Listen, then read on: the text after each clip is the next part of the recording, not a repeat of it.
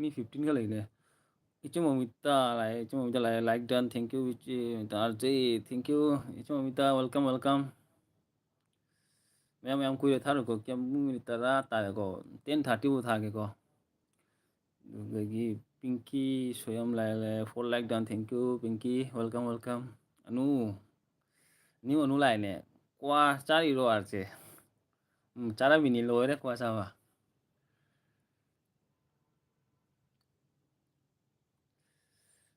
anu kai sao anu anu nang tundiribo chắc chắn là bộ nu lại 5 like then thank you tụi cái chúng mình tên là chắc ra cái on the lại cái cô hối yang chế cái này mình tao ai cái cái gì chắc chắn đó ấy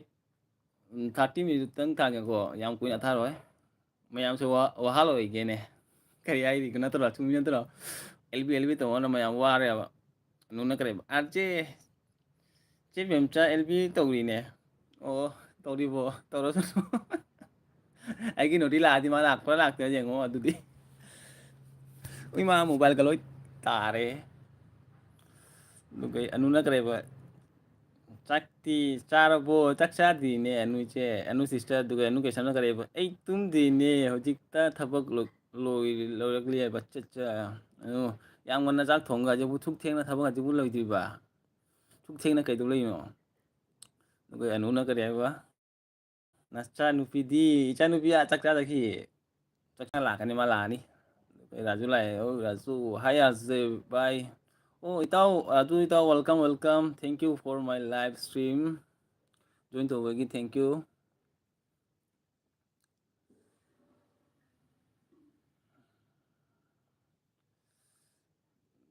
Kaya pinky na kaya ban ngasi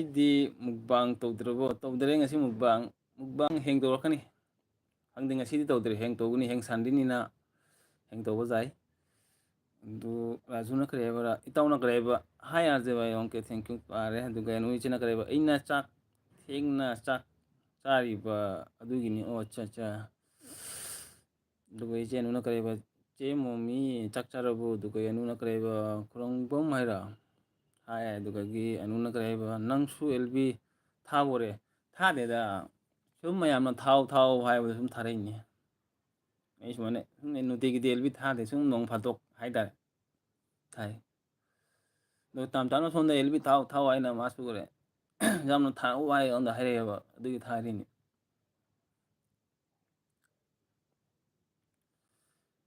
iche mem cha lai gu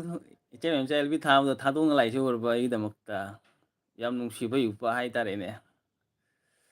cái cái về chung tân là nu cha cái tàu đi cái chuyện chân là khu bin đi pan đi pa cái nu chân là cái mà thel nó chứ mà thel đi khang được bao chứ nu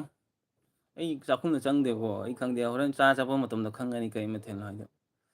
cái chuyện nu là cái về chuyện em cha lại thôi chuyện em cha lại nói gì nữa chứ rồi bây giờ cái elvi tháp cái chuyện em cha ngay chứ bra nung si bay chứ cái anu sisna kare ba ai new video hapani yang biro mu ai anu su kare new kare channel pai mani ko mayam sum support to bi anu da du ga raju itaw anu anu no anu ala ise no bala ise ma to sum khara support to bi mayam su ꯃꯥꯁꯨ ꯑꯅꯧꯕ channel ꯄꯥꯏꯕꯅꯦ ꯑꯗꯨꯒꯤ ꯃꯥꯗ support ꯇꯧꯕꯤꯌꯨ ꯑꯗꯨꯒ ꯁꯅꯥꯊꯣꯏ ꯀꯞꯀꯗꯤ ꯀꯩꯅꯣ ꯁꯅꯥꯊꯣꯏꯁꯦ ꯀꯞꯄꯤꯁꯤꯅ ꯑꯅꯨꯅ ꯀꯔꯤ ꯍꯥꯏꯕ ꯑꯅꯨ ꯀꯦ ꯌꯥꯏ ꯂꯋꯥꯏ ꯂꯩꯔꯝꯃꯤꯒꯤꯔꯣ ꯂꯋꯥꯠ ꯂꯥꯏꯔꯝꯕꯤꯒꯤꯔꯣ ꯂꯋꯥꯠ ꯂꯩꯔꯝꯕꯤꯒꯤꯔꯣ ꯑꯗꯨ ꯀꯩꯅꯣꯅ ꯃꯆꯦ ꯕꯦꯝꯆꯥ ꯑꯗꯨꯒ ꯏꯆꯦ ꯕꯦꯝꯆꯥꯅ ꯌꯨꯄꯥ ꯂꯥꯛꯄꯗ ꯅꯆꯦ ꯂꯩꯕ ꯌꯥꯗꯦ ꯀꯔꯤ ꯌꯨꯄꯥ ꯂꯥꯛꯄꯗ ꯅꯆꯦ ꯂꯩꯕ ꯌꯥꯗꯦ ꯏꯃꯣꯖꯤ ꯄꯤꯔꯛꯏ ꯅꯨꯡꯁꯤꯕꯗꯤ ꯊꯦꯡꯀ꯭ꯌꯨ ꯏꯆꯦ ꯑꯅꯧ ꯅꯣꯂꯦꯖ ꯇꯨ ꯍꯥꯏꯔꯛꯑꯣ ꯀꯩ ꯅꯣꯂꯦꯖ ꯍꯥꯏꯔꯛꯑꯣ ꯍꯥꯏꯅꯣꯅꯦ ꯑꯅꯧ ꯅꯣꯂꯦꯖ ꯍꯥꯏꯔꯛꯑꯣ ꯍꯥꯏꯁꯦ ꯈꯪꯗꯕ ꯅꯣꯂꯦꯖ ꯀꯔꯤ ꯍꯥꯏꯔꯛꯎ ꯍꯥꯏꯅꯣꯕ ꯌꯨꯄꯥ ꯑꯩꯈꯣꯏꯗ ꯑꯗꯨꯝ ꯌꯥꯝꯅ ꯁꯞꯄꯣꯔꯠ ꯄꯤꯔꯒ ꯑꯩꯈꯣꯏꯅ ꯀꯔꯤꯒꯤ ꯌꯨꯄꯥꯗ ꯊꯥꯗꯣꯛꯇꯣꯏꯅꯣ ꯊꯦꯡꯀ꯭ꯌꯨ ꯏꯆꯦ ꯑꯩꯗꯤ ꯑꯉꯝꯕ ꯁꯞꯄꯣꯔꯠ ꯇꯧꯈꯤꯅꯤ ꯃꯌꯥꯝꯅ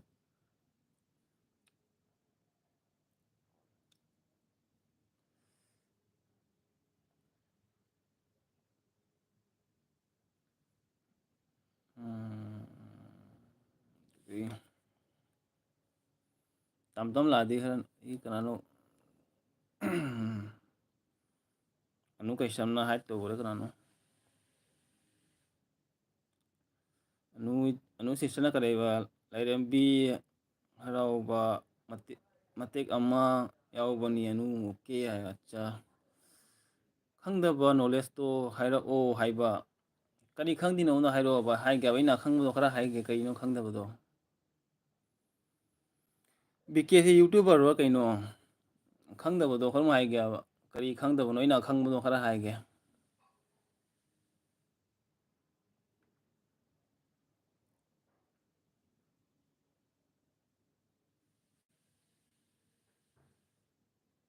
ꯑꯗꯨ ꯅꯪ ꯀꯥꯏꯒꯤꯅꯣ ꯑꯣ ꯁꯤꯁꯇꯔ ꯄꯊꯥ ꯒꯥꯟꯙꯤꯒꯤꯅꯤ ꯄꯊꯥ ꯒꯥꯟꯙꯤ ꯈꯪꯉꯝꯅꯤꯗ ꯁꯤꯁꯇꯔ ꯍꯣꯏꯁꯨ ꯀꯔꯤ ꯄꯊꯥ ꯒꯥꯟꯙꯤ ꯀꯣꯔꯤꯉꯣ ꯗꯤꯁꯇ꯭ꯔꯤꯛꯀꯤꯅꯤ ꯑꯗꯨꯒ ꯑꯩ ꯀꯔꯤ ꯁꯤꯁꯇꯔ ꯂꯩꯗꯣ ꯀꯔꯦ ꯀꯩꯅꯣꯒꯤ ꯅꯠꯇ꯭ꯔ ꯂꯥꯂꯥꯗꯤ ꯁꯨꯝ ꯆꯠꯂꯦꯗ ꯂꯥꯂꯥ ꯑꯩꯈꯣꯏ ꯀꯔꯤ ꯍꯥꯏ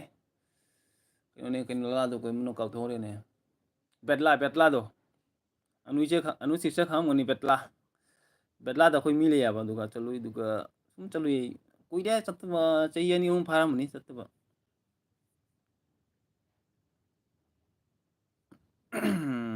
ꯍꯥꯏꯕꯤꯔꯛꯂꯣ ꯑꯥꯔꯖꯦ ꯀꯩꯅꯣ ꯍꯥꯏꯗꯣꯏꯁꯦ ꯍꯥꯏꯕꯤꯔꯛꯂꯣ ꯑꯥꯔꯖꯦ ꯀꯩꯅꯣ ꯑꯅꯨ ꯍꯪꯉꯧꯅ ꯑꯟꯁꯔ ꯀꯣꯏꯁꯟꯗ ꯍꯪꯉꯒꯅꯤꯅꯦ ꯍꯥꯏꯗꯣꯏꯗꯣ ꯑꯣ ꯅꯨꯃꯤꯇꯥꯅ ꯑꯣꯅꯦ ꯏꯆꯦꯃꯇꯅ ꯑꯅꯨꯕꯤ ꯀꯔꯤ ꯍꯥꯏ ꯇꯧꯔꯤꯅꯣ ꯈꯔ ꯀꯔꯤ ꯅꯦꯍꯔꯨꯒ ꯃꯦꯠꯀꯕꯗꯅꯤ ꯃꯤꯇꯩ ꯑꯃ ꯑꯣꯏꯔꯒ ꯑꯗꯨꯛ ꯆꯥꯎꯈꯠꯇꯕ ꯃꯤꯗꯤ ꯀꯔꯤ ꯍꯥꯏꯔꯝꯃꯤꯅꯣ ꯑꯩ ꯈꯪꯍꯧꯗꯔꯦꯗ ꯑꯣ ꯈꯪꯉꯤ ꯍꯥꯏꯕ ꯄꯤꯡꯀꯤꯅ ꯑꯣꯅꯩ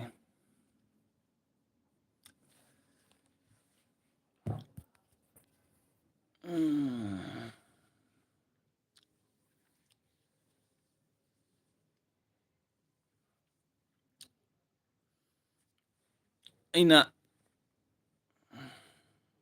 ꯍꯥꯏꯗꯣꯏꯁꯦ ꯀꯩꯅꯣ ꯍꯥꯏꯗꯣꯏꯁꯦ ꯃꯌꯥꯝꯁꯨ ꯑꯗꯨꯝ ꯈꯪꯉꯤꯗ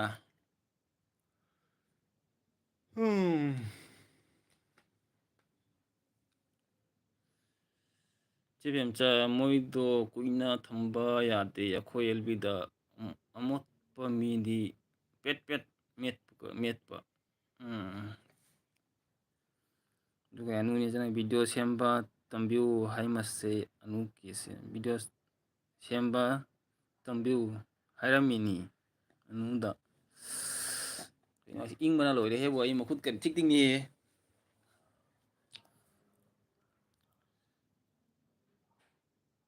ꯏꯆꯦ ꯑꯗꯨꯅꯤ ꯃꯁꯛ ꯈꯪꯒꯟꯗꯕꯒꯤꯗꯤ ꯑꯩꯈꯣꯏꯁꯦ ꯀꯅꯥꯅꯣ ꯍꯥꯏꯗꯣ ꯃꯁꯛ ꯈꯪꯍꯟꯕꯅꯦ ꯑꯩꯈꯣꯏꯁꯦ ꯀꯅꯥꯅꯣ ꯏꯃꯩ ꯂꯥꯛꯑꯦ ꯏꯇꯥꯎꯕꯤ ꯂꯥꯛꯑꯦ ꯕꯤꯇꯥ ꯂꯩꯔꯤ ꯃꯃꯤꯠ ꯆꯤꯡꯍꯜꯂꯦ ꯕꯤꯇꯥꯅ ꯂꯥꯏꯛ ꯗꯟ ꯑꯥꯔꯖꯦ ꯅꯪ ꯑꯍꯜ ꯑꯣꯏꯔꯦ ꯑꯣꯏꯔꯕ ꯌꯦꯡꯉꯨꯗꯣ ꯑꯩ ꯑꯍꯟ ꯑꯣꯏꯔꯕ ꯌꯦꯡꯉꯨ ꯑꯍꯟ ꯑꯣꯏꯕ ꯃꯥꯟꯕ꯭ꯔꯣ ꯌꯦꯡꯉꯣ ꯑꯍꯟꯁꯦ ꯑꯍꯟ ꯑꯣꯏꯔꯦ ꯀꯥꯏ ꯑꯍꯟ ꯃꯥꯟꯕ꯭ꯔꯣ ꯌꯦꯡꯉꯨꯍꯦ ꯂꯥꯛꯑꯦ ꯏꯆꯥꯅꯨꯄꯤ ꯂꯥꯛꯑꯦ ꯏꯆꯥꯅꯨꯄꯤ ꯂꯥꯛꯑꯦ ꯏꯃꯥꯏ ꯃꯁꯝꯁꯦ ꯌꯦꯡꯉꯨꯅꯦ ꯇꯧꯔꯤꯁꯦ ꯌꯦꯡꯉꯨ ꯑꯩꯌꯥ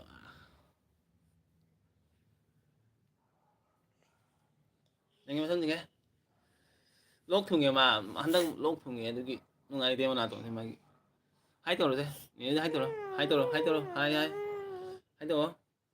ꯐꯖꯅ ꯇꯧ ꯐꯖꯅ ꯍꯥꯏ ꯇꯧ ꯍꯥꯏ ꯅꯤꯅꯦꯗꯣ ꯕꯕꯥ ꯀꯣꯃꯦꯟ ꯄꯥꯒꯦꯀꯣ ꯔꯣꯕꯤ ꯍꯥꯏꯅ ꯑꯥꯔꯖꯦ ꯅꯪ ꯑꯍꯜ ꯑꯣꯏꯔꯦ ꯑꯗꯨꯒ ꯑꯅꯨꯅ ꯀꯗꯥꯏꯕ ꯔꯣꯕꯤ ꯍꯥꯏꯅ ꯑꯗꯨꯗꯒꯤ ꯏꯆꯦꯕꯝꯇꯅ ꯄꯤꯡꯀꯤ ꯍꯦꯜꯂꯣ ꯑꯗꯨꯒ ꯅꯨꯡꯁꯤꯅ ꯅꯪ ꯏꯪꯂꯤ ꯍꯥꯏꯗꯨꯗꯤ ꯈꯪꯗꯦꯅꯦ ꯏꯪꯉꯦꯅꯦꯕꯣ ꯑꯣꯕꯤꯇꯥꯅ ꯑꯦꯜꯕꯤ ꯃꯤ 10 ꯁꯨꯔꯦ ꯅꯈꯣꯅꯦ ꯑꯦꯜꯕꯤ ꯃꯤ 10 ꯁꯨꯔꯦ ꯑꯗꯨꯒ ꯆꯦꯕꯦꯝꯆꯥꯁꯨ ꯑꯦꯜꯕꯤ ꯊꯥꯔꯤ ꯌꯥꯏ ꯏꯆꯦꯕꯦꯝꯆꯥ ꯂꯥꯛꯑꯦ ꯑꯩ ꯑꯦꯜꯕꯤ ꯎꯕꯗꯨꯒ ꯊꯤꯜꯂꯛꯑꯦ ꯃꯥ ꯑꯗꯨꯒ ꯏꯇꯥꯎꯕꯤꯅ ꯃꯆꯥ ꯊꯣꯏꯕꯤ ꯅꯨꯡꯁꯤ ꯑꯗꯨꯒ ꯅꯨꯅ ꯀꯔꯤꯕ ꯅꯨꯡꯁꯤꯕꯅ ꯑꯗꯨꯒ ꯄꯤꯡꯀꯤꯅ ꯀꯔꯤꯕ ꯍꯦꯜꯂꯣ ꯆꯦꯕꯦꯝꯆꯥ ꯑꯗꯨꯒ ꯅꯨꯅ ꯕ꯭ꯂꯨ ꯄꯤꯔꯛꯑꯣ ꯍꯥꯏ ꯑꯆꯥ ꯕ꯭ꯂꯨ ꯄꯤꯔꯛꯀꯦ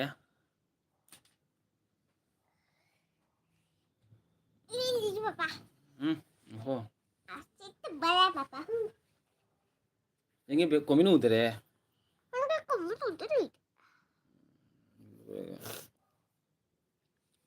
ꯅꯈꯣꯏꯅ ꯃꯐꯝ ꯃꯣꯕꯥꯏꯜꯁꯦ ꯂꯦꯡꯉꯦꯅꯦ ꯑꯗꯒꯤ ꯏꯆꯦꯕꯦꯝꯆꯥꯅ ꯑꯅꯨꯕꯤ ꯑꯩ ꯅꯅꯥꯎ ꯕꯦꯝꯆꯥ ꯑꯩ ꯌꯨꯄꯥꯒꯤ ꯃꯤꯠꯇ ꯅꯍꯥ ꯀꯔꯤ ꯎꯗꯕꯅꯤ ꯑꯍꯟ ꯎꯕꯅꯤ ꯍꯥꯏ ꯑꯗꯨꯒ ꯅꯨꯅ ꯀꯔꯤꯕ ꯃꯆꯥ ꯊꯣꯏꯕꯤ ꯆꯥꯛ ꯆꯥꯔꯕꯣ ꯃꯆꯥ ꯊꯣꯏꯕꯤ ꯆꯥꯛ ꯆꯥꯔꯕꯣ ꯅꯪ ꯆꯥꯛ ꯆꯥꯔꯕꯣ ꯕꯦꯗꯦ ꯕꯦꯗꯦ ꯆꯥꯛ ꯆꯥ ꯂꯥꯛꯑꯦ ꯑꯗꯨꯒ ꯏꯇꯥꯎꯕꯤꯅ ꯑꯅꯨ ꯍꯥꯏꯅ ꯈꯔ ꯑꯗꯨꯒ ꯏꯆꯦꯕꯦꯝꯆꯥꯅ ꯕꯦꯗꯦ ꯊꯣꯏꯕꯤ ꯑꯗꯨꯒꯤ ꯁꯜꯃꯥꯅ ꯀꯔꯤꯕ ꯏꯃꯥ ꯏꯆꯦ ꯁꯜꯃꯥ ꯁꯤꯁꯇꯔ ꯋꯦꯜꯀꯝ ꯋꯦꯜꯀꯝ ꯈꯨꯔꯨꯝꯖꯔꯤ ꯀꯔꯤ ꯍꯥꯏ ꯊꯔꯥꯅꯤ ꯂꯥꯛꯑꯦ ꯒꯨꯗ ꯅꯥꯏꯠ ꯑꯥꯔꯁꯤ ꯎꯃ ꯂꯥꯛꯄ ꯒꯨꯗ ꯅꯥꯏꯠ ꯍꯥꯏꯔꯤꯅꯦ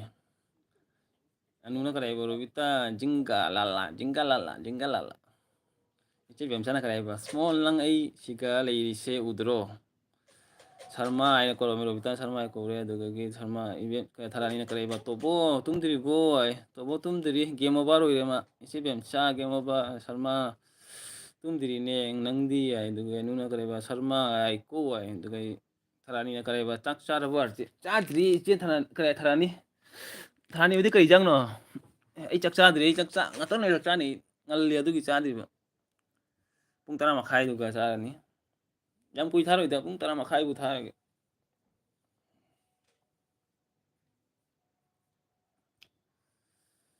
ꯑꯗꯨꯒ ꯆꯥꯛ ꯆꯥꯔꯕ ꯑꯗꯨꯒ ꯏꯄꯥ ꯍꯥꯏꯔꯝꯗꯅ ꯑꯦꯜꯕꯤ ꯊꯥꯔꯛꯄ ꯌꯨꯄꯥ ꯊꯥꯅꯤ ꯈꯪꯂꯝꯃꯗꯤ ꯑꯩ ꯇꯧꯖꯔꯣꯏꯗꯕ ꯑꯁ ꯀꯔꯤꯝ ꯀꯥꯏꯗꯦꯗ ꯏꯆꯦ ꯊꯥꯔꯛꯑꯅꯤꯅ ꯀꯔꯤꯕ ꯇꯧꯗ꯭ꯔꯤ ꯍꯧꯖꯤꯛꯇ ꯆꯥꯛ ꯊꯣꯛꯄ ꯉꯥꯏꯔꯤ ꯔꯣꯕꯣꯏ ꯆꯥꯛ ꯇꯣꯛꯄꯗ ꯉꯥꯏꯔꯤ ꯀꯩꯅꯣ ꯍꯥꯏꯕ ꯇꯨꯝꯗ꯭ꯔꯤ ꯍꯧꯖꯤꯛꯇ ꯆꯥꯛ ꯇꯣꯛꯄꯗ ꯉꯥꯏꯔꯤ ꯍꯥꯏ ꯑꯠꯆꯥ ꯑꯅꯨꯅ ꯀꯔꯤꯕ ꯏꯪꯊꯝ ꯂꯥꯛꯑꯗꯤ ꯑꯍꯜꯅꯤ ꯍꯥꯏꯗꯨꯗꯤ ꯑꯥꯔꯖꯦꯅꯥ ꯏꯆꯦꯕꯦꯝꯆꯥꯁꯨ ꯑꯍꯜ ꯑꯣꯏꯔꯦ ꯍꯥꯏꯕ ꯑꯠꯆꯥ ꯑꯩꯗꯤ ꯄꯥꯈꯪ ꯑꯣꯏꯔꯤꯁꯦ ꯎꯕ꯭ꯔꯥ ꯑꯥꯔꯖꯦ ꯑꯗꯨꯗꯒꯤ ꯀꯔꯤ ꯍꯥꯏꯕ ꯑꯗꯨꯒ ꯊꯔꯥꯅꯤꯅ ꯀꯔꯤ ꯍꯥꯏꯕ ꯑꯥꯔꯖꯦ ꯃꯌꯥꯟ ꯆꯥ ꯏꯕꯦꯝꯆꯥ ꯀꯦ ꯑꯦꯝ ꯁꯤ ꯃꯌꯥꯟ ꯆꯥꯔꯦ ꯏꯆꯦꯕꯦꯝꯆꯥ ꯑꯩ ꯀꯔꯤ ꯊꯔꯥꯅꯤ ꯃꯌꯥꯟ ꯇꯨꯌꯥꯟ ꯆꯥꯔꯦ ꯑꯗꯨꯒ ꯑꯅꯨꯅ ꯀꯔꯤ ꯍꯥꯏꯕ ꯏꯆꯦꯕꯦꯝꯆꯥ ꯅꯪ ꯏꯃꯣꯏꯅꯨ ꯑꯦꯜꯕꯤꯗ ꯂꯥꯛꯇꯦ ꯑꯗꯨꯅ ꯈꯪꯗ꯭ꯔꯤꯅꯤ ꯇꯝ ꯇꯝꯅ ꯊꯥꯎ ꯍꯥꯏꯕꯅꯤ ꯇꯝ ꯇꯝꯅ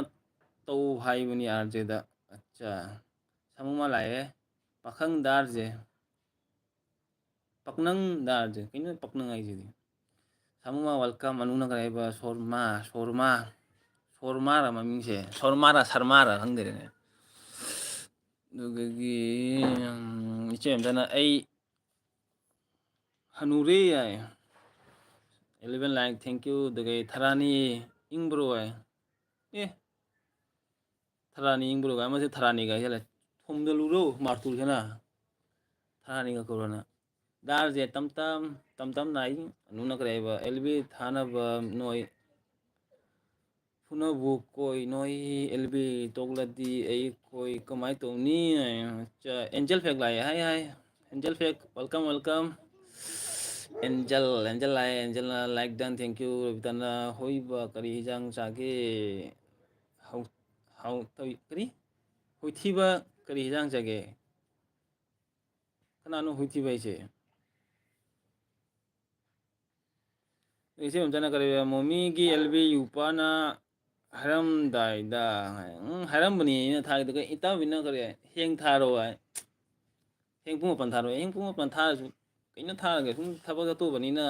ꯍꯦꯡꯗꯤ ꯑꯣꯐ ꯂꯩꯕꯅꯤꯅ ꯁꯨꯝ ꯊꯥꯔꯒꯦꯅ ꯑꯗꯨꯝ ꯇꯧꯔꯕꯅꯤꯅ ꯑꯗꯨꯒ ꯏꯇꯥꯎꯕꯤꯅ ꯑꯦꯟꯖꯦꯜ ꯋꯦꯜꯀꯝ ꯑꯗꯨꯒꯒꯤ ꯄꯦꯟꯖꯩꯅ ꯑꯥꯔꯖꯦ ꯂꯥꯏꯛ ꯇꯧꯖꯔꯦ ꯊꯦꯡꯀ꯭ꯌꯨ ꯑꯅꯨꯅ ꯀꯔꯤꯕ ꯁꯃꯨꯃꯥ ꯑꯗꯨꯗꯒꯤ ꯑꯅꯨ ꯀꯩꯁꯥꯝꯅ ꯀꯔꯤꯕ ꯅꯨꯔꯨꯕꯝ ꯅꯪꯁꯨ ꯅꯪ ꯅꯣꯛꯊꯠꯂꯒꯦ ꯅꯪꯁꯨ ꯍꯥꯏꯔ ꯑꯗꯨꯒ ꯏꯆꯦꯕꯦꯝꯁꯅ ꯏꯃꯨ ꯑꯦꯜꯕꯤ ꯌꯥꯎꯍꯧꯗꯔꯦ ꯑꯩ ꯁꯨꯇꯤꯡ ꯇꯧꯔꯤꯕ ꯍꯥꯏꯕ ꯁꯃꯨꯅ ꯀꯔꯤꯕ ꯉꯥꯅꯨ ꯑꯗꯨ ꯆꯥꯏ ꯆꯦ ꯔꯣꯕꯤ ꯌꯥꯏ ꯉꯥꯅꯨ ꯆꯥꯏ ꯍꯥꯏ ꯆꯦ ꯄꯦꯟꯖꯩ ꯍꯥꯏꯅ ꯈꯧꯔꯝꯃꯦ ꯑꯗꯨꯗꯒꯤ ꯊꯣꯏꯕ ꯍꯧꯔꯦ ꯑꯗꯨꯗꯒꯤ ꯃꯃꯥ ꯀꯤꯠꯆꯟꯅ ꯀꯔꯤ ꯍꯥꯏꯕ ꯑꯩꯁꯨ ꯂꯥꯛꯂꯦ ꯌꯥꯔꯁꯦ ꯊꯦꯡꯀ꯭ꯌꯨ ꯃꯃꯥ ꯋꯦꯜꯀꯝ ꯋꯦꯜꯀꯝ ꯆꯥꯛ ꯆꯥꯔꯕꯣ ꯃꯃꯥ ꯑꯗꯨꯒ ꯑꯅꯨꯅ ꯀꯔꯤ ꯍꯥꯏꯕ ꯑꯣꯏ ꯃꯥ ꯀꯔꯤ ꯁꯨꯇꯤꯡꯅꯣ ꯍꯥꯏꯕ ꯃꯨꯛꯕꯥꯡꯒꯤ ꯁꯨꯇꯤꯡ ꯑꯣꯏꯔꯝꯒꯅꯤ ꯏꯆꯦꯕꯦꯝꯆꯥꯒꯤꯗꯤ ꯍꯟꯗꯛ ꯃꯔꯛꯁꯦ ꯃꯨꯛꯕꯥꯡꯅ ꯋꯥꯏ ꯆꯥꯏꯔꯕꯅꯤ ꯏꯆꯦꯕꯦꯝꯆꯥꯅ ꯀꯔꯤꯕ ꯃꯃꯥ ꯋꯦꯜꯀꯝ ꯀꯦ ꯑꯦꯝ ꯁꯤ ꯑꯗꯨꯒ ꯑꯅꯨꯅ ꯀꯔꯤꯕ ꯍꯥꯏ ꯃꯃꯥ ꯑꯗꯨꯒ ꯔꯕꯤꯇꯥꯅ ꯊꯔꯥꯅꯤ ꯍꯥꯏꯅ ꯃꯥꯏꯛ ꯄꯥꯏꯈꯔꯦ ꯅꯪꯁꯨ ꯊꯔꯥꯅꯤ ꯀꯧꯔꯕ ꯑꯩꯁꯦ ꯀꯧꯔꯣ ꯀꯧꯔꯣ ꯊꯔꯥꯅꯤ ꯑꯗꯨꯅ ꯐꯔꯦꯗ ꯏꯇꯥꯎꯒꯤ ꯊꯔꯥꯅꯤ ꯀꯧ ꯑꯗꯨꯒ ꯃꯃꯥꯅ ꯀꯔꯤꯕ ꯂꯥꯏꯛ ꯗꯟ ꯑꯗꯨꯒ ꯃꯃꯥꯅ ꯑꯅꯨ ꯑꯗꯨꯒ ꯃꯃꯥ ꯑꯗꯨꯒ ꯑꯅꯨꯅ ꯀꯔꯤꯕ ꯏꯆꯦꯕꯦꯝꯆꯥ ꯍꯥꯏꯅ ꯁꯥꯎꯈ꯭ꯔꯦꯅꯦ ꯃꯌꯥ ꯆꯤꯛꯈ꯭ꯔꯦ ꯑꯗꯨꯒ ꯑꯅꯨꯅ ꯃꯃꯥ ꯀꯔꯤ ꯃꯊꯦꯜꯅꯣ ꯁꯃꯨꯃꯥꯅ ꯑꯣꯟ ꯃꯃꯥꯅ ꯑꯣꯌꯦꯝꯆꯥ ꯂꯥ ꯂꯥ ꯂꯥ ꯁꯥꯔ ꯄꯦꯟꯖꯤꯅ ꯔꯣꯕꯤꯇꯥ ꯑꯗꯨꯒ ꯑꯦꯟꯖꯦꯜꯅ ꯀꯔꯤꯕ ꯊꯦꯡꯀ꯭ꯌꯨ ꯔꯣꯕꯤꯇꯥ ꯑꯗꯨꯒ ꯁꯥꯔ ꯄꯦꯟꯖꯩꯅ ꯃꯃꯥ ꯀꯦꯝꯁꯤ ꯑꯗꯨꯒ ꯑꯅꯨꯅ ꯀꯔꯤ ꯄꯦꯟꯖꯩ ꯒꯨꯂꯤ ꯅꯥꯏ ꯒꯨꯂꯤ ꯇꯦꯟꯅꯤ ꯑꯩꯒꯤ ꯒꯨꯂꯤꯁꯦ ꯔꯣꯕꯤꯇꯥ ꯊꯔꯥꯅꯤ ꯍꯥꯏꯅ ꯀꯞꯈ꯭ꯔꯦ ꯑꯗꯨꯒ ꯑꯅꯨꯅ ꯑꯦꯟꯖꯦꯜ ꯍꯥꯏ ꯀꯧꯔꯦ ꯑꯗꯨꯒ ꯏꯆꯦꯕꯦꯝꯆꯥꯅ ꯑꯩꯒꯤ ꯑꯦꯜ ꯕꯤ ꯇꯥꯏꯃꯤꯡ ꯍꯥꯏꯔꯣ ꯑꯩꯕꯨ ꯄꯨꯡ ꯀꯌꯥꯗ ꯊꯥꯎ ꯍꯥꯏꯅꯣ ꯑꯩꯒꯤ ꯇꯥꯏꯃꯤꯡꯗꯣ ꯃꯤ ꯄꯨꯝꯅꯃꯛ ꯕꯤꯖꯤ ꯅꯠꯇ ꯍꯥꯏꯔꯦ ꯑꯩ ꯑꯦꯜ ꯕꯤ ꯃꯇꯝ ꯂꯩꯇ꯭ꯔꯦ ꯏꯆꯦꯒꯤ ꯑꯦꯜ ꯕꯤꯗꯣ ꯄꯨꯡ 10ꯗ ꯊꯥꯏꯗꯨꯗꯤ ꯀꯩꯗꯧꯔꯒꯦ ꯑꯗꯨꯗꯣ ꯄꯨꯡ 10ꯗ ꯊꯥꯔꯁꯨ ꯂꯥꯛꯅꯤꯡꯕ ꯃꯤ ꯂꯥꯛꯅꯤꯡꯒꯅꯤ ꯄꯨꯡ ꯀꯔꯤ 2ꯗ ꯊꯥꯔꯁꯨ ꯂꯥꯛꯅꯤꯡꯕ ꯃꯤ ꯂꯥꯛꯇꯣꯏꯅꯤ ꯂꯥꯛꯅꯤꯡꯗꯕ ꯃꯤ ꯂꯥꯛꯑꯣꯏ ꯑꯗꯨꯗꯒꯤ ꯄꯨꯡ 9ꯗ ꯊꯥꯔꯁꯨ ꯂꯥꯛꯅꯤꯡꯕ ꯃꯤ ꯂꯥꯛꯇꯣꯏꯅꯤ ꯂꯥꯛꯅꯤꯡꯕ ꯑꯗꯨꯗꯣ ꯀꯔꯥꯏ ꯇꯥꯏꯃꯤꯡꯒ ꯂꯩꯇꯦ ꯑꯦꯜ ꯕꯤ ꯍꯥꯏꯁꯦ ꯁꯣꯁꯦꯜ ꯃꯦꯗꯤꯌꯥ ꯍꯥꯏꯁꯦ ꯅꯨꯡꯁꯤꯕ ꯃꯤꯅ ꯂꯥꯛꯇꯣꯏꯅꯤ ꯅꯨꯡꯁꯤꯗꯕ ꯃꯤꯅ ꯂꯥꯛꯑꯣꯏ ꯍꯥꯏꯁꯦ ꯀꯃꯥꯏꯅ ꯇꯥꯔꯦꯗ ꯑꯩꯅ ꯈꯟꯕꯗꯀꯣ ꯄꯨꯡ 10 ꯊꯥꯒꯦꯔꯥ ꯄꯨꯡ 9 ꯊꯥꯔꯁꯨ ꯅꯨꯡꯁꯤꯕ ꯃꯤꯗꯨꯗꯤ ꯁꯨꯝ ꯂꯥꯛꯇꯣꯏꯅꯤ ꯑꯗꯨꯒꯤ ꯃꯇꯝꯗ ꯀꯗꯥꯏ ꯊꯤꯔ ꯀꯥꯟꯅꯗꯦ ꯑꯗꯨꯗꯣ ꯃꯌꯥꯝꯁꯨ ꯂꯣꯏ ꯃꯣꯕꯥꯏꯜ ꯄꯥꯏꯔꯤꯅꯤ ꯃꯌꯥꯝꯁꯨ ꯂꯣꯏ ꯀꯔꯤ ꯍꯥꯏ ꯏꯟꯇꯔꯅꯦꯠ ꯄꯥꯏꯔꯤꯅꯤꯀꯣ ꯃꯤꯁꯨ ꯂꯣꯏ ꯎꯔꯤꯅꯤ ꯃꯣꯕꯥꯏꯜ ꯀꯔ ꯑꯣꯄꯦꯟ ꯇꯧꯕꯒ ꯌꯨꯇ꯭ꯌꯨꯕ ꯑꯣꯄꯦꯟ ꯇꯧꯕꯒ ꯀꯅꯥꯒꯤ ꯑꯦꯜ ꯕꯤ ꯊꯥꯏꯁꯨ ꯃꯌꯥꯝꯅ ꯎꯔꯤꯅꯤ ꯑꯩꯁꯨ ꯎꯔꯤꯅꯤ ꯃꯣꯕꯥꯏꯜ ꯊꯥꯕꯒ ꯑꯩꯁꯨ ꯎꯔꯤꯅꯤ ꯀꯅꯥ ꯑꯦꯜ ꯕꯤ ꯊꯥꯏ ꯊꯥꯗꯦ ꯆꯪꯅꯤꯡꯕ ꯃꯤꯅ ꯆꯪꯅꯤꯡꯒꯅꯤ ꯆꯪꯅꯤꯡꯗꯕ ꯃꯤꯅ ꯆꯪꯅꯤꯡꯉꯣꯏ ꯑꯗꯨ ꯋꯥꯔꯤꯅꯤ ꯑꯗꯨꯗꯅꯤ ꯑꯗꯨ ꯃꯇꯝꯁꯨ ꯂꯩꯇꯦ ꯑꯦꯜ ꯕꯤ ꯊꯥꯕꯩ ꯃꯇꯝꯁꯨ ꯀꯔꯥꯏ ꯊꯤꯔꯁꯨ ꯀꯥꯟꯅꯔꯣꯏ ꯅꯪ ꯅꯨꯡꯁꯤꯕ ꯃꯤꯅ ꯁꯨꯝ ꯂꯥꯛꯇꯣꯏꯅꯤ ꯅꯨꯡꯁꯤꯗꯕ ꯃꯤꯅ ꯂꯥꯛꯂꯣꯏ ꯑꯗꯨ ꯋꯥꯔꯤꯅꯤ ꯑꯗꯨꯒ ꯑꯩꯒꯤ ꯀꯔꯥꯏ रमेश्वर लाए high RJ high RJ Rameshwar welcome दो चार बेंदेना नु कैसा नु कैमसी दुगै बितना रमेश्वर दुगै नु किसमना चे बेमचा ओ पीएम दा थारो करे 0 पीएम दा थारो है ममाना आरजे क्वा चाबा हाउबनी को ममाइती क्वा चाय को दाना ए क्वासे नतदे ꯂꯩ ꯉꯝꯗꯦ ꯍꯥꯏꯇꯥꯔꯦ ꯑꯗꯨꯒ ꯅꯤꯉꯣꯟ ꯅꯨꯅ ꯀꯔꯥꯏꯕ ꯑꯦꯜꯕꯤꯁꯦ ꯀꯃꯥꯏ ꯊꯥꯗꯣꯏꯅꯣ ꯑꯥꯔꯁꯦ ꯑꯦꯜꯕꯤꯁꯦ ꯀꯃꯥꯏ ꯑꯩ ꯃꯣꯕꯥꯏꯜꯗꯣ ꯀꯥꯏ ꯆꯠꯈ꯭ꯔꯦ ꯑꯩ ꯇꯥꯛꯂꯛꯀꯦꯀꯣ एलबी कुमाई था दुनी तंगलक के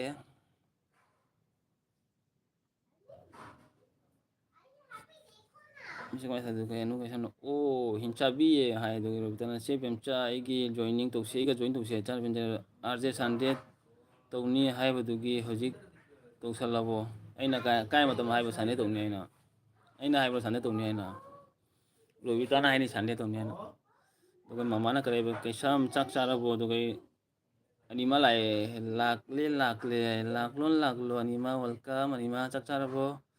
दुगे एंजलना करेबो हाय अनु दुगे अनु कैसामना मनी आरजे चुम्मी चुम्मनी दुगे रबिताना करेनो ngangom hai दुगे प्रियदर्शनी सु लाइने 14 like thank you Priyadarshini it is the personal किच्छु बुझलाम ना ओ मणिपुरी কথা বলছি পার্সোনাল মণিপুরি কথা বলছি এটার জন্য বুঝছেন আপনি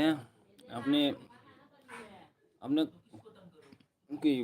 কোন জায়গার আপনি পাথা কি কয় আসামের নাকি না বাইরে কলকাতার দুগে নঙ্গমনা करायबा चुम्मी আর जब्रो बु सपोर्ट तौबै दमक लाक्चरी थैंक यू अनिमा दुगे नुना करायबा मी मे हाउकरी मे हाउरी आरजे गेलबी सिदी मै हाउरी आरजे गेलबी सिदी है चारे पेंजी चना प्रिया दर्शनी केएमसी दुगे मामाना करे एंजल हेलो दुगे प्रिया दर्शनी आरजे किता knowledge kita knowledge knowledge khangde mayamna sum ai gelbi da lag aina elbi changboda onda ta hangi kari tawdoino kumai tawdoino mayamna dum hangbodu gai sum mayamna knowledge pirage aina lag kari knowledge khangde re dudi ai baldi laiye siga duga gi robitana priyo do ai duga gi anuna kare internet ki jugni mi fauba battery hapla bo for hole kansida ai khangde kanano ide dala aduni upa tani hai upa tani haise taidi loina busy oire upagi miga manade khangde je aidi gare morning da hogot paga gare youtube se ana hangi ko kana gelbi thaino kana gi video lai noina ai chu jenge ko jam check to idi kare khangde da ai gi thamoi se kai ai hai ro roida ai khangde ai thamo mina sum khang nei thamo se ai haning dare doge priyatisna kare ba che penjai kai nung sibi ai doge anjana kare ba hello mama kiche nai doge priyatisna hai robo doge sara penjai na welcome priya doge robuna che bem cha doge gi mama na to lb rj to roi dai nong phado sum to ringa si to ro ne khangde de kai mi to do no khangde doge gi rameshwar na kare ba rj 16 like dan thank you rameshwar doge anu na kare ba chare mama doge o id priyatisna angel ingang nang larik padana kedorino ba oh angel ingang nang larik padana kedorino ba oh dugai anima kareba robo dugai chara pendina anubi charabo dugai anuna kareba ei nongonda su sap to biramu ongonda su sap to biramu ai mane dugai mamana kareba angel chak charabo dugai bitana nongom kari torkari ai dugai chara pendina anima charabo dugai momita chana kareba komine sangi khara page ko hai robi mama anu biamcha penjai priyadarshini angel anima rameshwar dugai priyadarshini rj ai gelbi nungai bro kai dino nang gelbi changa nang na tumin le uda iya emoji khara thajalaga khara kare comment thajalaga chira la hori nang gi wa su ngang de khara chak thongba jenga le cha thongba jenga lam ni ngasai nang do morning duga baina kai to ise priyadarshini to ise baina ko ngau ro ai thogla bani dugai दुगे Angel ना करे हा हा प्रियदर्शनी आई दुगे ममा kitchen ना करे एंजल कैसे हो आई दुगे बितना नमा दुगे रिमा ना करे बच्चे पेंजे चारे प्रियदर्शनी हाय चे ममिता दुगे चारे पेंजे ना थैंक यू इता दुगे की ए चादरी ने ममा किचन दुगे ममिता चे ना आरजे नाउ चक चारा वो चादरी चे चार पेंजे निमा केएमसी दुगे चे ममचना एगी अदु एगी एलबी टाइमिंग नाइ आमी एलबी बंदो कोरिम करीगी बंदो कोरिम आइदे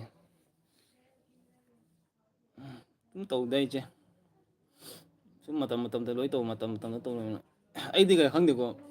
ý chế ôi được cái nu ý ta bị nói thế giảm nó ấy đấy là để giảm nó cái không để ấy là giảm ngoài là nói cái tầm tay là không bao giờ ở mỗi chế sáng nào phải nó cái này giang này bị cái này YouTube sẽ mono rồi IT sẽ mono rồi không bao giờ không để sao nào ngoài giờ nói nào qua từ sao nào ngoài vậy nói sẽ mono rồi cái phani hay là cái gì ꯑꯗꯨꯗꯃꯛꯇ ꯏꯆꯦꯕꯦꯝꯆꯥ ꯑꯅꯨ ꯑꯗꯨꯒ ꯏꯇꯥꯎꯕꯤꯒꯤ ꯃꯣꯏ ꯑꯦꯜꯕꯤ ꯆꯩ ꯊꯥꯗꯣꯛꯇꯦ ꯀꯩꯗꯃꯛꯇꯅꯣ ꯃꯣꯏ ꯑꯦꯜꯕꯤ ꯆꯩꯅ ꯁꯨꯝ ꯐꯨꯜ ꯋꯥꯁ ꯇꯧꯕꯤ ꯃꯣꯏꯁꯦ ꯈꯔ ꯋꯥꯁ ꯇꯥꯏꯝ ꯐꯪꯁꯅꯨ ꯃꯣꯏꯁꯦ ꯌꯥꯡꯅ ꯃꯣꯅꯤꯇꯥꯏꯖ ꯑꯣꯏꯁꯅꯨ ꯍꯥꯏꯅ ꯑꯗꯨ ꯈꯟꯕꯗꯩꯗꯤ ꯑꯗꯨꯗꯃꯛꯇ ꯌꯥꯝꯅ ꯑꯩꯅ ꯑꯦꯛꯇꯤꯚ ꯂꯩꯔꯤꯁꯦ ꯌꯨꯇ꯭ꯌꯨꯕꯇ ꯈꯔ ꯑꯦꯜꯕꯤꯗ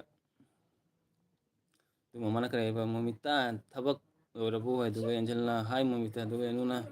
ꯄ꯭ꯔꯤꯌꯥꯗꯔꯁꯤꯅꯤ ꯁꯥꯞ ꯇꯧꯈꯤꯕꯅꯤꯅꯦ ꯍꯟꯕꯤꯔꯧꯅꯦ ꯄ꯭ꯔꯤꯌꯥꯗꯔꯁꯤꯅ ꯁꯥꯞ ꯇꯧꯈꯤꯕꯅꯤ ꯍꯥꯏ ꯀꯩꯅꯣꯅ ꯑꯅꯨꯅ ꯔꯤꯇꯥꯔꯟ ꯇꯧꯕꯤꯔꯣ ꯍꯥꯏ ꯆꯦꯕꯦꯝꯆꯥꯏꯅ ꯅꯣꯛꯈ꯭ꯔꯦ ꯑꯗꯨꯒ ꯑꯩꯅ ꯑꯅꯤꯃꯥꯅ ꯀꯔꯤꯕ ꯏꯅꯦꯝꯃꯒꯤ ꯃꯣꯕꯥꯏꯜꯗꯣ ꯄꯥꯏꯁꯟꯕꯤꯅꯨꯀꯣ ꯃꯤꯁꯦ ꯃꯣꯕꯥꯏꯜ ꯄꯥꯏꯅꯤꯡꯕꯅꯤꯀꯣ ꯍꯥꯏ ꯀꯥꯏꯗꯩꯅꯣ ꯑꯩꯈꯣꯏ ꯇꯨ ꯑꯩ ꯃꯣꯕꯥꯏꯜ ꯑꯃꯗ ꯂꯩꯔꯦ ꯑꯗꯨ ꯃꯥ ꯊꯕꯛ ꯇꯧꯔꯦ ꯍꯧꯖꯤꯛ ꯃꯥ ꯇꯨꯝꯃꯝꯗꯥꯏꯗ ꯃꯣꯕꯥꯏꯜ ꯄꯥꯏ ꯅꯠꯇ꯭ꯔꯗꯤ ꯄꯥꯏꯗꯦꯀꯣ ꯑꯩ ꯅꯨꯄꯤꯗꯤ ꯀꯗꯥꯏ ꯌꯥꯝꯅ ꯃꯣꯕꯥꯏꯜꯁꯨ ꯌꯥꯝꯅ ꯄꯥꯏꯗꯦ ꯏꯆꯥ ꯅꯨꯄꯤꯅ ꯁꯨꯝ ꯑꯌꯨꯛꯇꯒꯤ ꯄꯥꯏꯔꯒ ꯂꯩꯔꯕꯅꯤ ꯃꯥ ꯁꯨꯝ ꯇꯨꯝꯃꯝꯗꯥꯏꯗ ꯉꯥꯛꯇꯪ ꯄꯥꯏꯕꯗꯨꯅꯤꯗ ꯑꯅꯤꯃ आरजेडी एलबीदा थवाईनी है आई थवाई नते ये इचे पेंजे नंगी एलबीदा लाक्तरबा आइसे आरजे थवाईनी गा हाइसेना नंग असि मोनो ओइरे आइना नंगी दो लाक्तबनी आइना मोनो ओइदबा मयाम से खरा सपोर्ट तौबीदा मक्तैना तौरीनी नंगना मोनो ओइरसु एलबी थाई दुगै ममा की जना खरा ओ कैसा माइरे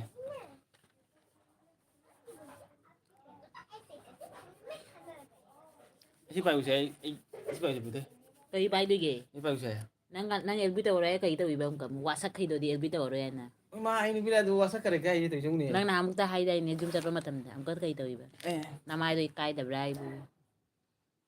era gimana Mai tolok tha. ke gì đấy Ai mai pai lai do nang mu ba.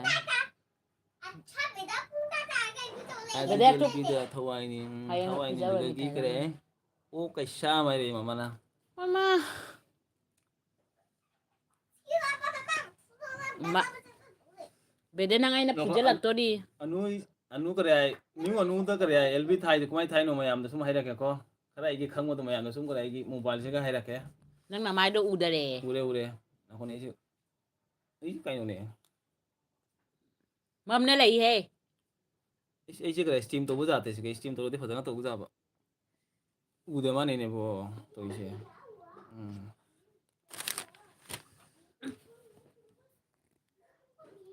sonda mai to mu ya Nang na mai do ude ay ba. ai mama ma to ta de ai mama jeng ka de ke ubra si de ure tu this is wide way de da de ai ki ka comment lak ter ba ji ma kha da ha a je di elbi da thawai ni lak ter ma kha da elbi na ko ne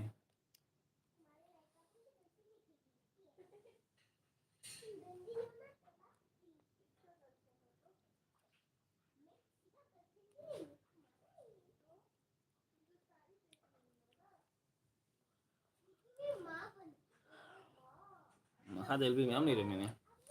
मैं मैं किसे करे आई mobile hang चा करे comment पापा जाते रहे आई नुपी mobile comment पर रखे Ano nang gisa ko? Sumay mo pai lai di ba. काय देने कमेंट से बुकाय मांग रहे नहीं Bede thunga jalu langan mai ta dra nang. इस कमेंट मखा याम ले मैंने आज तेल भी कमाई था दिनो काय मयाम ये कमेंट काय दी पड़ती नहीं ngauri nih आज support my friend Kino day na tra. support my friend Sara ka penje ise de. अच्छा ना को प्यार दे सिंधी पारा के को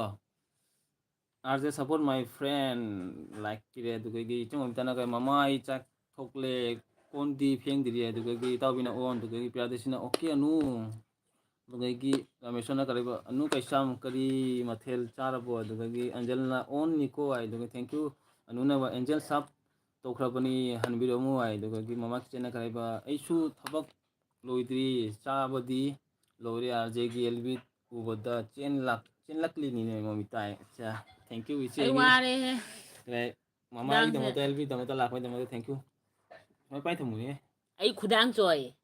Jadi ani mana kali ba komen paraglo ay komen paraglo ay mobile sige pa inyo ko ay mobile dama siga komen si hang sa kare ngarang ichi momita gi dumai na sa kare gi sunga si to gi momita na hai mayam to gi anu na kare ba ngapai thong ba to gi angel na kare okay anu to gi anu na kare ni anu na kare rjlb kumai tha do no ai ji kumai pa do no sige lb sige gi komen pare kumai na lb tha hairakani दुगा प्रादेशन करे इना silent LB था थदोकना थमलगा नोइना इगी सावन तादे हाइना लेबो दुगा सुजागा LB थदोकना थमिनी साब काना बराय खंदे प्रादेशन नंगी साइलेंट एलबी दोदि तले वा ngang di khara nungai na kaino Mata maja ba. aji aduni akoisu ware ai प्रादेशन नंगी करे एलबी था सु करे वा ngang kuna ta di tale Kaya na sal ni do ingura. inge na hone hanu phare hairakani na nga kanu ne ni hanu phare ga hairakani na anu se hanu phare ga onda haire Kana ano kaysa. anu kai samna arje anu phare nang inge na tumi le nga hanu ko Sai lang. ai comment pa ke buka arje anu ni akoi se ware anu arje aduni akoi se ware dugagi arje aduni akoi se ware dugagi chare bende arje amanna माइथोंदो खरा सरू ngakta ngairine hoine je सरू ngairine mayam gi kare support to buda सरू ita bani kaino Nora ke do de. noire kai to ni mayam da kare support to buda muta सरू oirege nong made onda kare mayam no support to rakani na dugi de ꯆꯣꯔꯕꯤ ꯊꯣꯜꯂꯦ ꯃꯤ ꯑꯗꯨꯒꯤ ꯑꯦꯟꯖꯦꯜꯅ ꯀꯔꯤꯕ ꯑꯣꯏ ꯄ꯭ꯔꯤꯌꯥꯗꯁꯤꯅꯤ ꯑꯩ ꯉꯔꯥꯡꯁꯨ ꯉꯁꯤꯁꯨ ꯑꯦꯜꯕꯤ ꯇꯧꯏ ꯅꯪ ꯂꯥꯛꯇꯕ ꯑꯦꯟꯖꯦꯜꯒꯤ ꯑꯦꯜꯕꯤꯗ ꯑꯩꯅ ꯐꯥꯔꯁꯅꯤ ꯆꯪꯉꯤꯗꯣ ꯑꯦꯟꯖꯦꯜꯅ ꯑꯦꯜꯕꯤ ꯊꯥ ꯂꯩꯔꯝꯃꯤꯅꯦ ꯑꯩꯅ ꯆꯪꯉꯒ ꯍꯦꯜꯂꯣ ꯑꯦꯟꯖꯦꯜ ꯍꯥꯏꯕꯗꯨꯒ ꯑꯥꯔꯖꯦ ꯇ꯭ꯔꯥꯏ ꯇꯧꯔꯤꯅꯦ ꯇ꯭ꯔꯥꯏꯌꯦꯜ ꯇꯧꯔꯤꯅꯦ ꯃꯥꯅ ꯑꯗꯨꯒ ꯑꯩꯅ ꯆꯪꯉꯒ ꯃꯥꯒꯤ ꯑꯦꯜꯕꯤ ꯌꯥꯎꯕꯤꯔꯦ ꯄꯨꯡ ꯑꯃ ꯑꯗꯨꯃꯥꯏꯅ ꯌꯥꯎꯕꯤꯔꯦ ꯑꯗꯨꯒ ꯑꯩꯁꯨ ꯊꯣꯛꯂꯛꯑꯦ ꯑꯅꯧꯕ ꯂꯥꯛꯑꯗꯤ ꯃꯥꯗ ꯀꯔꯥꯏ ꯀꯩꯅꯣ ꯇꯧꯒꯗꯅꯤ ꯈꯔ ꯃꯥꯒꯤ ꯏꯟꯐ꯭ꯔꯦꯁꯟ ꯃꯥꯗ ꯈꯔ ꯁꯞꯄꯣꯔꯠ ꯇꯧꯒꯗꯅꯤ ꯍꯥꯏꯇꯥꯔꯦꯗ ꯑꯗꯨꯒ ꯑꯟꯖꯂꯤꯅ ꯀꯔꯤ ꯍꯥꯏꯕ ꯂꯨꯂꯨ ꯂꯥꯛꯑꯦ ꯂꯨꯂꯨ ꯗꯥꯜꯁꯦ ꯑꯩ ꯂꯥꯛꯂꯦ ꯈꯣꯔꯝꯖꯔꯤ ꯂꯨꯂꯨ ꯋꯦꯜꯀꯝ ꯏꯄꯥ ꯐꯪꯀꯨ ꯌꯥꯝꯅ ꯅꯨꯡꯁꯤꯌꯦ ꯀꯔꯤ ꯏꯄꯥ ꯊꯦꯡꯀ꯭ꯌꯨ ꯌꯥꯝꯅ ꯅꯨꯡꯁꯤꯌꯦ ꯑꯩꯈꯣꯏꯕꯨ ꯈꯟꯕꯤꯕꯒꯤ ꯑꯩ ꯉꯁꯤꯒꯤ ꯃꯤꯠꯀꯤ ꯄꯤ ꯇꯥꯏ ꯏꯄꯥ ꯋꯥꯍꯩꯁꯦ ꯏꯁ ꯅꯪꯕꯨ ꯇꯥꯕꯤꯔꯛꯑꯅꯨ ꯑꯗꯨꯃꯥꯏꯅ ꯍꯥꯏꯔꯛꯀꯅꯨꯅꯦ ꯏꯆꯦ ꯑꯩ ꯇꯥꯔꯛꯀꯅꯤꯅꯦꯀꯣ ꯑꯩ ꯑꯦꯜꯕꯤꯒ ꯂꯣꯏꯁꯟꯒꯅꯤꯀꯣ ꯑꯗꯨꯃꯥꯏꯅ ꯍꯥꯏꯔꯛꯀꯅꯨꯀꯣ ꯑꯩꯗꯤ ꯏꯄꯥ ꯃꯨꯕꯥꯒ ꯊꯥꯗꯈꯤꯗꯣꯏ ꯊꯦꯡꯀ꯭ꯌꯨ ꯌꯥꯝꯅ ꯅꯨꯡꯁꯤꯌꯦ ꯑꯩꯈꯣꯏꯕꯨ ꯈꯟꯕꯒꯤ ꯑꯩ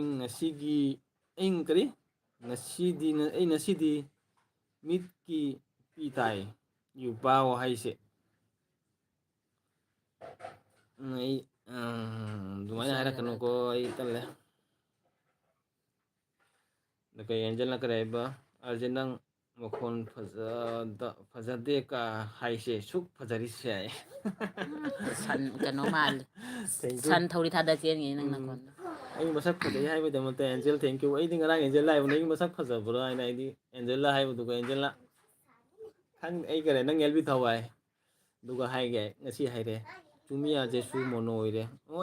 ꯑꯩꯁꯨ ꯃꯣꯅꯣ ꯑꯣꯏꯔꯦ ꯏꯆꯦ ꯑꯩꯗꯤ ꯃꯣꯅꯣ ꯑꯣꯏꯗꯦ ꯍꯥꯏꯕ꯭ꯔꯣꯅꯦ ꯑꯩꯗꯤ ꯃꯣꯅꯣ ꯑꯣꯏꯔꯦ ꯅꯍꯥꯟꯅ ꯃꯣꯅꯣ ꯑꯣꯏ ꯃꯤꯁꯨ ꯃꯌꯥꯝꯅꯁꯨ ꯈꯪꯉꯤꯅꯦ ꯑꯗꯨꯐꯥꯎꯒꯨꯝ ꯅꯧꯅ ꯍꯥꯏꯒꯗ꯭ꯔꯣ ꯑꯩ ꯃꯣꯅꯣ ꯑꯣꯏꯔꯦ ꯍꯥꯏꯅ ꯑꯩ ꯀꯔꯤ ꯍꯥꯏꯅꯤꯡꯗ꯭ꯔꯦꯗ ꯏꯆꯦ ꯄꯦꯟꯖꯩ ꯇꯣꯛꯑꯣꯗ ꯅꯪꯒꯤ ꯋꯥꯔꯤꯁꯦ ꯅꯪ ꯀꯣꯃꯦꯟ ꯄꯥꯗꯣꯏꯕ ꯄꯥꯎꯍꯦ ꯅꯆꯦꯒꯤꯁꯨ ꯀꯧꯅꯨꯀꯣ ꯑꯥꯔꯖꯦ ꯅꯆꯦꯒꯤꯁꯨ ꯀꯥꯎꯅꯨꯀꯣ ꯑꯥꯔꯖꯦ ꯏꯆꯦ ꯃꯣꯃꯤꯇꯥ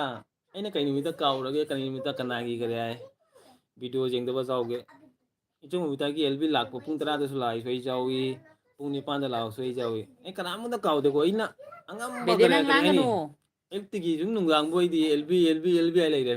ꯑꯗꯨꯒ ꯄꯨꯡ 12 ꯃꯇꯨꯡꯗ ꯑꯩꯅ ꯀꯔꯤ ꯃꯌꯥꯝꯒꯤ ꯚꯤꯗꯤꯑꯣ ꯌꯦꯡꯕ ꯈꯣꯠꯄ ꯑꯗꯨꯃꯥꯏꯅ ꯇꯧꯏ ꯑꯦꯜꯕꯤꯁꯨ ꯌꯦꯡꯉꯤ ꯑꯗꯨ ꯃꯇꯨꯡꯗꯁꯨ ꯚꯤꯗꯤꯑꯣꯁꯨ ꯌꯦꯡꯉꯤꯅꯤ ꯃꯌꯥꯝꯅ ꯑꯩꯗꯤ ꯏꯁꯥꯒꯤꯁꯨ ꯀꯔꯦ ꯚꯤꯗꯤꯑꯣꯁꯨ ꯊꯥꯡꯒꯠꯇꯦ ꯅꯣꯡ ꯐꯥꯗꯣꯛ ꯊꯥꯡꯒꯠꯂꯒ ꯑꯩꯒꯤ ꯚꯤꯗꯤꯑꯣꯗ ꯃꯌꯥꯝꯁꯨ ꯂꯥꯛꯏ ꯑꯗꯨ ꯑꯩ ꯃꯌꯥꯝ ꯅꯉꯣꯟꯗ ꯁꯞꯄꯣꯔꯠ ꯇꯧꯕꯒꯤꯗꯃꯛꯇ ꯊꯦꯡꯀ꯭ꯌꯨ ꯑꯗꯨꯒ ꯑꯩꯁꯨ ꯃꯌꯥꯝꯒꯤ ꯗꯕꯜꯅꯤ ꯇꯧꯔꯤꯁꯦ ꯑꯩꯅ ꯑꯗꯨꯕꯨ ꯑꯩ ꯉꯁꯤ ꯐꯥꯎꯕ ꯀꯔꯤꯝ ꯈꯟꯗꯦꯗ ꯏꯆꯦ ꯑꯩꯅ ꯑꯉꯝꯕ ꯃꯌꯥꯝꯗ ꯑꯗꯨꯝ ꯁꯞꯄꯣꯔꯠ ꯇꯧꯏꯀꯣ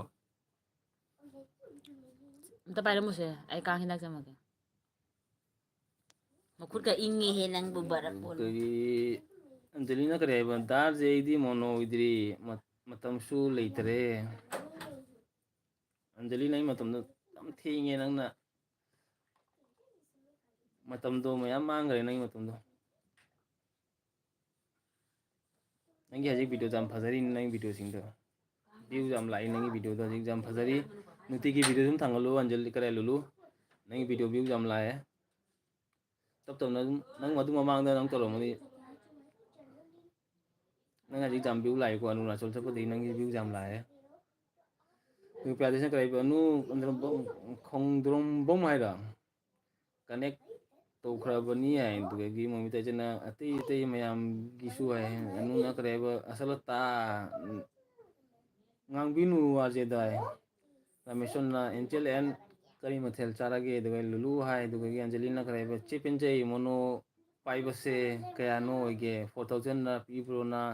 3,000ꯗ ꯑꯃꯨꯛꯇꯪ ꯍꯥꯏꯕꯤꯔꯛꯎꯀꯣ 3,000ꯗ ꯀꯔꯤ ꯃꯣꯅꯣ ꯑꯣꯏꯕꯁꯦ ꯀꯔꯤ ꯂꯨꯂꯨ ꯀꯔꯤ 8 ꯂꯥꯛꯇꯕꯅꯤꯀꯣ 3,000ꯗ ꯃꯣꯅꯣ ꯑꯣꯏꯕꯁꯦ 8 ꯂꯥꯛꯇꯕꯅꯤ ꯑꯗꯨꯒ 4,000ꯗ ꯀꯔꯤ ꯑꯩꯈꯣꯏꯒꯤ ꯃꯣꯅꯣ 4,000ꯒꯤꯗꯣ ꯑꯩꯈꯣꯏꯒꯤ ꯔꯤꯌꯦꯜꯒꯤ ꯀꯔꯤ ꯃꯣꯅꯣ ꯑꯣꯏꯇꯥꯕ ꯍꯥꯏꯇꯥꯔꯦ 4,000ꯗꯣ ꯑꯗꯨꯒ ꯑꯩꯈꯣꯏꯒꯤ ꯚꯤꯗꯤꯑꯣꯗ 8 ꯂꯥꯛꯄꯁꯤꯡꯗꯣ ꯑꯗꯨ ꯑꯩꯈꯣꯏꯒꯤ ꯀꯔꯤ ꯀꯥꯟꯅꯕꯅꯤ 3,000ꯗ 8 ꯂꯥꯛꯑꯣꯏꯕ 3,000ꯒꯤꯗꯣ ꯀꯥꯟꯅꯗꯦ 8 ꯂꯥꯛꯑꯣꯏ ꯑꯗꯨ ꯁꯨꯝ ꯃꯣꯅꯣ ꯍꯥꯏꯅ ꯀꯔꯤ ꯍꯥꯞ ꯃꯣꯅꯣ ꯍꯥꯏꯇꯥꯔꯦꯗ ꯑꯗꯣ ꯑꯩꯈꯣꯏ ꯚꯤꯗꯤꯑꯣꯗ ꯊꯥꯡꯒꯠꯂꯒ ꯚꯤꯗꯤꯑꯣꯗ 8 ꯂꯥꯛꯑꯣꯏ ꯑꯗꯨꯗꯣ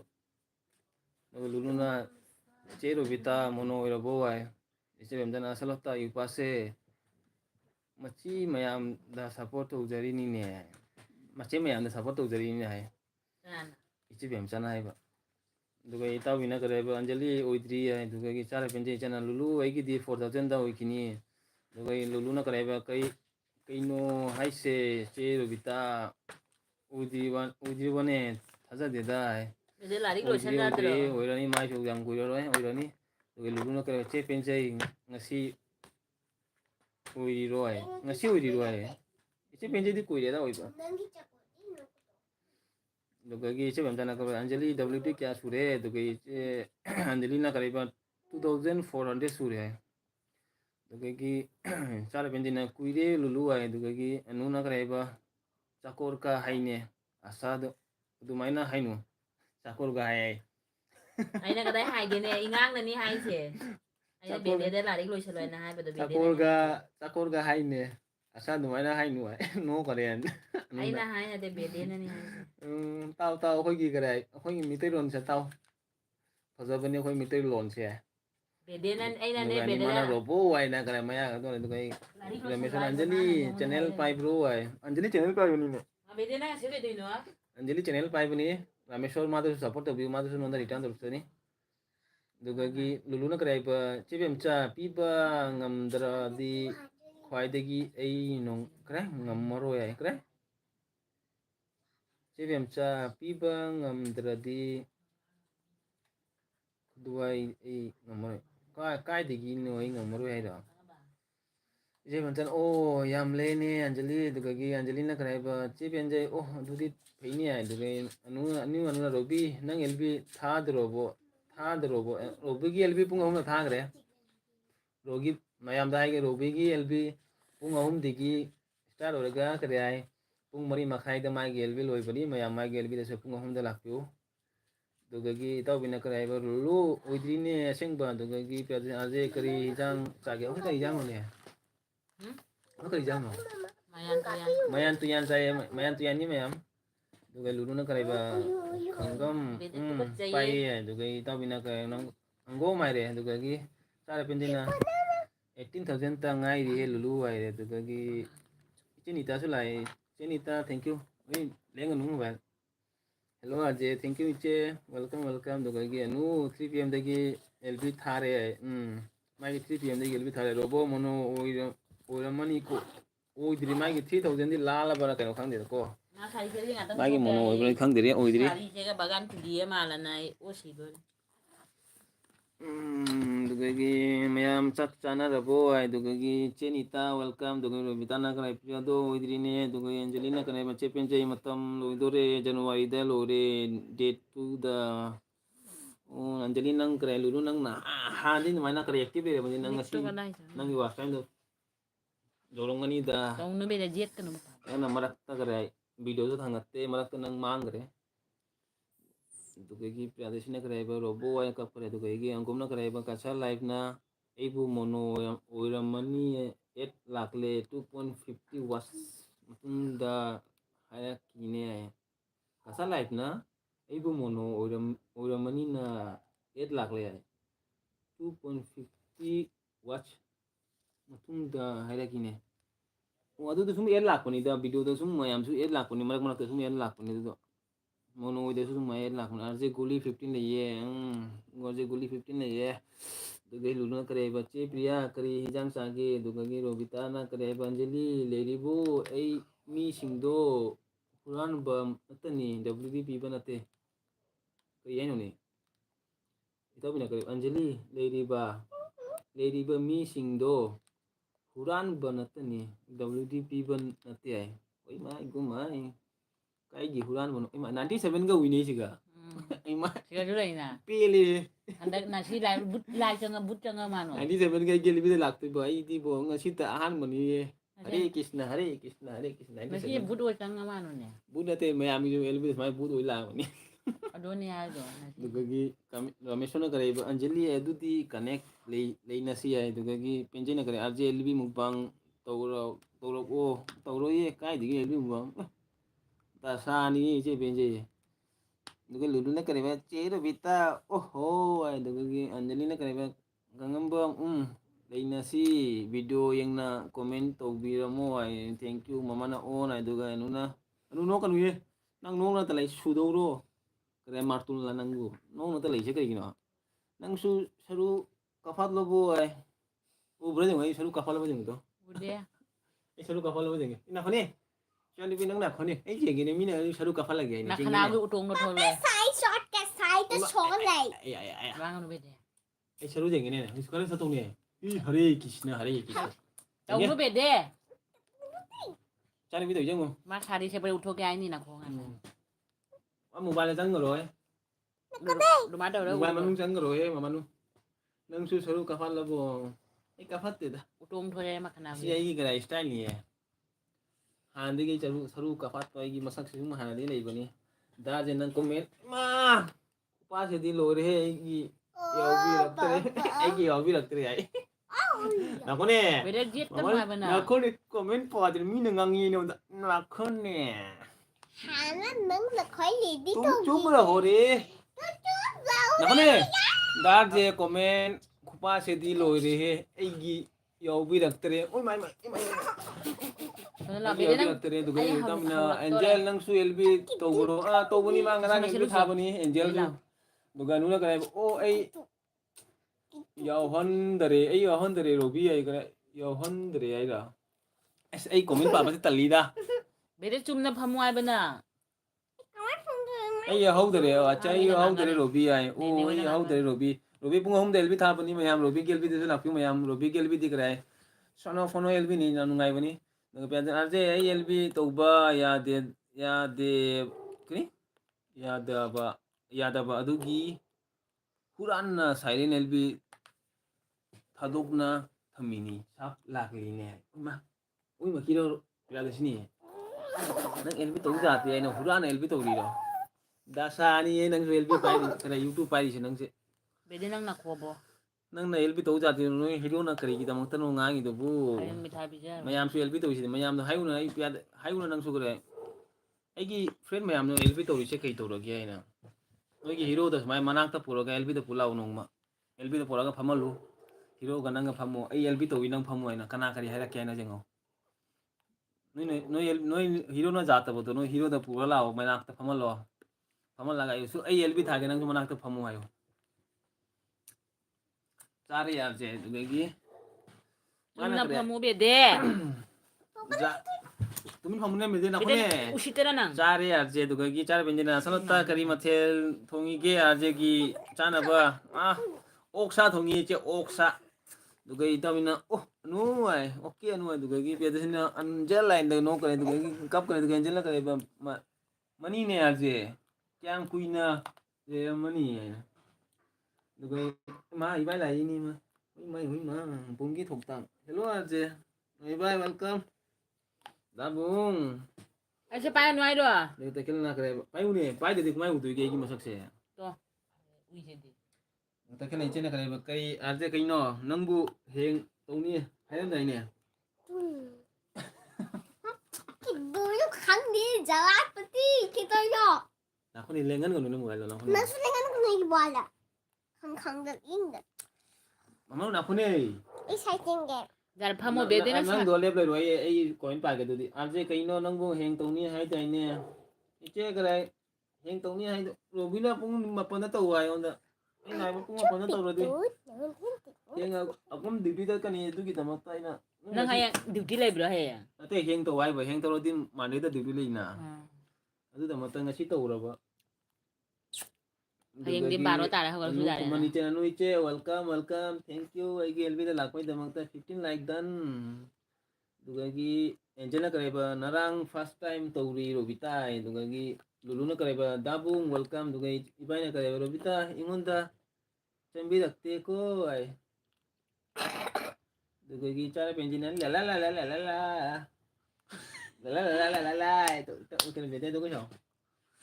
ꯀꯔꯤ ꯏꯕꯥꯏꯅ ꯀꯔꯤꯕ ꯊꯦꯡꯛ ꯌꯨ ꯕꯦꯗꯦ ꯑꯟꯖꯂꯤ ꯃꯕꯨꯛ ꯑꯗꯨꯗꯒꯤ ꯑꯅꯨꯅ ꯀꯧꯊꯣꯛꯅꯗꯣꯏꯅꯦ ꯀꯔꯤꯕ ꯑꯥꯔꯖꯦ ꯅꯪꯁꯦ ꯑꯩꯈꯣꯏ ꯇꯥꯆꯧ ꯃꯥꯜꯂꯤ ꯀꯔꯤ ꯑꯩꯈꯣꯏ ꯇꯥꯆꯧ ꯃꯥꯜꯂꯤ ꯃꯥꯏꯊꯣꯡꯗꯣ ꯏꯃꯥ ꯆꯦꯡꯒꯤꯅ ꯑꯩ ꯅꯈꯣꯏ ꯆꯦꯡꯒꯤꯅꯦ ꯃꯤꯅ ꯀꯔꯤ ꯃꯤ ꯇꯥꯆꯧ ꯃꯥꯜꯂꯦ ꯒꯥꯏ ꯆꯦꯡꯒꯤꯅꯦꯀꯣ ꯑꯩꯁꯦ ꯌꯥꯝꯅ ꯐꯖꯕꯅꯦ ꯀꯩꯅꯣ ꯎꯗꯔꯦ ꯁꯣꯝꯗ ꯅꯃꯨ ꯅꯈꯣꯅꯦ ꯑꯩ ꯅꯨꯡꯁꯤꯠ Nang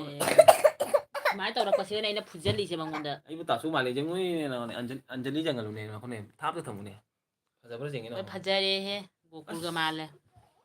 hero ga ma le na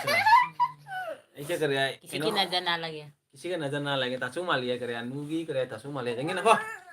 Paano kita na ako nata? ꯕꯦꯗꯦꯒꯤ ꯍꯌꯦꯡ ꯃꯤꯊꯥꯏ ꯄꯣꯔꯛꯀꯅꯨ ꯋꯥꯔꯤ je ꯂꯣꯏꯔꯦ nang se khoi gi ta su ga ma le he mai thong ꯅꯪ do ꯉꯥꯡꯉꯤ ꯌꯥꯔꯦ ꯕꯦꯗꯦ ꯅꯪ ꯎꯁꯤꯠꯇꯤꯔꯦ ꯅꯪ Masa wala hindi sudaro. na khone be de phone papa ꯇꯧꯗꯣꯏꯅ fu do re adu di Ay, size! Ay, size na lang yung one ka lang ka nang chung kom phong je ga kamu Ito, mini. papa sau lo ra ꯄꯣꯔꯛꯀꯅꯨ ꯍꯌꯦꯡ ꯀꯩꯁꯨꯝꯕꯧ ꯃꯥꯒꯤ nang sa phong je papa u do re ꯐꯝꯃꯨ ꯅꯣꯏ ꯄꯄꯥꯁꯨ ꯎꯔꯅꯤ ꯅꯪꯁꯨ ꯎꯔꯅꯤ ꯑꯗꯨꯃꯥꯏꯅ ꯐꯝꯃꯨ ꯁꯨꯁꯨ ꯅꯩꯗꯣ ꯀꯩꯒꯤꯅꯣ ꯅꯪ ima kamu ay akum lepi ne akum jogoi sai ne ꯃꯤꯅ ꯉꯥꯡꯉꯅꯤ ꯂꯝ ꯍꯦꯜꯂꯦ ꯍꯥꯏꯅ aje di fajana full support ni hai thank you kare pradasini ai ta su man ma jeng me kare anu jeng do masam ga masak ta man ma jeng ai tu phajab sum phajab ni he bo hero ga malam gani ne ꯃꯁꯥꯅ ꯃꯁꯥ ꯇꯥꯒꯕꯅꯦ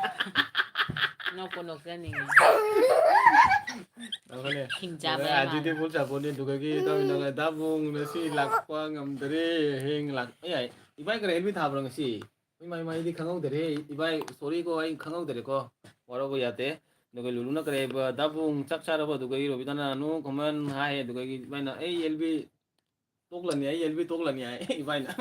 duga mama na kare ba ꯄꯥꯎꯗ ꯇꯧꯅꯨ hoi chungmi arje ai duga gi chimam Udare dana ba? ai ma comment Mama sa jam ne chappan ang nang Amerika sabon. yaure Amerika yaure ai nakone comment ka paroi ngi nako duga iche ni tana kare hello everyone duga gi lulu na kare ba dabung elbi to bro ai Sura duga sira gi lang iche po, taken lang na na ai po. chak hodna di arje on on che thank you che duga iche momita na kare ba sum hairi ninda inaw arje papa ꯎꯗ ꯕꯦꯗꯦ ꯅꯪ ꯅꯃꯥꯏ ꯌꯥꯝ ꯊꯩꯔꯣ Pia sini kare ba hoi iche kare momita kare warau de ko iche di kare iche da kai kare warau ko le de ko iche na juk tam si iche wai na kai ꯅꯃꯥꯏ mata ꯀꯥꯏꯅ warau ko le ꯑꯗꯨꯃꯥꯏꯅ ge ꯉꯥꯡꯕ ꯆꯥꯁꯤ daga iche pia sini Anjali nangi elbi do notification lagli ne net loi kare ai duga gi itaw bina kare comment pau ne ai do matul pai kare duga gi itaw bina kare che ta khe from jori iche luna kare ba chenita hai ai chenita hai duga gi sare penjina maya marjina kanam kau deko ai acha duga pia sini che ta khel yam thengle ko duga iche mem dana ga small ipa comment kap kare duga gi Angelina kare ba tungni nang pradasini ai duga gi itaw bina che bem cha duga gi anu ke samna arje di 12 am da su lb da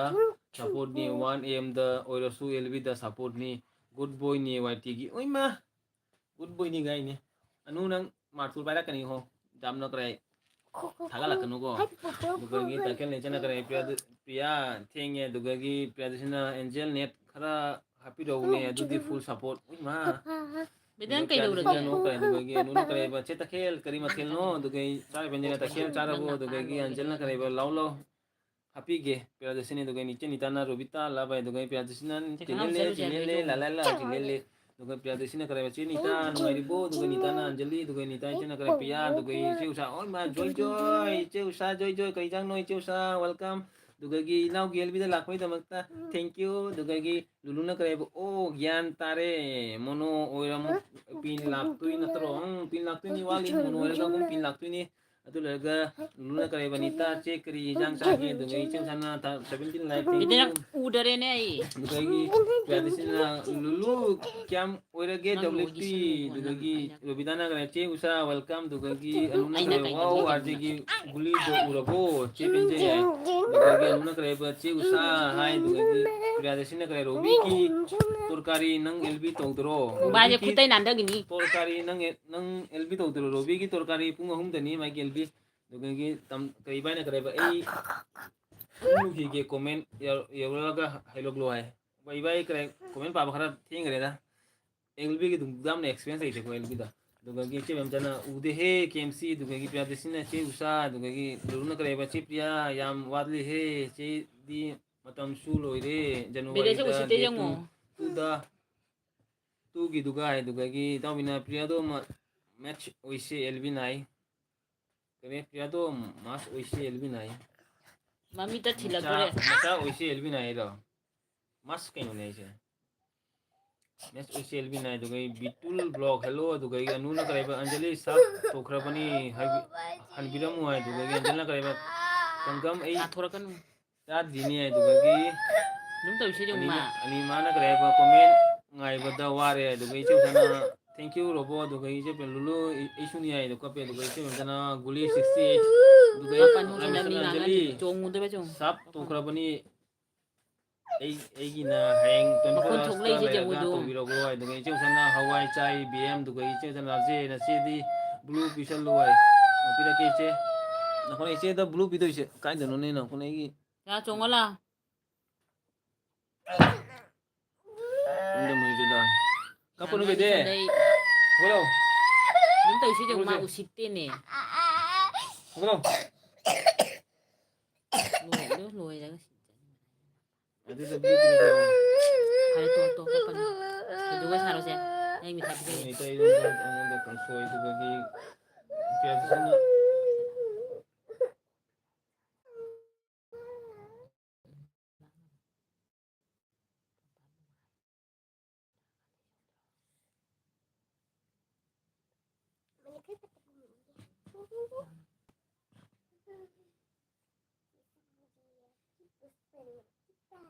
Arbo. ꯑꯩ ꯌꯦꯡꯒꯦ Net. ꯅꯦ ꯆꯞꯄ ꯑꯃꯅꯤ ꯃꯤ ꯂꯩꯇ꯭ꯔ ꯃꯥꯅꯤ Mini pan ka lang.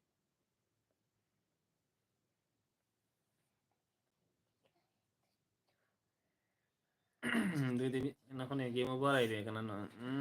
ꯌꯥꯔꯦ ꯌꯥꯔꯦ ꯑꯩꯉꯣꯟꯗ ꯀꯥꯏꯗ ꯇꯧꯏꯁꯤꯕꯨ ꯑꯦꯕꯤꯁꯤꯕꯨ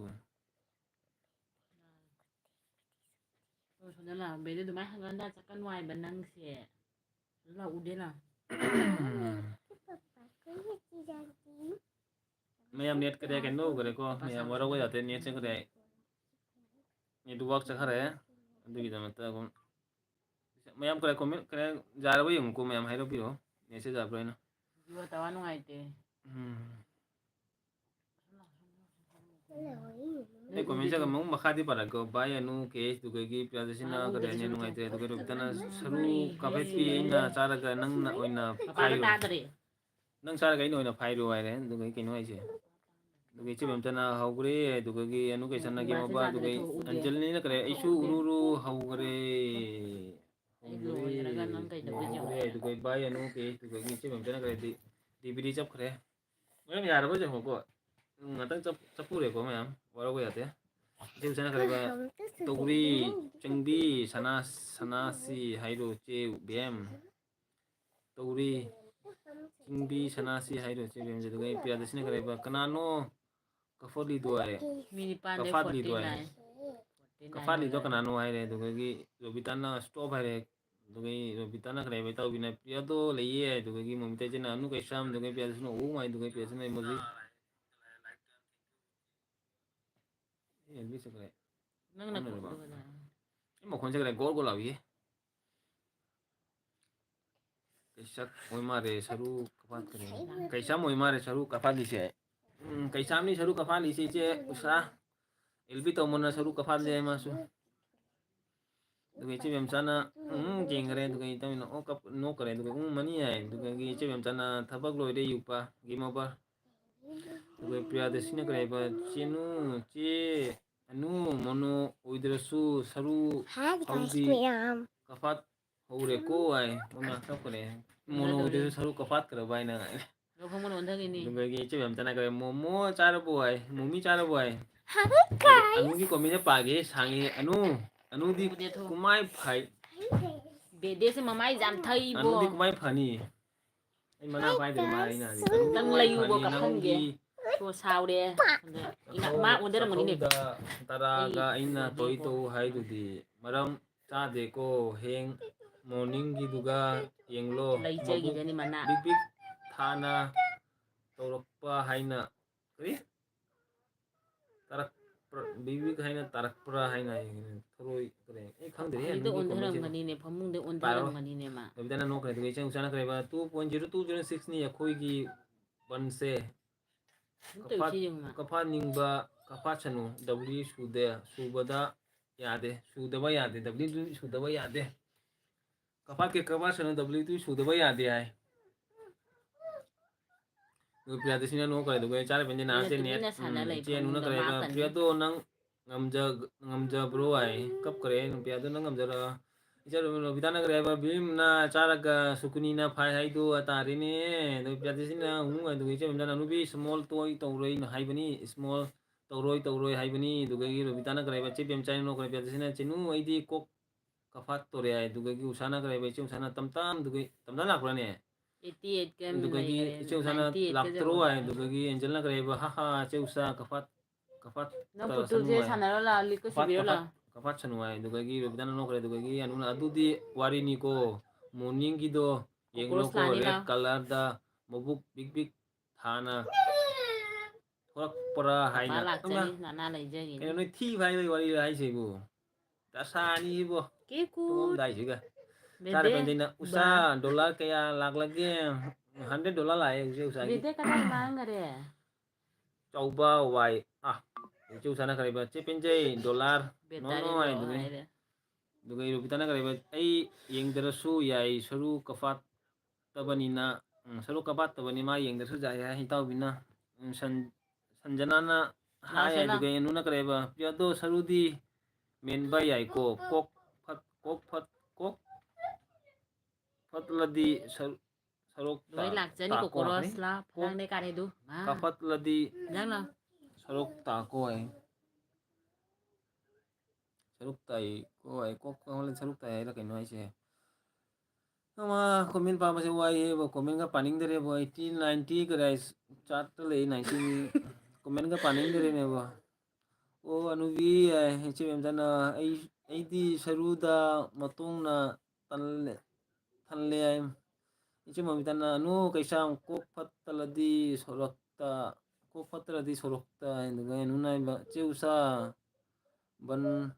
dugagi chicken leg piece sela tuba yamna chabani ya par bi se polo la saruga chicken leg piece toina yamna chabani ya cha dugai ta bina che usa lai du $100 lakle ya kokoros lai dugai manakta robita no kanga de tholok ni chani anuna kare ba che moni du che usana dollar yamna yamanna ai gyan tadri hai ita bina kare ba saru kafala di se tawri se yengwa saru kafala di si tawri se yengwa bede se dum hai ai kai to no si ai jung ma anuna ne jatre dugai che penjai dugai chan chenu aina dugai che anuna kare anjela kare ba chak la me ignan comment mayam se ubuda ai wa chak la me comment mayam se ubuda putul de polo la khang de ba comment mayam jam wai gi ne se sa da je kari gi et to lak ti no et lak ko ni che kari et lau dige dum hai ai henjeli si jung dita ma production dollar na thampham leitere ko ai thampham leitere ai dollar inga jeng do dum to ini ma acting ni ba kare kan to ngai do ma to de cái pradesh ne kare ba che usa mono robo ai do ge che ni tai da bina usa na kare ba arje robo anu che bem na 3.4 hours comment pai do kamai na to ramani hai khang de da moi si bo moi se kare lb gi kare oza oi re moi se do ge gi nita na kare ba arje duni comment pap well sangmana kare ba well nit sangmana hai ai do ge che usa na ba pia nang khangdiribo kuire oiki baina kap kare dugai bikas NC singana hai hai ding che bikas welcome dugai gi che mem jana che bem lai engon da degi dollar logero la ai kon tho kan dugai gi anuna kare anjana kare bai chak charu phi ge hoya charu ro khenge ko mayam to ini musi loisala ge mayam ko ro minute manga se manunda loisala ge yupa 3k congress ima 3k euro bai se ai bo khang 3k euro bai no thank you mayam 3k euro ba khang dinai chu ai bu khang dei gi 3k jo di bai gi gra 40 subscriber wali ko 3k jo bai gi sub 40 wali bane gi 3k jo bai gi khang de 3k jo ro ba gi duga gi chu sana kare priya video yang khabani ai gi su yang birak kani ko chu sa video thangalo ne nang se video thangate jam thing video thangani da video ma kare sapta ma matung da video ma thangal kai de video se nang jek kare lai was time lagto no jek lai chu sun सारे पेंजे ना करे Bemcha okay lovely है तो कहीं विकास ना करे भाई thanks है तो कहीं संगमाना नो करे तो कहीं चौसा आरजे 3 के कांग्रेचुलेशन का है मा 3 के दौर बने बोई बोई चौसा मायो खंग दिने 3 के दौर ना कमाय लाई न सिबो ज्ञान में दादरे दा 3 के लाई सिबो आई दाल में कुछ काला है तारे दा एलबी से इचे निताना करे कमेंट पाप सिना वारी बमित ꯆꯥꯗꯕ ꯑꯁꯤꯗ ꯑꯩꯁꯨ ꯃꯤꯟ ꯆꯥꯗ꯭ꯔꯦꯗ ꯏꯆꯦꯅꯤꯇꯥ ꯃꯤꯟ ꯅꯨꯡꯉꯥꯏꯇꯦ ꯃꯣꯍꯟ ꯃꯥꯒꯟꯗꯤꯒꯤ ꯆꯁꯃꯥ ꯑꯃ ꯂꯩꯕꯤ ꯇꯥꯔꯦ ꯑꯩꯕꯨ 3K ꯌꯧꯔꯕꯅꯤ ꯃꯌꯥꯝ ꯑꯩꯕꯨ ꯈꯪꯗꯦꯅꯦꯕꯣ ꯃꯌꯥꯝ 3K ꯀꯃꯥꯏꯅ ꯌꯧꯔꯤꯅꯣ ꯑꯩꯕꯨ ꯒ꯭ꯌꯥꯟ ꯃꯦꯟ ꯇꯥꯗꯦꯗ ꯌꯧꯗꯣꯔꯦ ꯌꯧꯗꯣꯔꯦ ꯌꯧꯗꯣꯔꯦ ꯌꯧꯗꯣꯔꯦ ꯏꯆꯦ ꯄ꯭ꯔꯤꯌꯥꯗꯁꯤꯅ ꯀꯔꯤꯕ ꯏꯆꯦ ꯎꯁꯥ ꯎꯔꯦ ꯑꯩꯁꯨ ꯌꯦꯡꯂꯛꯀꯅꯤ ꯍꯥꯏ ꯑꯗꯨꯒ ꯏꯆꯦ ꯕꯦꯝꯆꯥꯅ ꯀꯔꯤꯕ 20ꯇ ꯉꯥꯏꯔꯤ ꯍꯥꯏ ꯍꯣꯏ ꯃꯛꯀꯤꯔꯦ ꯏꯆꯦ ꯕꯦꯝꯆꯥ ꯑꯩ ꯈꯪꯗꯦꯀꯣ ꯑꯗꯨꯃꯥꯏꯅ ꯑꯩꯗꯤ LBꯒꯤ ꯁꯨꯃꯥꯏꯅ ꯁꯥꯞ ꯂꯥꯛꯄꯁꯦ ꯈꯪꯗꯦ ꯑꯩ ꯒ꯭ꯌꯥꯟ ꯃꯦꯟ ꯇꯥꯗꯦ ꯑꯩꯅ ꯚꯤꯗꯤꯑꯣꯗꯒꯤ ꯁꯥꯞ ꯂꯥꯛꯄꯁꯤꯅ ꯑꯩꯅ ꯌꯥꯝ ꯄꯥꯝꯕ ꯑꯗꯨꯗꯒꯤ ꯈꯪꯗꯦꯀꯣ LBꯗ ꯀꯅꯥ ꯄꯤꯔꯤꯅꯣ ꯀꯔꯤ ꯄꯤꯔꯤꯅꯣ ꯑꯗꯨꯗꯤ ꯈꯪꯗ꯭ꯔꯦ ꯑꯅꯧꯕꯗꯤ ꯀꯅꯥꯝ ꯎꯗꯦ ꯁꯤꯒ ꯑꯩꯒꯤ LBꯗ ꯖꯥꯔꯣꯏ ꯄꯄꯥ ꯂꯣꯏꯒꯤꯁꯅꯨ ꯑꯗꯨꯒ ꯄ꯭ꯔꯤꯌꯥꯗꯁꯤꯅ ꯀꯔꯤꯕ ꯆꯦ ꯎꯁꯥ ꯎꯔꯦ ꯑꯩꯁꯨ ꯌꯦꯡꯂꯛꯀꯅꯤ ꯍꯥꯏ ꯑꯗꯨꯒ ꯏꯆꯦ ꯕꯦꯝꯆꯥꯅ ꯀꯔꯤꯕ 20ꯇ ꯃꯤꯅ ꯉꯥꯏꯔꯤ ꯊꯕꯛ ꯑꯗꯨꯒ ꯇꯧꯔꯗꯤ ꯑꯅꯨꯅ ꯅꯨꯡꯁꯤꯔꯣꯏꯗꯣ ꯀꯔꯤꯕ ꯀꯩꯒꯤꯅꯣ ꯆꯦ ꯎꯁꯥ ꯑꯗꯨꯃꯥꯏꯅ ꯑꯥꯔꯖꯦꯁꯦ LB ꯄꯥꯕ ꯍꯩꯇ꯭ꯔꯦ ꯑꯥꯔꯖꯦꯗꯤ ꯃꯨꯛꯕꯥꯡ ꯆꯨꯝꯃꯤꯅꯦ ꯑꯅꯨ ꯑꯩꯗꯤ LB ꯁꯦꯜꯕꯤꯁꯦ ꯑꯩ ꯌꯥꯝ ꯄꯥꯝꯗꯦꯀꯣ ꯇꯜꯂꯤ LB ꯇꯧꯕꯁꯦ ꯑꯩ ꯉꯁꯤ LB ꯇꯧꯔꯒꯅ ꯍꯌꯦꯡ ꯈꯜꯂꯛꯀꯅꯤ ꯀꯩꯗꯃꯛꯇ ꯑꯩꯅ LB ꯇꯧꯔꯤꯅꯣ ꯍꯥꯏꯅ ꯏꯁꯥꯅ ꯈꯜꯂꯛꯀꯅꯤꯀꯣ ꯏꯀꯥꯏꯕꯅ ꯑꯩꯁꯦ ꯏꯁꯥꯅ ꯑꯩꯅ ꯇꯧ ꯂꯣꯏꯔꯒ ꯏꯀꯥꯏꯌꯦꯕ ꯀꯩꯅꯣ ꯑꯩꯅ LB ꯇꯧꯔꯤꯁꯤꯕꯨ ꯑꯩꯅ ꯑꯗꯨꯒ ꯏꯆꯦ ꯕꯦꯝꯆꯥꯅꯀꯔꯤꯕ ꯍꯧꯖꯤꯛ ꯌꯧꯔꯅꯤ 3K ꯍꯥꯏ ꯈꯪꯗꯦ ꯏꯆꯦ ꯕꯦꯝꯆꯥ ꯆꯥꯅ ꯄꯦꯟꯖꯤꯅ ꯀꯔꯤꯕ ꯕꯦꯝꯆꯥ ꯒꯨꯂꯤ ꯅꯥꯏ ꯍꯥꯏ ꯀꯞꯄꯤꯔ ꯕꯤꯀꯥꯁꯅ ꯀꯔꯤ ꯍꯥꯏꯕ ꯀꯗꯥꯏꯒꯤꯅꯣ ꯕ꯭ꯔꯣꯗꯤ ꯑꯩ ꯑꯁꯥꯝꯒꯤꯅꯤ ꯕꯤꯀꯥꯁ ꯑꯗꯨꯒ ꯑꯦꯟꯖꯦꯜꯅ ꯀꯔꯤ ꯑꯣꯟ ꯑꯗꯨꯒ ꯆꯥꯅ ꯄꯦꯟꯖꯤꯅ ꯅꯨꯕꯤ ꯒꯨꯂꯤ ꯍꯥꯏ ꯑꯗꯨꯒ ꯏꯇꯥꯎꯕꯤꯅ ꯗꯥꯜ ꯃꯦ ꯖꯦꯔꯨꯝ ꯍꯦ दाल में कुछ काला है रे जरूर नते काला है ꯑꯗꯨ नीताना ꯃꯣꯟꯖꯥꯗꯣ आरजे ꯎꯞꯄꯤꯔꯣ नसी ꯕꯥꯔꯕꯤꯗ बारो सब ꯆꯥꯕ ꯌꯦꯡꯉꯨ बारो सब तक कारी है बारो सब कारी है माने इचे गिरो आइसे इचे नितागिरो दुगगी विकास ना करे पूरा काला काली है पूरा काला काली है अच्छा इचे sana करे आरजेदी इंदमदादा इंदबगा उनुपानी नुपानी गाय इंदेदा इचे उसा mukbang tꯧꯔꯗꯤ ꯏꯁꯥꯁꯦ ꯀꯗꯥꯏ ꯍꯤꯠ ꯀꯥꯏ ꯍꯥꯏꯇꯥꯔꯦꯗ ꯗꯣꯖꯣ ꯍꯥꯏ ꯕ꯭ꯔꯣ ꯆꯥꯛ ꯆꯥꯔꯕꯣ ꯍꯥꯏ ꯑꯗꯨꯒ ꯅꯤꯇꯥꯅ ꯀꯔꯤ ꯍꯥꯏꯕ ꯏꯆꯦ ꯅꯤꯇꯥꯅ ꯑꯩꯒꯤꯗꯤ ꯑꯗꯨꯅ ꯀꯔꯤ ꯍꯥꯏꯕ ꯌꯧꯗ꯭ꯔꯤꯌꯦ ꯌꯧꯗꯣꯔꯦ ꯅꯍꯥꯛꯀ ꯃꯣꯟꯖꯥꯗꯣ ꯊꯥꯎ ꯎꯞꯁꯜꯂꯣ ꯒꯨꯂꯤ ꯂꯥꯛꯀꯅꯤ ꯆꯦ ꯄꯦꯟꯖꯩ ꯒꯨꯂꯤ ꯀꯧꯕ꯭ꯔꯣ ꯍꯥꯏ ꯍꯣꯏ ꯑꯅꯨ ꯏꯆꯦ ꯀꯗꯥꯏ ꯄꯦꯟꯖꯩꯗ ꯒꯨꯂꯤ ꯃꯌꯥꯝꯗꯣ ꯀꯗꯥꯏ ꯊꯥꯕꯤꯈꯣꯀꯣ ꯏꯆꯦ ꯄꯦꯟꯖꯩꯁꯦ ꯀꯞꯅ ꯂꯩꯔꯕꯅꯤꯀꯣ ꯒꯨꯂꯤꯒꯤꯗꯃꯛꯇ ꯏꯆꯦ ꯄꯦꯟꯖꯩꯒꯤ ꯒꯨꯂꯤ ꯂꯥꯛꯇꯦ ꯍꯥꯏꯅ ꯏꯆꯦ ꯄꯦꯟꯖꯩꯗ ꯒꯨꯂꯤ ꯈꯔ ꯄꯤꯕꯤꯈꯣ ꯑꯅꯨ ꯒꯨꯂꯤꯁꯦ ꯐꯥꯔ ꯊꯝꯃꯨ ꯑꯗꯨꯒ ꯃꯣꯃꯤꯇꯥ ꯏꯆꯦꯅ ꯀꯔꯤ ꯍꯥꯏꯕ ꯃꯍꯥꯇꯃꯥ ꯒꯥꯟꯙꯤꯒꯤ ꯆꯁꯃꯥ ꯏꯆꯦ ꯑꯩ ꯃꯍꯥꯇꯃꯥ ꯒꯥꯟꯙꯤ ꯆꯁꯃꯥ ꯎꯞꯄ ꯀꯨꯏꯔꯔꯣꯏ ꯆꯍꯤ ꯑꯃ ꯃꯇꯨꯡꯗ ꯑꯃꯨꯛ ꯎꯞꯄꯅꯤ ꯑꯩ ꯆꯁꯃꯥꯁꯦ ꯑꯩ ꯈꯪꯉꯦ 11:30 ꯐꯥꯎ ꯊꯥꯎ LB 3K ꯌꯧꯅꯤ ꯑꯗꯨꯗꯤ ꯏꯃꯥ ꯁꯤ ꯕꯦꯝꯆꯥ ꯀꯌꯥꯝ ꯈꯪꯉꯤꯅꯣ ꯍꯧꯖꯤꯛꯅꯦ ꯑꯩ 11:30 ꯐꯥꯎꯒ ꯊꯥꯎ ꯍꯥꯏꯌꯦ 11:30 ꯐꯥꯎ ꯐꯥꯔꯗꯤ ꯑꯩ ꯑꯗꯨꯝ ꯂꯣꯏꯔꯦ ꯁꯨꯃꯥꯏ ꯄꯥꯏ ꯃꯣꯕꯥꯏꯜ 11:30 ꯐꯥꯎ ꯊꯥꯎ ꯍꯥꯏ 3K ꯌꯧꯅꯤ ꯀꯥꯏꯅ ꯆꯥꯅ ꯄꯦꯟꯖꯩꯅ ꯀꯔꯤꯕ ꯄꯨꯡ ꯀꯌꯥ ꯅꯨꯄꯤ ꯇꯥꯔꯒꯦ ꯀꯔꯝꯅ 11 ꯇꯥꯔꯦ ꯀꯃꯥꯏꯅ ꯀꯧꯅꯤ ꯒꯥꯏ ꯂꯧꯊꯣꯛꯎ ꯏꯆꯦ ꯅꯤꯇꯥꯅ ꯀꯔꯤꯕ ꯑꯩꯒꯤꯗꯤ ꯂꯧꯊꯣꯛ ꯆꯁꯃꯥ ꯑꯅꯤꯅꯤ ꯑꯅꯤꯅꯤ ꯌꯥꯗ꯭ꯔꯤꯁꯦ ꯑꯗꯨꯒ ꯄ꯭ꯔꯤꯌꯥꯗꯁꯤꯅ ꯀꯔꯤꯕ ꯍꯧꯖꯤꯛ ꯏꯟꯖꯦꯛꯁꯟ ꯀꯅꯥ ꯐꯖꯅ LBꯁꯨ ꯀꯨꯞꯁꯜꯂꯨ ꯁꯥꯞ ꯃꯌꯥꯝ ꯂꯥꯛꯂꯤꯀꯣ ꯈꯪꯗꯦ ꯄ꯭ꯔꯤꯌꯥꯗꯁꯤꯅ ꯑꯩꯕꯨ ꯐꯖꯅ ꯀꯤꯕꯨ ꯀꯨꯞꯁꯜꯂꯨ ꯁꯅꯥ ꯑꯩꯒꯤ LBꯗꯁꯨ ꯗꯨꯛ ꯃꯤ ꯂꯥꯛꯏꯁꯦ 89ꯒꯤ LBꯗ ꯂꯥꯛꯑꯦ ꯀꯥꯏꯗꯤ ꯒꯨꯂꯤ ꯃꯌꯥꯝ ꯂꯥꯛꯏꯅꯣ ꯈꯪꯗꯦ ꯑꯩ 27 ꯂꯩ ꯑꯗꯨꯒ ꯍꯧꯖꯤꯛ ꯀꯅꯥ ꯑꯗꯨꯒ ꯗꯤꯌꯥ ꯂꯥꯛꯑꯦ ꯗꯤꯌꯥ ꯋꯦꯜꯀꯝ ꯗꯤꯌꯥ ꯑꯥꯔꯖꯦ ꯕꯦꯂꯨꯟ ꯚꯥꯏ ꯀꯥꯃꯩꯅꯦ ꯇꯨꯝꯅꯤꯡꯗ꯭ꯔꯤꯕꯣ ꯀꯥꯏꯗꯒꯤꯅꯣ ꯄꯨꯡ ꯕꯥꯔꯣꯗ ꯇꯨꯝꯗꯣꯏꯅꯤ ꯑꯩꯗꯤ ꯄꯨꯡ 2 ꯇꯥꯏ ꯄꯨꯡ ꯕꯥꯔꯣ ꯍꯦꯛꯀ ꯇꯥꯏ ꯇꯨꯝꯕꯗ ꯑꯗꯨꯒ ꯏꯆꯦ ꯃꯣꯃꯤꯇꯥꯅ ꯍꯥꯏ ꯗꯣꯖꯣ ꯑꯗꯨꯒ ꯏꯇꯥꯎꯕꯤꯅ 3K ꯌꯧꯔꯗꯤ ꯑꯩꯒꯤ ꯚꯤꯗꯤꯑꯣ ꯁꯤꯌꯥꯔ ꯇꯧꯕꯤꯔꯣ ꯅꯪꯒꯤ ꯚꯤꯗꯤꯑꯣ ꯁꯤꯌꯥꯔ ꯅꯠꯇꯦ ꯅꯪꯒꯤ ꯚꯤꯗꯤꯑꯣ ꯁꯦꯝꯗꯣꯏꯅꯤ ꯏꯂꯤꯁꯥ ꯉꯥꯒꯤ ꯃꯨꯛꯕꯥꯡ ꯑꯃ ꯋꯥꯠꯂꯤꯀꯣ ꯅꯪꯒꯤ ꯚꯤꯗꯤꯑꯣꯗ ꯑꯩꯒꯤ ꯔꯤꯀ꯭ꯋꯦꯁ ꯋꯥꯠꯂꯤꯀꯣ 3K ꯌꯧꯔꯒ ꯅꯉꯣꯟꯗ ꯑꯩꯅ ꯇꯧꯒꯅꯤ ꯍꯥꯏꯕꯗꯣ ꯀꯥꯎꯈ꯭ꯔꯕꯣ ꯀꯥꯎꯒꯅꯨꯀꯣ ꯑꯩ ꯀꯥꯎꯗꯦ ꯑꯗꯨꯗꯒꯤ ꯀꯔꯤ ꯍꯥꯏꯕ ꯑꯅꯨꯅ ꯀꯔꯤ ꯍꯥꯏꯕ ꯂꯣꯏꯔꯣ ꯀꯣꯏꯅꯁꯤ ꯍꯥꯏꯔꯣ ꯒꯨꯂꯤꯗꯣ ꯂꯩꯔꯣ ꯀꯣꯏꯅꯁꯤ ꯍꯥꯏꯔꯣ ꯒꯨꯂꯤꯗꯣ ꯍꯥꯏ ꯇꯧꯃꯤꯟꯅꯕ ꯗꯤꯌꯥ ꯑꯗꯨꯒ ꯗꯤꯌꯥꯅ ꯍꯦꯜꯂꯣ ꯔꯣꯕꯤ ꯑꯗꯨꯒ ꯃꯃꯥꯅ ꯏꯆꯦ ꯃꯣꯃꯤꯇꯥꯅ ꯀꯔꯤꯕ ꯑꯩ ꯍꯥꯏ ꯕꯤꯀꯥꯁ ꯅꯆꯦ NC ꯁꯤꯡꯉꯥꯏ ꯑꯗꯨꯒ ꯏꯆꯦ ꯗꯥꯜ ꯃꯦ कंकर है दिया केमसी ꯑꯗꯨꯒ ꯏꯔꯣꯕꯤꯇꯥꯅ ꯅꯣꯛꯀꯔꯦ ꯔꯣꯕꯤꯅ ꯗꯤꯌꯥ ꯔꯣꯕꯤ ꯀꯤꯆꯦꯟ ꯏꯃꯥ ꯑꯩ ꯀꯣꯃꯦꯟꯁꯦ ꯃꯌꯥꯝ ꯂꯩꯔꯦꯀꯣ ꯃꯌꯥꯝ ꯋꯥꯔꯧꯅꯨꯀꯣ ꯑꯩ ꯀꯣꯃꯦꯟ ꯄꯥꯕꯁꯨ ꯌꯥꯝꯅ ꯇꯞꯄꯤꯀꯣ ꯃꯌꯥꯝ ꯋꯥꯔꯧꯕ ꯂꯥꯏꯔꯤꯛ ꯌꯥꯗꯦ ꯄꯥꯕ ꯑꯗꯨꯃꯥꯏꯅ ꯄꯥ ꯂꯩꯔꯕꯨꯗꯤ ꯇꯞꯄꯦ ꯌꯥꯝꯅ ꯑꯦꯟꯖꯦꯜꯅ ꯀꯔꯤ ꯍꯥꯏꯕ ꯆꯦ ꯕꯦꯝꯆꯥ ꯑꯗꯨꯒ ꯅꯤꯇꯥꯟꯁꯤꯅ ꯑꯩꯒꯤ 12 ꯁꯕ ꯀꯛꯈ꯭ꯔꯦ ꯍꯥꯏꯕ ꯑꯣ 12 ꯁꯕ ꯀꯛꯈ꯭ꯔꯦ ꯍꯥꯏꯔꯣ ꯑꯩꯒꯤꯗꯤ ꯑꯗꯨꯃꯥꯏꯅ ꯀꯛꯇꯦꯀꯣ ꯏꯆꯦ ꯅꯤꯇꯥ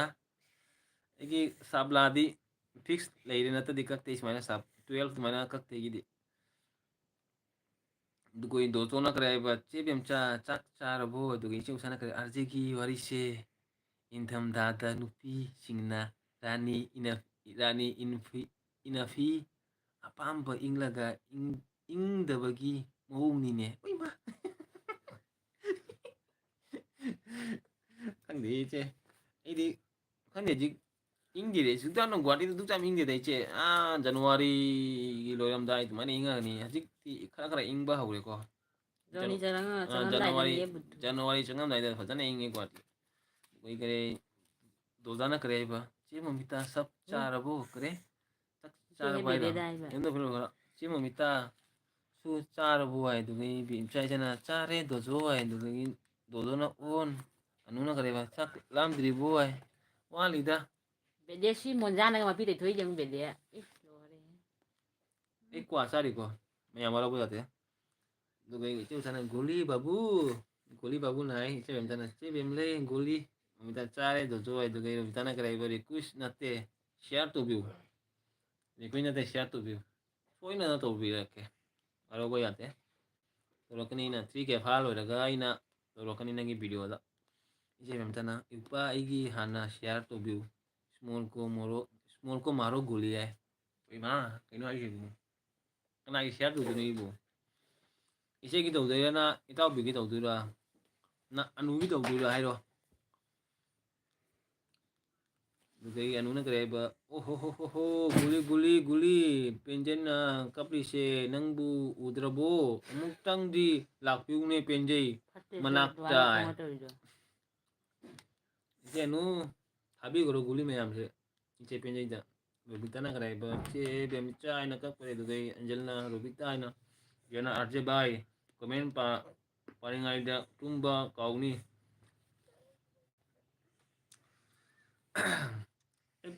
ꯑꯩꯅ ꯇꯨꯝꯕꯗ ꯄꯨꯡ 12 ꯍꯦꯛ ꯇꯥꯏꯗ ꯇꯨꯝꯕꯗ ꯑꯩ ꯍꯥꯟꯅ ꯑꯦꯜꯕꯤ ꯇꯧꯔꯝꯃꯤ ꯄꯨꯡ 2ꯕꯨ ꯑꯦꯜꯕꯤ ꯇꯧꯔꯝꯃꯤꯀꯣ ꯍꯥꯟꯅ ꯀꯅꯥꯃꯨꯛ ꯂꯥꯛꯇꯦ ꯑꯩꯒꯤ ꯑꯦꯜꯕꯤꯗ ꯄꯨꯡ 2ꯕꯨ ꯀꯔꯤ ꯍꯥꯏ ꯇꯅꯨꯅ ꯁꯪꯉꯝꯃꯦ ꯑꯩꯒꯤ ꯄꯨꯡ 2ꯕꯨ ꯑꯦꯜꯕꯤ ꯇꯅꯨꯒ ꯄ꯭ꯔꯤꯟꯁꯀꯅ ꯁꯪꯉꯝꯃꯦ ꯑꯩꯒꯤ ꯑꯦꯜꯕꯤ ꯑꯗꯨ ꯃꯇꯝꯗ ꯑꯗꯨꯒ ꯃꯤ ꯑꯍꯨꯝ ꯃꯔꯤꯗꯅꯤ ꯑꯩꯁꯨ ꯄꯨꯡ 11 12ꯗ ꯇꯧꯋꯤꯗ ꯑꯦꯜꯕꯤ ꯑꯗꯨꯝ ꯌꯥꯝꯅ ꯇꯧꯗꯦ ꯑꯗꯨ ꯃꯇꯝꯗ ꯊꯦꯡꯅ ꯇꯧꯋꯦꯕ ꯃꯌꯥꯝꯁꯨ ꯀꯔꯤ ꯁꯨꯝ ꯇꯨꯝꯕ ꯃꯇꯝꯅꯤꯅ ꯑꯩꯅ ꯃꯌꯥꯝꯅ ꯗꯤꯁꯇꯥꯔꯕ ꯇꯧꯅꯤꯡꯗꯕ ꯑꯗꯨꯒ ꯄꯤꯔꯥꯗꯤꯁꯤꯅ ꯑꯩꯈꯣꯏ ꯃꯥꯒ ꯑꯩꯅ ꯑꯗꯨꯒ ꯗꯣꯖꯣꯅ ꯀꯔꯤ ꯕ꯭ꯔꯣꯁꯦ ꯂꯣꯟ ꯈꯤꯇꯪ ꯈꯣꯏ ꯃꯥꯜꯂꯦ ꯑꯩ ꯋꯥ ꯉꯥꯡꯕ ꯈꯔ ꯈꯣꯏꯀꯣ ꯋꯥꯔꯧꯕ ꯌꯥꯗꯦ ꯑꯩꯗꯤ ꯃꯩꯇꯩꯂꯣꯟꯁꯦ ꯈꯔ ꯉꯥꯡꯕꯗ ꯋꯥꯏꯗ ꯑꯗꯨꯗꯒꯤ ꯏꯆꯦ ꯕꯦꯝꯆꯥꯅ ꯀꯔꯤ ꯕꯦꯗꯦ ꯃꯣꯖꯥ ꯍꯋꯥꯏꯆꯥꯔ ꯃꯅꯝ ꯅꯝꯃꯤꯔꯣ ꯇꯨ ꯀꯩꯅꯣꯅ ꯍꯥꯏꯔꯦ ꯅꯪꯅ ꯍꯋꯥꯏꯖꯥꯔ ꯃꯅꯝ ꯅꯝꯃꯤꯔꯣ ꯍꯥꯏꯔꯦ ꯅꯪ ꯏꯟꯖꯥꯡ ꯃꯅꯝ ꯅꯝꯃꯨ ꯃꯄꯤ ꯇꯩꯊꯣꯛꯏꯕ ꯑꯗꯨꯗꯒꯤ ꯔꯣꯕꯤꯇꯥꯅ ꯑꯣꯀꯦ ꯑꯩꯅ ꯐꯥꯁ ꯍꯥꯏꯔꯦ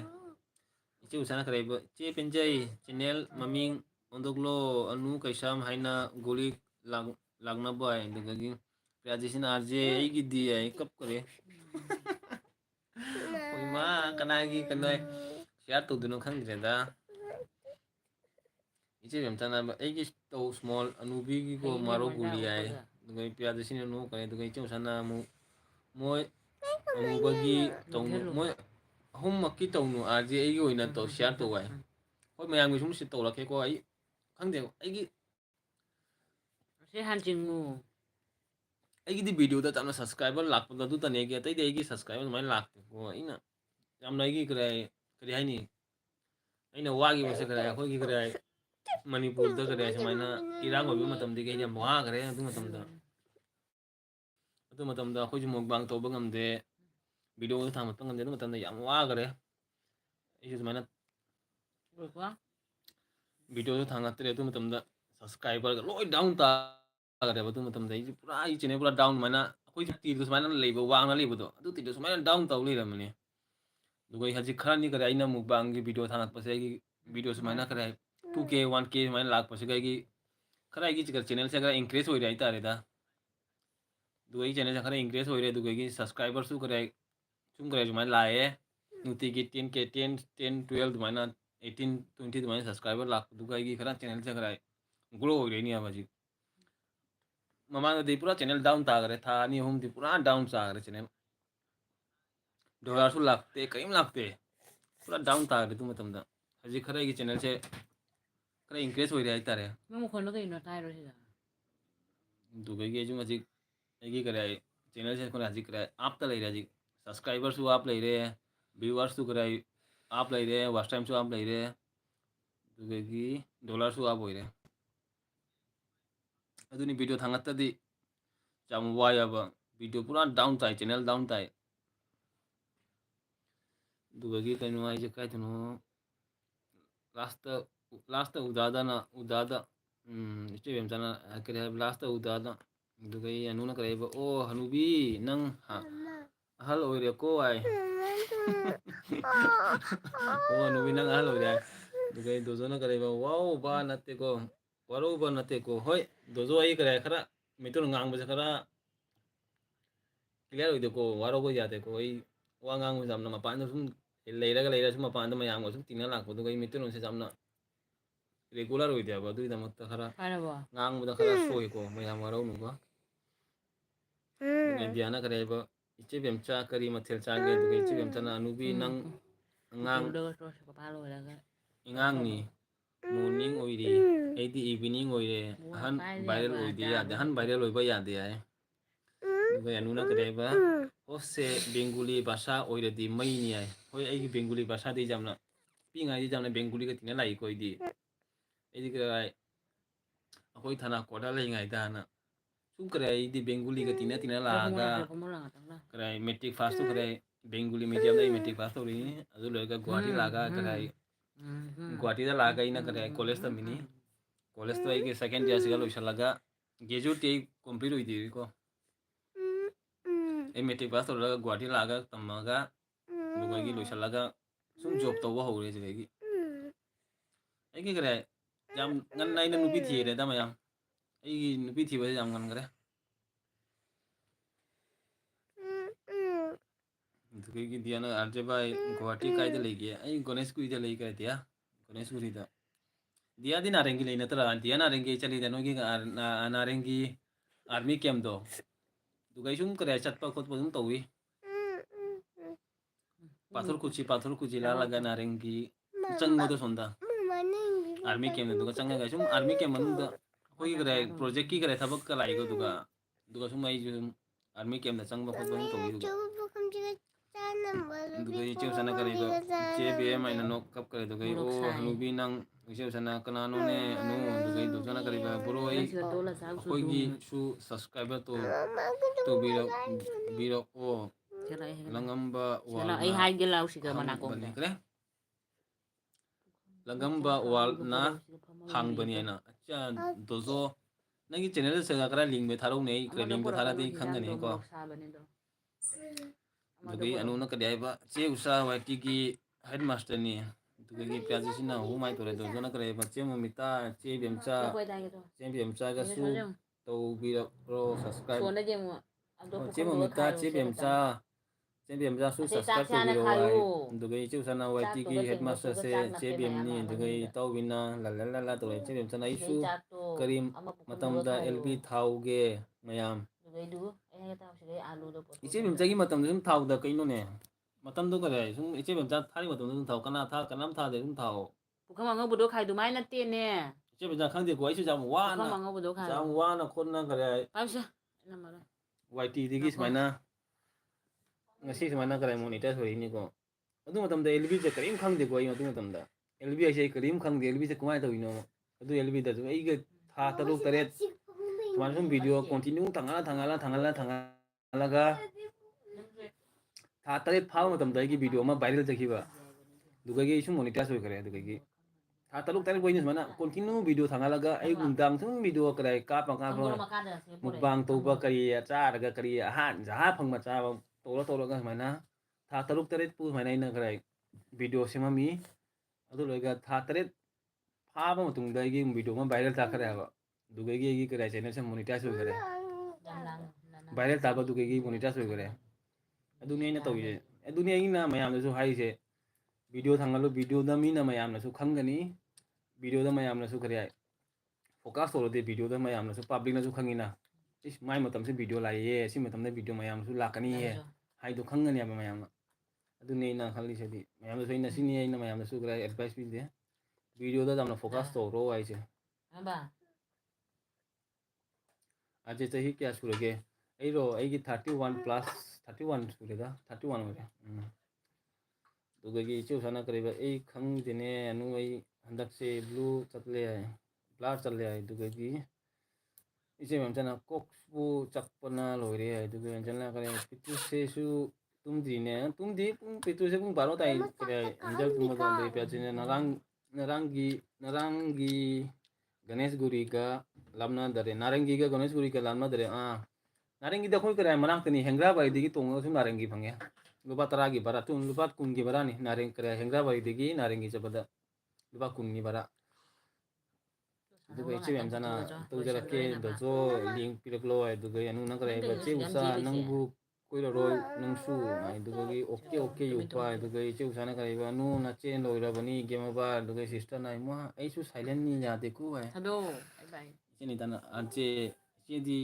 What's my chocolate mang honey? ni elbi che Ude sama ada di. khang de che ni tai su kare elbi che jamno thabo su heite ko jamna ngang su heite mi tru su jamna ngang ba jamna ai jamna jam ui ko ya ba Papa pami jaro. दुगे Angel ना करे बा करम बनो viral ओई किरी दो आई की कर पॉपुलर वीडियो दा जेंग वायरल ओई की बनी कोई latest video popular video older video आई बनी दुगा पॉपुलर दा जेंग ओई की वीडियो वायरल ओई video Asa hangalu. Nang thamba jaro, nungai ro. No hipo na sunlo. की करम वीडियो दा वायरल ओई की नो पॉपुलर दा चला जेंग ओई की चैनल चंग पॉपुलर चला ना मो दुगे जेंग फास्ट ला कने वायरल ओई वीडियो तो अदु लोय गाची बिम तना करे बा चुमी उपाय दुगे की प्यासिना फ्री सिगाय बगी फ्री सिगाय बगी दुनी दुगे ची उसाना करे फ्री सिगाय बगी वीडियो दुरा जेगी वायरल ओई की बदा हां ची उसा अदुनी एगी ना एना फ्री सिगाय बा वीडियो तो अदुनी वायरल ओई की बदा Bijang ma manga ga lai ni na si kai no ne. दुगे की चाले बेंजना ऑन दुगे ची उसाना ची तेस है दुगे दुजना था खराब बनी करे था खराब बनी अच्छा दुगे अनुना ची उसाय नो कप करे दुजना मयाम सु तो बिरा ओ मयाम सु तो बिरा को दु प्याजिसने करे बा ची बिम सा ना खुद तो खंग तकले तोकली रो है करे खौ तो खंग तोकलागा तोकली रो है ina sibu yan ta dre di chen na pa khoi da koiro no nang dia oi da koiro ai dia da koi de che yi krai sum na reng gi chappa matam da ne sum na reng gi khoi gi thabak gi matam na reng gi chalina office ki thabak ta du ko na reng gi sum khang gi da na reng gi se ai ji krai gwadi loi koi re chahi tara su re gwadi le be se दुगे sister न करे test न करे ब चिचे उसाय दुगे नि नुना करे ब फ्री छिगाय बगी कंटेंट दुरो फ्री छिगाय बगी दोनी ने फ्री छिगाय वीडियो दोनी की वायरल चेकी मदो दुगे अंजल आज फेब्रुवारी दई की गुवाहाटी लाखानी दुगा पाव पिराके होय अंजल या दुगे निता न करे ब जे चेगी ना Kangi langan chu. Udit Narayan song अमा द 53K ओइबदो दुदा वास फंग खरे है अच्छा Wa si so boy dore nangi. एगिरा 16% le. क्या हो रहा है नो रहा था नो पूरी छिगाई भी दुनी ने इनाउ से ममिंग खंग चट की बदो है मनी जे ममिता पूरी छिगाई भी वीडियो दुनी दुगे एंजल ना करे बो नु आई नो करे दुगे ऑल चे टेस्टी आई दुगे अनु ना करे बो एंजल इन मेट खरे आई दुगे की enjoy tu sai करे भालो वायरल दो फजे है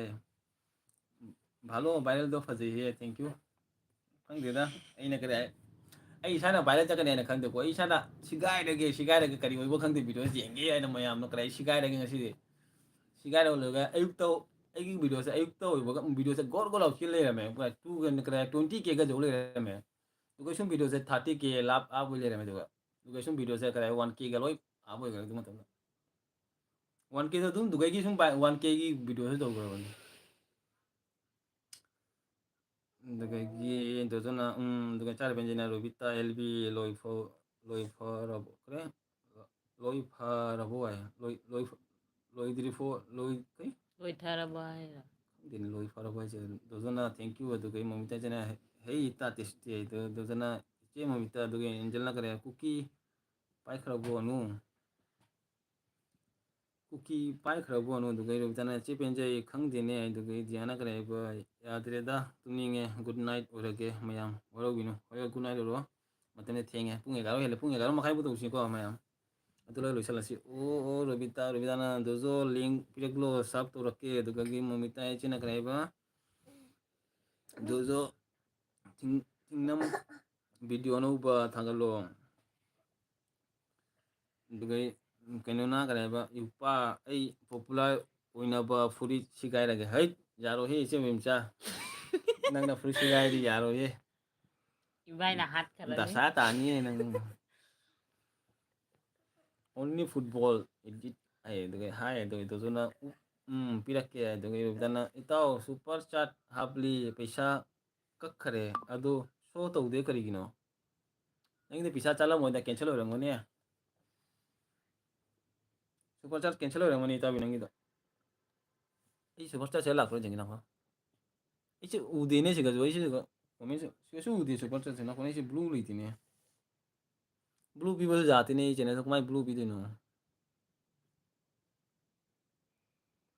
ताऊ ये blue भी ना हो ताऊ ये blue भी का हंगनी blue ले सी ना asal lo tahu blue भी ना हो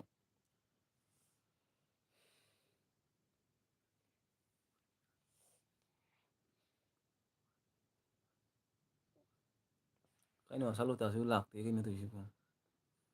komen का करे चत्तरे ना मखा था हाई ये किसी कहीं लागते कि नहीं लाए ला कहीं नहीं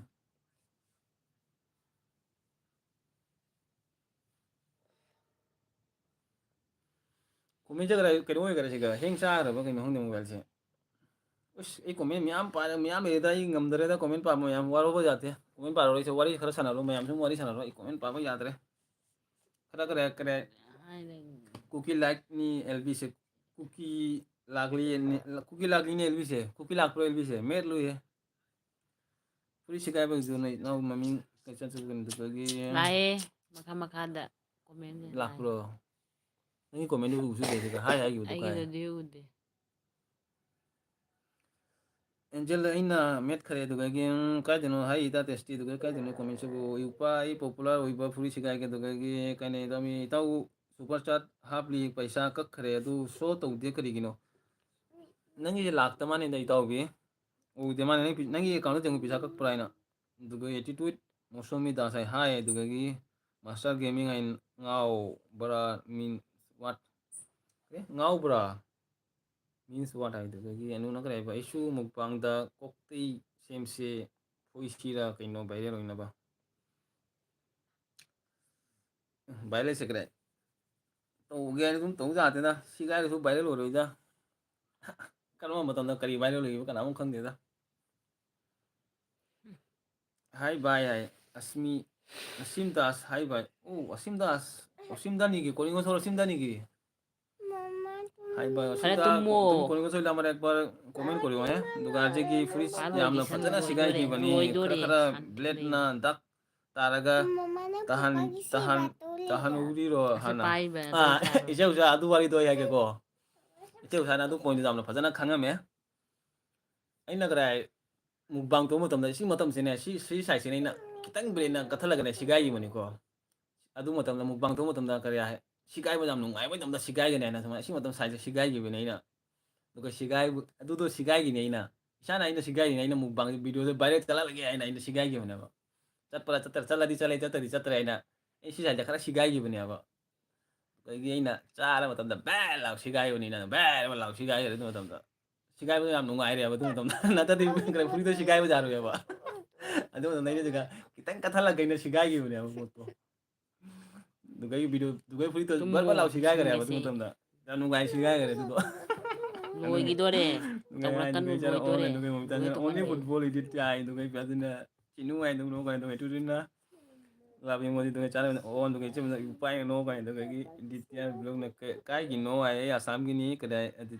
aditya dugai usana kare ba che bm no dugai cara penjen on dugai asal hota hai asal hota da kare blue bi gi na ko मैं asal hota se kare siga lak siga udin asal hota se kai no Ano na ang vlog to. sigi जाते तक blue bi ba kare kano heng sa kare to gi enjel na kare ba che pem cha fanek oina sigai wai ne che na salata do sa oini anu na kare ba video do nang na kok ta tabla video nang na kok ka tabla dai ro ai do anu na kare ba hai do ro bidana no kare do master gaming na kare tell me the meaning of the truth one ai do anu na kare ba hello ai do adita na kai gino ai asam gini adita asam gi chare benjan robo ai do pya sina chenu to sira khang dare ai do che benjan ai di heite superstar to bai che usana che be maru koktolo kur kur pai daga camera mamang da try to ro ai do ge anu na kai ma tam tam ai do tam tam kai no tam tam lak bro bidana anu ke phak phagod lage ai mayam gi pan ai lei ko adu mayam iche ꯆꯥꯔꯒ ꯄꯦꯟꯖꯩꯗ ꯑꯩꯒꯤ number ꯄꯤꯕꯤꯌꯨ ꯑꯩꯒꯤ number ꯂꯩꯕꯁꯤꯡ ꯑꯗꯨꯒ ꯏꯆꯝ ꯑꯃꯇꯅ ꯕꯦꯝꯆꯥ ꯇꯧꯅꯨꯀꯣ ꯃꯃꯤꯡ ꯑꯣꯟꯅꯅ ꯆꯠꯈꯤꯅꯤꯗ ꯄꯨꯡ ꯏꯂꯤꯚꯦꯟꯒ 23 ꯇꯥꯔꯦ ꯃꯤꯅꯤꯠ 7 ꯃꯤꯅꯤꯠ ꯋꯥꯠꯂꯦꯀꯣ ꯃꯌꯥꯝ 7 ꯃꯤꯅꯤꯠꯇ ꯂꯣꯏꯁꯤꯜꯂꯒꯦ ꯑꯗꯨꯒ ꯏꯆꯝ ꯑꯗꯨꯅꯤ ꯃꯨꯃꯤ ꯍꯥꯏ ꯑꯗꯨꯒ ꯆꯥꯔ ꯄꯦꯟꯖꯩꯅ ꯋꯦꯜꯀꯝ ꯄꯟꯗꯝ ꯑꯗꯨꯒ ꯅꯨꯅ ꯀꯔꯤꯕ ꯔꯣꯕꯤ ꯕꯥꯞ ꯇꯥꯗ꯭ꯔꯦ ꯑꯗꯨꯒ ꯏꯗana ꯈꯪꯗꯦꯍꯦ ꯅꯍꯥꯟ ꯁꯨꯖꯥꯒꯤ ꯇꯧꯕꯗꯣ ꯑꯗꯨꯃꯥꯏꯅ ꯇꯧꯔꯤꯅꯤ ꯊꯣꯛꯇꯦ ꯍꯥꯏ ꯑꯗꯨꯒꯤ ꯑꯅꯨꯅ ꯀꯔꯤ ꯍꯥꯏꯕ ꯆꯦ ꯕꯦꯝꯆꯥ ꯑꯩ ꯌꯦꯡꯕ ꯉꯝꯖꯔꯣꯏ ꯐꯨꯔꯤꯠ ꯁꯤꯒꯥꯏꯕꯒꯤ ꯀꯣꯟꯇꯦꯟꯗꯣ ꯍꯥꯏ ꯑꯗꯨꯒꯤ ꯄ꯭ꯔꯤꯌꯥꯗꯁꯤꯅ ꯔꯣꯕꯣꯟ ꯅꯊꯟꯇ ꯁꯥꯎꯈ꯭ꯔꯦ ꯑꯗꯨꯒ ꯔꯣꯕꯣꯅ ꯀꯔꯤ ꯑꯅꯨ ꯀꯦꯁ ꯗꯨꯀꯥꯟ ꯕꯟꯗꯣ ꯀꯣꯔꯣ ꯍꯥꯏ दुकान बंद होइबो आय दगे तखली चना वायरल चटनिंग रो आय कनान वाइसे किंतु तो नचे चेरो बिता चे बिना दुरे बिता ना दोचो आय दुगे मास्टर गेमिंग ना speak to the another language also bro ꯂꯣꯏꯗꯣꯔꯦ दुगे रो बिता ना करे पियो दो 20 रुपीस तनी आय अच्छा खंदिने करे लागते को कोनो इसुम करे कोनो लावा जेंगे कोई लादी दुगे चना दुनी फ्रिज हेक्ता दुगे रो ओके गोई दुगे नुना करे कोरु दुकान no karu dukan no dugai iche memtana small ai heitene noi super chat to ai dugai memtana anu RJ bai da dukan RJ bai gi dukan dugai chen ꯇꯧ iche usana kare adum aduni furit hekta sigai ba yaroi haiba furit sigai ba yaroi da kanama matam da kana gi viral hoyi be kana mu khong ngamte furit sigai ru viral ro sigai de su viral ro ai gi kare mata chana viral gi ba hai tare da dugai memtana che bemcha dugai memtana RJ su khang de ko hana khara ꯈꯨꯠꯄꯗꯣ ꯅꯪꯒꯤ ꯐꯨꯔꯤꯠꯇꯣ ꯍꯥꯏ ꯑꯩꯅ ꯈꯔ ꯍꯨꯠꯈꯤꯕꯅꯦ ꯑꯗꯨ ꯐꯨꯔꯤꯠꯇꯣ ꯑꯥꯔꯖꯦ ꯌꯣ ꯇꯥꯔꯦ ꯅꯪꯗꯤ ꯍꯥꯏ ꯑꯗꯨꯒꯤ ꯃꯌꯥꯝ ꯄꯥꯟꯗꯝꯅ ꯑꯩ ꯑꯗꯨꯝ ꯂꯩꯀꯣ ꯍꯥꯏ ꯑꯗꯨꯒ ꯅꯨꯅ ꯀꯔꯥꯏꯕ ꯔꯣꯕꯣ ꯑꯩ ꯀꯣꯛ ꯆꯥꯛꯂꯦ ꯍꯥꯏ ꯑꯗꯨꯒ ꯄ꯭ꯔꯥꯇꯤꯁꯤꯅ ꯑꯩ ꯃꯣꯖꯥ ꯁꯤꯒꯥꯏꯅꯤ ꯑꯩ ꯃꯣꯖꯥ ꯁꯤꯒꯥꯏꯅꯤ ꯍꯥꯏ ꯑꯗꯨꯒ ꯏꯆꯦꯝꯁꯥꯅ ꯅꯨꯄꯤ ꯄꯨꯝꯅꯃꯛ ꯐꯨꯔꯤꯠ ꯐꯅꯦꯛ ꯁꯤꯒꯥꯏꯕ ꯌꯥꯔꯣꯏ ꯍꯥꯏ ꯁꯤꯒꯥꯏꯕ ꯌꯥꯔꯣꯏ ꯅꯨꯄꯤ ꯄꯨꯝꯅꯃꯛ ꯐꯨꯔꯤꯠ ꯐꯅꯦꯛ ꯁꯤꯒꯥꯏꯕ ꯌꯥꯔꯣꯏ ꯑꯗꯨꯒ ꯆꯥꯔ ꯄꯦꯟꯖꯩꯅ ꯄꯥꯟꯗꯝ KMC ꯑꯗꯨꯒ ꯏꯆꯦꯝꯁꯥꯅ ꯑꯩꯒꯤ ꯉꯁꯤ ꯃꯨꯛꯕꯥꯡꯗ ꯀꯦꯃꯦꯔꯥ ꯑꯣꯟꯊꯣꯛꯄꯗꯣ ꯌꯦꯡꯉꯣ ꯑꯗꯨꯁꯨ ꯚꯥꯏꯔꯦꯜ ꯑꯣꯏꯍꯜꯂꯒꯦ ꯍꯥꯏ ꯑꯗꯨꯁꯨ ꯚꯥꯏꯔꯦꯜ ꯑꯣꯏꯍꯜꯂꯒꯦ ꯍꯥꯏ ꯑꯗꯨꯒ ꯃꯌꯥꯝꯒꯤ ꯄꯥꯟꯗꯝꯅ ꯑꯅꯨ ꯎꯗꯦꯗ ꯇꯨꯝꯕ ꯌꯥꯗꯨꯕ ꯃꯥꯟꯗꯦ ꯑꯗꯨꯒ ꯏꯆꯦꯝꯁꯥꯅ ꯀꯔꯤ ꯄꯥꯟꯗꯝ ꯅꯆꯦ ꯕꯦꯝꯁꯦ ꯈꯃꯣ ꯐꯨꯔꯤꯠ सिगाइखिदोरे नेचे बेमचा खामो फुरी सिगाइखिदोरे अदुगा इचम ममितना होय होय येंगे बेमचा अदुगा प्याजिसिना उंग अदुगा इचम ममितना हाय पांदम करी हिंजांग सागे अदुगा रोबितना कखरे अदुगा प्याजिसिना ब्लॉगना चश्मा अदुगा रोबितना पांदम नो करे प्याजिसिना इमोजी मयाम इचे बेमचा दी तौबा ngamdabani adum magi di saponi di अदुगा प्याजिसिना इसिंग खुरांग माने एनुना मया सिक करे अदुगा रोबितना नु KSLB लोइदोरे हाइबा अदुगा इचम साना करे रोबो करी कखरे कखरे है अदुगा इचार पेंजिना ओन रोबितना चेउसा पैसा कखरे है पैसा कखरे दी लाखनीदा अदुगा मियाम की पंदम चे ममिता इंगा चारे चेदी है अदुगा एनुना ओ रोबी अदुगा इचार साना ओ अदुगा Mamita इचाना पंदम इदी इरोनबा ngamba kangso kari ama kangsoy iron ba ama kangsoy ga chai aduga ichim amtana karaiba adudo rani fi oina sigai rege sisi samyan gi viral oidoro kai digino angelna ngai de amtana nahan sujeta hapodo sticker ro natraga super chat ro ei super sticker ni hapido super chat so abe super sticker so abe karim kai de dadu option ani pibani aba super sticker dugai super chat ani pibani aba gi kai deno kai jagare comment sugu man pandam na kare ba igi anu kai da lege mabu dugai angel na kare ba soidare chibem chai dugai chibem chana pandam thank you dugai pradeshina chusma kare dugai master gaming na hindi se bolo बोलो ना। ओ master game में आप क्या हिंदी से बोलूँ क्या आपको? अच्छा, अच्छा। आपको मैं हिंदी में बोलूँ, आप हिंदी से मुझे कमेंट कीजिएगा, मैं आपको हिंदी से बोलूँगा। और मेरा सब्सक्राइबर सब मेरा मणिपुरी है, इसलिए मैं मणिपुरी से बोल रहा हूँ। Don't mind, okay? दुगै चौसाना करेबा ओइहौदरदि ꯄꯥꯝꯃꯨꯏꯗ ꯆꯦꯕꯦꯝ दुगैꯒꯤ ꯅꯨꯅ ꯀꯔꯦꯕ ꯊꯃꯣꯏꯒꯤ ꯂꯩꯅꯥ ꯂꯩꯕ ꯃꯤ ꯂꯥꯛꯂꯝꯃꯦ ꯀꯩꯅꯣ ꯇꯧꯏꯁꯤꯕꯨ ꯅꯣꯛꯈ꯭ꯔꯦ ꯑꯗꯨꯒ ꯃꯌꯥꯝꯒꯤ ꯄꯥꯟꯗꯝ ꯑꯩꯒꯤ ꯅꯝꯕꯔ ꯂꯩꯕꯁꯤꯡ ꯏꯆꯦ ꯆꯥꯔꯒ ꯄꯦꯟꯖꯩꯗ ꯑꯩꯒꯤ ꯅꯝꯕꯔ ꯄꯤꯌꯨꯋꯣ ꯑꯗꯨꯒꯒꯤ ꯃꯣꯃꯤꯇꯥꯏꯁꯅ ꯕꯦꯝꯆꯥ ꯄꯥꯝꯃꯨꯏꯌꯦ ꯑꯗꯨꯒꯒꯤ ꯏꯇꯥꯎꯕꯤꯅ ꯑꯣ ꯁꯨꯄꯔ ꯆꯥꯠꯅꯤꯅꯦ ꯑꯗꯨꯒ ꯑꯠꯆꯥ ꯁꯨꯄꯔ ꯆꯥꯠ ꯈꯪꯗꯦ ꯂꯥꯛꯄ ꯁꯨꯄꯔ ꯆꯥꯠꯁꯨ ꯇꯧꯕ ꯇꯥꯕꯅꯦ ꯑꯩꯗꯤ ꯀꯣꯟꯅ ꯌꯦꯡꯒꯦꯀꯣ ꯏꯇꯥꯎꯕꯤ ꯑꯗꯨꯒ ꯆꯥꯔꯄꯦꯟꯖꯅ ꯑꯣ ꯑꯗꯨꯒ ꯄꯦꯜꯗꯤꯁꯤꯅ ꯌꯦꯡꯒꯗꯕꯤꯗꯅ ꯑꯅꯨ ꯀꯦꯁ ꯑꯗꯨꯒꯒꯤ ꯆꯦꯕꯦꯝꯆꯥꯅ ꯑꯣ ꯚꯥꯏꯔꯦꯜ ꯅꯪꯕꯨꯅꯦ ꯑꯩꯒꯤ ꯂꯥꯏꯕꯛꯁꯤꯒ ꯑꯃꯨꯛꯇꯪ ꯀꯤ ꯁꯨꯕꯤꯔꯣ ꯀꯦ ꯁꯨꯕꯤꯔꯣꯅꯦ ꯌꯥꯏ ꯀꯦ ꯁꯨꯕꯤꯔꯣꯅꯦ ꯌꯥꯏ ꯚꯥꯏꯔꯦꯜ ꯑꯣꯏꯅ ꯏꯆꯦ ꯚꯤꯗꯤꯑꯣ ꯊꯥꯡꯒꯠꯇ꯭ꯔꯗꯤ ꯀꯥꯏꯗꯒꯤ ꯚꯤꯗꯤꯑꯣꯗ ꯀꯔꯤ ꯚ꯭ꯌꯨ ꯂꯥꯛꯇꯣꯏꯒꯦ ꯅꯣꯏꯅ ꯑꯦꯜ ꯕꯤ ꯁꯨꯝ ꯇꯧ ꯂꯩꯔꯒ ꯚꯤꯗꯤꯑꯣꯁꯨ ꯊꯥꯡꯒꯠꯇꯦ ꯆꯥꯔꯒ ꯄꯦꯟꯖꯩꯅ ꯑꯣꯟ ꯑꯗꯨꯒ ꯄꯦꯔꯗꯤꯁꯤꯅ ꯑꯗꯨꯒ ꯃꯥꯁꯇꯔꯅ ꯑꯣꯀꯦ ꯍꯥꯏ ꯑꯗꯨꯒ ꯃꯌꯥꯝꯒꯤ ꯄꯥꯟꯗꯝꯅ ꯑꯩꯁꯦ ꯑꯩꯒꯅꯣ ꯅꯝꯕꯔ ꯂꯩꯅꯕ ꯋꯥꯏꯇꯤ ꯄꯥꯏꯕ ꯃꯤꯁꯤꯡ ꯑꯩꯁꯦ ꯂꯩꯁꯥꯕꯤ ꯐꯪꯂꯔꯣꯏ ꯍꯅꯨꯕꯤ ꯋꯥꯏꯇꯤ ꯄꯥꯏꯕꯤ ꯐꯪꯂꯅꯤ ꯍꯥꯏꯔꯤꯅꯦ ꯃꯌꯥꯝ ꯑꯩꯁꯦ ꯏꯆꯦꯕꯦꯝꯆꯥꯅ ꯃꯣꯃꯤ ꯄꯦꯟꯖꯩꯅ ꯒꯨꯂꯤ ꯄꯥꯝꯒꯨꯝꯒ ꯑꯩꯁꯨ ꯚꯥꯏꯔꯦꯜ ꯄꯥꯝꯃꯦ ꯍꯥꯏꯈꯔꯦ ꯄꯥꯝꯕꯒꯨꯝ ꯑꯣ ꯄꯥꯝꯒꯨꯝ ꯒꯣꯂꯤ ꯄꯥꯝꯒꯨꯝ ꯑꯩꯁꯨ ꯚꯥꯏꯔꯦꯜ ꯄꯥꯝꯃꯦ ꯑꯗꯨꯒ ꯔꯣꯕꯤꯇꯥꯅ ꯑꯣꯀꯦ ꯑꯗꯨꯒ ꯅꯨꯅ ꯍꯥꯏꯕ ꯏꯆꯦꯕꯦꯝꯆꯥ ꯑꯗꯨꯒ ꯏꯆꯦꯕꯦꯝꯆꯥꯅ ꯀꯧꯕꯤꯔꯣ ꯍꯥꯏꯔꯤꯅꯤꯅꯦ ꯃꯌꯥꯝꯒꯤ ꯄꯥꯟꯗꯝ ꯑꯩ ꯊꯃꯣꯏ ꯂꯩꯅꯥ ꯅꯥꯔꯦ ꯍꯥꯏ ꯆꯥꯔꯄꯦꯟꯖꯩꯅ ꯑꯣ ꯍꯥꯏ ꯑꯗꯨꯒꯒꯤ ꯄꯦꯔꯗꯤꯁꯤꯅ ꯎ ꯍꯥꯏꯅ ꯆꯪꯉꯥꯏ ꯑꯗꯨꯒ ꯑꯩ ꯃꯌꯥꯝ ꯁꯤꯅꯦ ꯑꯩꯗꯤ ꯀꯔꯥꯏ ꯀꯣꯃꯦꯟ ꯄꯥꯕ ꯂꯣꯏꯔꯦ ꯃꯌꯥꯝ ꯑꯗꯨꯗꯤ ꯃꯌꯥꯝ ꯀꯣꯃꯦꯟ ꯂꯣꯏꯔꯦ ꯑꯗꯨꯗꯤ ꯃꯌꯥꯝ ꯑꯦꯜꯕꯤꯗ ꯂꯣꯏꯁꯤꯜꯂꯁꯤ ꯅꯠꯇ꯭ꯔ ꯃꯌꯥꯝ ꯊꯦꯡꯉꯦꯀꯣ ꯃꯤꯅꯤꯠ ꯑꯃ ꯇꯧꯔꯅꯤ ꯃꯌꯥꯝꯅ ꯑꯩꯒꯤ ꯑꯦꯜꯕꯤꯗ ꯂꯥꯛꯄꯩꯗꯃꯛꯇ ꯊꯦꯡꯛꯌꯨ ꯑꯩꯁꯨ ꯃꯌꯥꯝꯗ ꯑꯉꯝꯕ ꯀꯔꯤ ꯃꯌꯥꯝꯗ ꯁꯨꯝ ꯁꯞꯄꯣꯔꯠ ꯇꯧꯅꯤꯀꯣ ꯃꯌꯥꯝ ꯑꯣꯔꯕꯗ ꯑꯩꯁꯨ ꯃꯌꯥꯝꯅ ꯁꯨꯝ ꯁꯞꯄꯣꯔꯠ ꯇꯧꯕꯤꯌꯨ ꯃꯃꯤꯠꯁꯦ ꯑꯁꯤ ꯃꯃꯤꯠꯁꯦ ꯀꯔꯥꯏ ꯄꯤꯗꯒꯤ ꯀꯔꯥꯏ ꯃꯃꯤꯠꯇꯒꯤ ꯏꯁꯤꯡ ꯇꯥꯏꯀꯣ ꯌꯥꯝ ꯈꯪꯗꯦ ꯀꯔꯤꯒꯤꯅꯣ ꯁꯨꯃꯥꯏꯅ ꯌꯥꯝꯅ ꯏꯁꯤꯡ ꯇꯥꯏ ꯃꯃꯤꯠꯇ ꯃꯣꯕꯥꯏꯜ ꯌꯦꯡꯃꯟꯕꯗ ꯈꯔꯗꯤ ꯂꯩꯔ ꯇꯥꯡꯉꯅꯤ ꯑꯖꯤ ꯀꯔꯤ ꯍꯤꯟꯖꯥꯡ ꯆꯥꯒꯦ ꯀꯔꯤ ꯍꯤꯟꯖꯥꯡ ꯅꯣꯏꯒꯤꯕꯨ ꯑꯩꯕꯨ ꯆꯥꯛ ꯆꯥꯗ꯭ꯔꯤꯅꯦ ꯀꯔꯤ ꯍꯤꯟꯖꯥꯡ ꯅꯣꯏꯒꯤꯕꯨ ꯍꯧ ꯀꯧꯈ꯭ꯔꯦ ꯀꯔꯤ ꯍꯤꯟꯖꯥꯡꯅꯣ ꯍꯥ ꯀꯔꯤ ꯍꯤꯟꯖꯥꯡꯅꯣꯅꯦ ꯑꯩꯈꯣꯏ ꯅꯨꯄꯤꯒꯤ ꯆꯥꯛ ꯍꯤꯟꯖꯥꯡ ꯍꯥꯏꯕꯨ ꯈꯨꯝꯗꯦꯅꯦꯕꯣ ꯌꯦꯡ ꯃꯌꯥꯟ ꯂꯩꯌꯣꯗꯣ ꯇꯨꯌꯥꯟ ꯍꯥꯏꯇꯥꯗ꯭ꯔꯣ ꯃꯌꯥꯟ ꯇꯨꯌꯥꯟꯅꯤ ꯍꯥꯏ ꯃꯌꯥꯝ ꯕꯥꯏ ꯏꯁ ꯑꯣꯏꯔꯁꯤ ꯃꯌꯥꯝ ꯒꯨꯗ ꯅꯥꯏꯠ ꯃꯌꯥꯝ ꯕꯥꯏ ꯑꯣꯏꯔꯁꯤ ꯑꯗꯨꯗꯒꯤ ꯄꯥꯝꯃꯨꯏꯍꯦ ꯃꯤ ꯑꯅꯨꯅ ꯀꯔꯥꯏ 61 ꯂꯩꯔꯤꯁꯦ ꯑꯩ ꯃꯤ ꯃꯌꯥꯝ ꯂꯩꯔꯦ 73 ꯃꯤ ꯂꯩ ꯈꯪꯗꯦ ꯀꯅꯥꯃꯨꯛ ꯀꯗꯥꯏ ꯃꯌꯥꯝꯁꯨ ꯑꯗꯨꯝ ꯇꯨꯝꯕ ꯃꯇꯝ ꯌꯧꯔꯦꯀꯣ ꯒꯨꯗ ꯅꯥꯏꯠ ꯑꯣꯏꯔꯗꯤ ꯕꯦꯝꯆꯥꯏꯅ ꯂꯣꯏꯁꯤꯜꯂꯁꯤ ꯍꯥꯏꯔꯨꯏ ꯍꯣꯏ ꯂꯣꯏꯁꯤꯜꯂꯁꯤ ꯂꯣꯏꯁꯜꯂꯣꯏ ꯏꯆꯦꯕꯦꯝꯆꯥ ꯂꯣꯏꯁꯜꯂꯣꯏ ꯇꯧꯗꯣꯏꯅꯤ ꯃꯤ ꯃꯌꯥꯝ ꯂꯩꯔꯤ ꯄꯨꯡ 11 ꯃꯈꯥꯏ ꯇꯥꯔꯦ 73 ꯊꯦꯡꯉꯦꯗ ꯃꯌꯥꯝꯁꯨ ꯇꯨꯝꯈ꯭ꯔꯦ ꯍꯌꯦꯡꯁꯨ ꯃꯌꯥꯝ ꯕꯟ ꯂꯩꯀꯣ ꯃꯌꯥꯝꯗꯤ ꯍꯌꯦꯡꯗꯤ ꯀꯅꯥꯝꯇ ꯀꯣꯂꯦꯖ ꯕꯟ ꯑꯣꯐꯤꯁꯁꯨ ꯂꯩꯔꯝꯃꯣꯏ ꯍꯌꯦꯡꯗꯤ ꯄꯨꯡ 12ꯐꯧ ꯇꯧꯕ꯭ꯔꯣ ꯃꯌꯥꯝꯅ ꯂꯩꯒꯦ ꯍꯥꯏꯗꯤ ꯂꯩꯌꯨ ꯂꯩꯇ꯭ꯔꯗꯤ ꯑꯩꯁꯨ ꯂꯣꯏꯁꯤꯜꯂꯗꯣꯏꯅꯤ ꯑꯗꯨꯒ ꯅꯨꯅ ꯕꯥꯏ ꯕꯥꯏ ꯑꯗꯨꯒ ꯃꯌꯥꯝ ꯏꯆꯦ ꯃꯣꯃꯤꯇꯥ ꯑꯩꯒꯤ ꯑꯅꯧꯕꯁꯤ ꯑꯩꯒꯤ ꯑꯅꯥꯕꯁꯦ ꯑꯅꯨꯅ ꯅꯍꯥꯜꯂꯕꯅꯤ ꯍꯥꯏ ꯏꯃꯥ ꯃꯌꯥꯝꯒꯤ ꯄꯥꯟꯗꯝꯁꯦ ꯑꯅꯨꯅ ꯅꯍꯥꯜꯂꯦꯒ ꯍꯥꯏꯅꯦ ꯑꯅꯨꯁꯦ ꯀꯔꯥꯏ ꯁꯥꯔꯇꯤꯐꯤꯀꯦꯠ ꯌꯥꯎꯔꯕꯅꯤꯀꯣ ꯏꯉꯥꯡ ꯑꯅꯤ ꯌꯥꯎꯔꯕꯅꯤ ꯌꯥꯔꯣꯏꯀꯣ ꯄꯥꯟꯗꯝ ꯃꯣꯃꯤꯇꯥꯅ ꯀꯩꯗꯧꯋꯦ ꯍꯥꯏ ꯏꯇꯥ ꯑꯅꯤꯇꯥ ꯑꯗꯨꯒ ꯄꯤꯌꯥꯗ꯭ꯔꯤꯁꯤꯅ ꯍꯥꯏ ꯕꯥꯏ ꯍꯥꯏꯔꯣ ꯍꯥꯏ ꯍꯥꯏꯔꯣ ꯑꯅꯤꯇꯥꯒꯤ ꯃꯇꯝ ꯑꯥꯔꯖꯦ ꯃꯁꯝ ꯀꯩꯗꯧꯔꯒꯦ ꯁꯨꯝ ꯁꯦꯝꯃꯤꯅꯤꯗ ꯑꯩꯁꯦ ꯃꯁꯝꯁꯦ ꯐꯖꯕꯗꯨꯒ ꯁꯦꯝꯃꯤꯅꯤ ꯃꯌꯥꯝꯒꯤ ꯄꯥꯟꯗꯝꯅ ꯀꯔꯤ ꯍꯥꯏꯕ ꯆꯦ ꯕꯦꯝꯆꯥ ꯅꯪ ꯑꯃꯨꯛ ꯊꯥꯔꯛꯑꯣ ꯀꯣ ꯆꯦ ꯕꯦꯝꯆꯥ ꯑꯃꯨꯛ ꯊꯥꯔꯛꯑꯣ ꯍꯥꯏꯔꯣ ꯃꯥꯁꯇꯔ ꯒꯦꯃꯤꯅ ꯕ꯭ꯔꯣ ꯗꯣꯟ ꯃꯥꯏꯟ ꯉꯥꯏꯈꯣꯍꯦ कहा हो और ꯂꯣꯏꯕ ꯌꯥꯔꯣꯏꯀꯣ कहा आरजेब्रो करी बोलो डोंट माइंड हो डोंट माइंड रहता कहा हो और कहा कि क्या हो आजकल कहाँ रहते हो आजकल अच्छा मैं गुवाहाटी में रहता हूँ मास्टर गेमिंग अच्छा मास्टर गेमिंग से खंग मी मालिदा अइना दुगगी इसे उसाना बाय बाय दुगई एंजलना हा हा थोंग दरे याद लेके थोंगदरा यादला हाँ थोंगदरा यादला ꯆꯦꯡꯇꯅ ꯑꯩꯁꯨ ꯂꯣꯏꯔꯦꯗ ꯃꯤꯠ ꯆꯣꯠꯂꯦ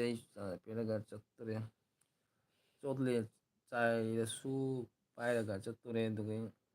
ꯑꯅꯤꯇꯥꯅ ꯏꯇꯥ ꯍꯥꯏꯅ ꯑꯗꯨꯒ ꯃꯌꯥꯝꯒꯤ ꯄꯥꯟꯗꯝꯅ ꯆꯦ ꯑꯅꯤꯇꯥ ꯅꯪ ꯑꯩꯒꯤ ꯅꯝꯕꯔ ꯂꯩꯕ꯭ꯔꯣ ꯍꯥꯏ ꯆꯦ ꯑꯅꯤꯇꯥꯗ ꯅꯝꯕꯔ ꯂꯩꯕ꯭ꯔꯣ ꯍꯪꯉꯤ ꯆꯦꯅ ꯄꯥꯟꯗꯝ ꯅꯣꯅꯣꯗꯩ ꯆꯥꯔ ꯄꯦꯟꯖꯩꯅ ꯕꯦꯝꯆꯥꯏ ꯑꯗꯨꯒ ꯃꯌꯥꯝꯒꯤ ꯄꯥꯟꯗꯝ ꯂꯣꯏꯕ ꯌꯥꯔꯣꯏꯀꯣ ꯑꯥꯔꯖꯦ ꯕ꯭ꯔꯣ ꯐꯖꯕ ꯅꯨꯡꯁꯤꯕ ꯃꯌꯥꯝꯅ ꯇꯨꯝꯃꯒꯦ ꯑꯩꯁꯤꯗꯤꯅ ꯃꯌꯥꯝꯅ ꯇꯨꯝꯕꯗꯨꯗ ꯃꯇꯝ ꯌꯧꯔꯦꯗ ꯄꯨꯡ 11:30 ꯇꯥꯔꯦ ꯊꯦꯡꯉꯦꯗ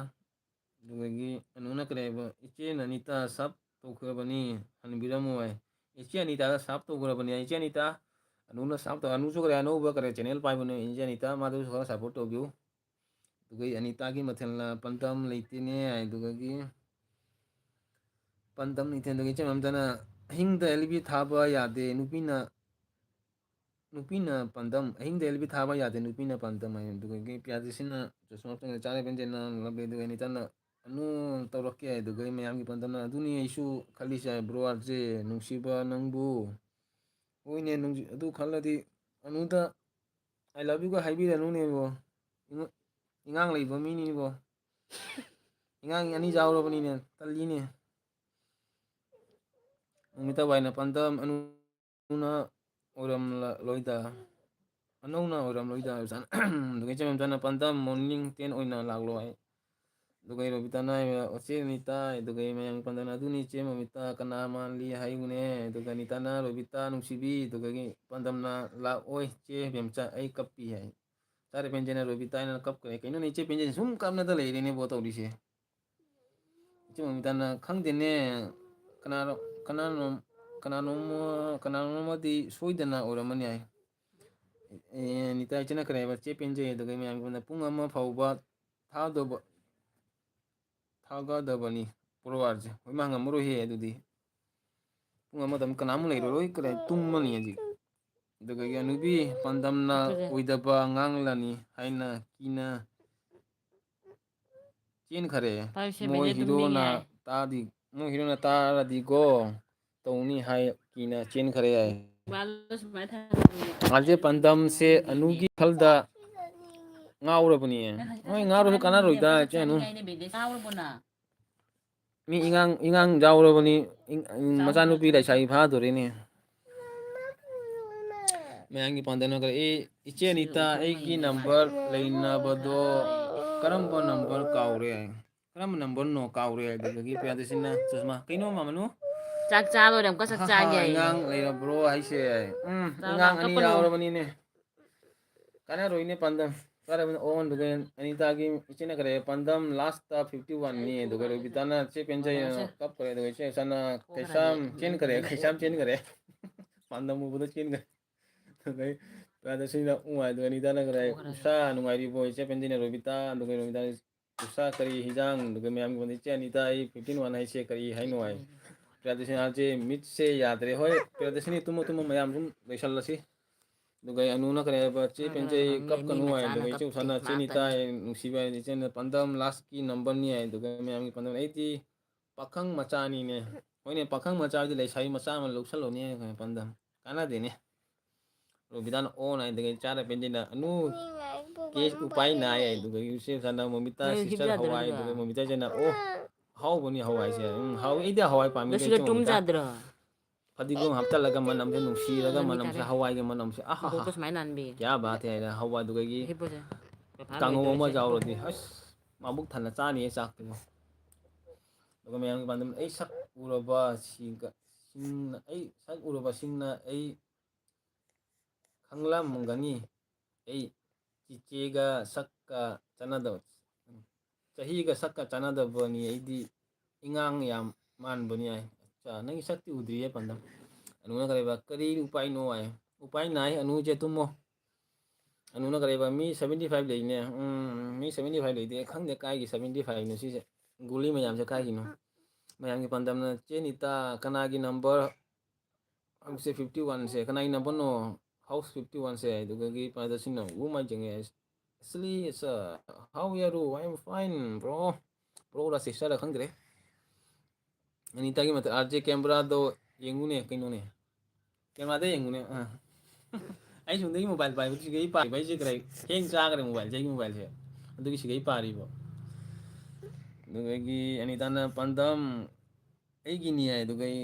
ꯑꯁꯂꯤꯅ ꯋꯥꯠ ꯌꯨ ꯄ꯭ꯂꯦ ꯍꯥꯏꯌꯦ ꯀꯩꯅꯣ ꯄ꯭ꯂꯦ ꯇꯧꯗꯣꯏꯕꯣ ꯑꯩꯕꯣ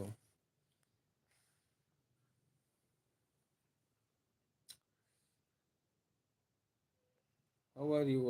Hawaribo dugai pandamagi dugai kai chakare dugai bitana tumninge nuna mami chenga rubita ne dugai sanana hayu play ro block sairo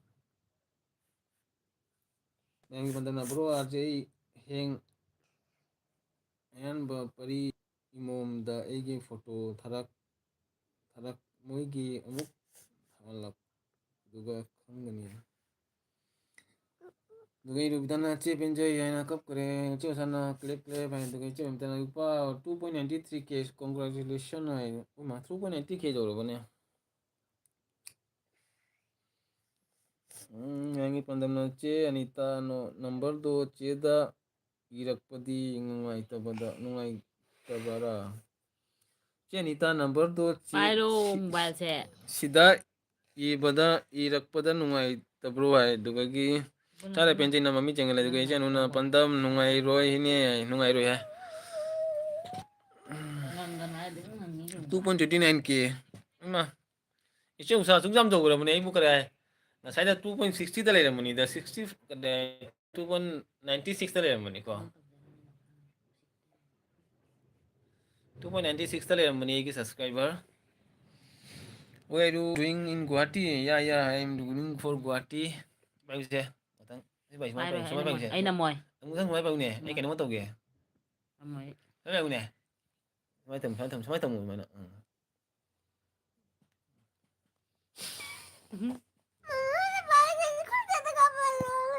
Oh, इचानु पिकअप के मैं मना करे मोबाइल पारे नहीं इचानु पिकअप करे इचानु पी करे तुम दो रे मैं लोग चले सीने बाय बाय हेलो मैं लोग चले सी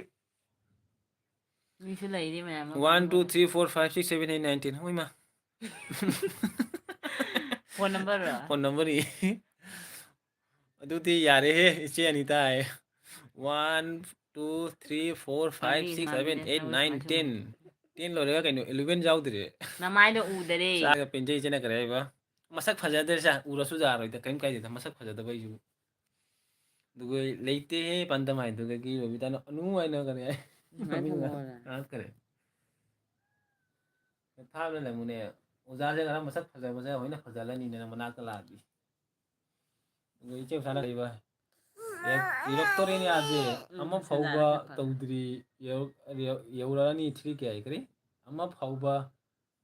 तौरदी अम्मा फाउबा तौरदी यौरानी 3 के आई इचे दाई एलबी की वास्ट आई की एलबी के सब्सक्राइब पाम देबो ए प्यादसी करी साउदुगे ने प्यादसी ने दुमाई खनगनुदा आज दुमाई साबो मिनते है कई साउदुनो ने सुख थेंगे आजिकु करे मी कयाम नु लेदनु यादरेदा मतम से करे थेंगेदा कई साउदुगे ngатang lakpadu suigi damakta yamna achoba achievement ni go noi laise mayamagi damakta lei haina mayam laise yamna harauri aje sawa de ko miche yadre ko ai saude mamita jena on ai che mamita tumni ngadi tumasi mayam thenge ko pung 12 ta dore nei bu pung 11 makai lu chala ga pung 12 ta dore mayam su bye bye hai de mayam gi pandam egi number leiba se samuma nusibida kai kare samuma nusibida kai ni che chara ga penje samuma da leibani iche chara pen samuma da le hai o cha mayam gi pandam gi number de samuma da le hai mayam samuma gi number se lobyu rj phatana phamu ai iche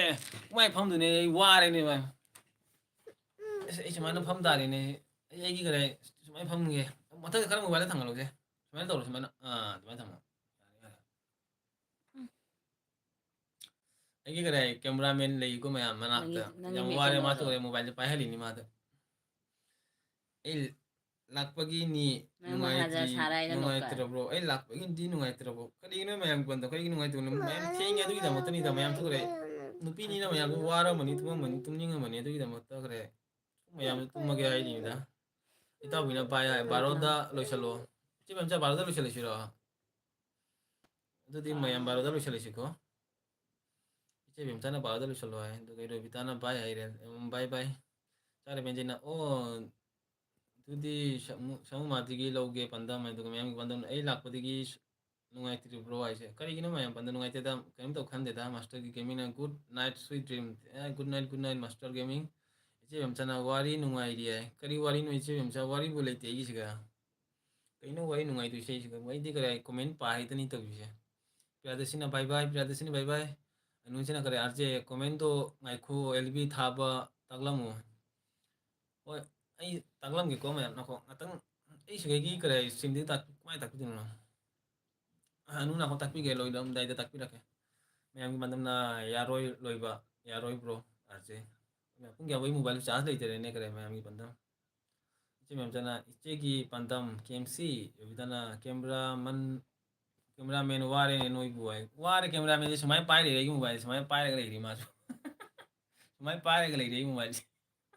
cameraman ware stand do kare tie kare gi stand do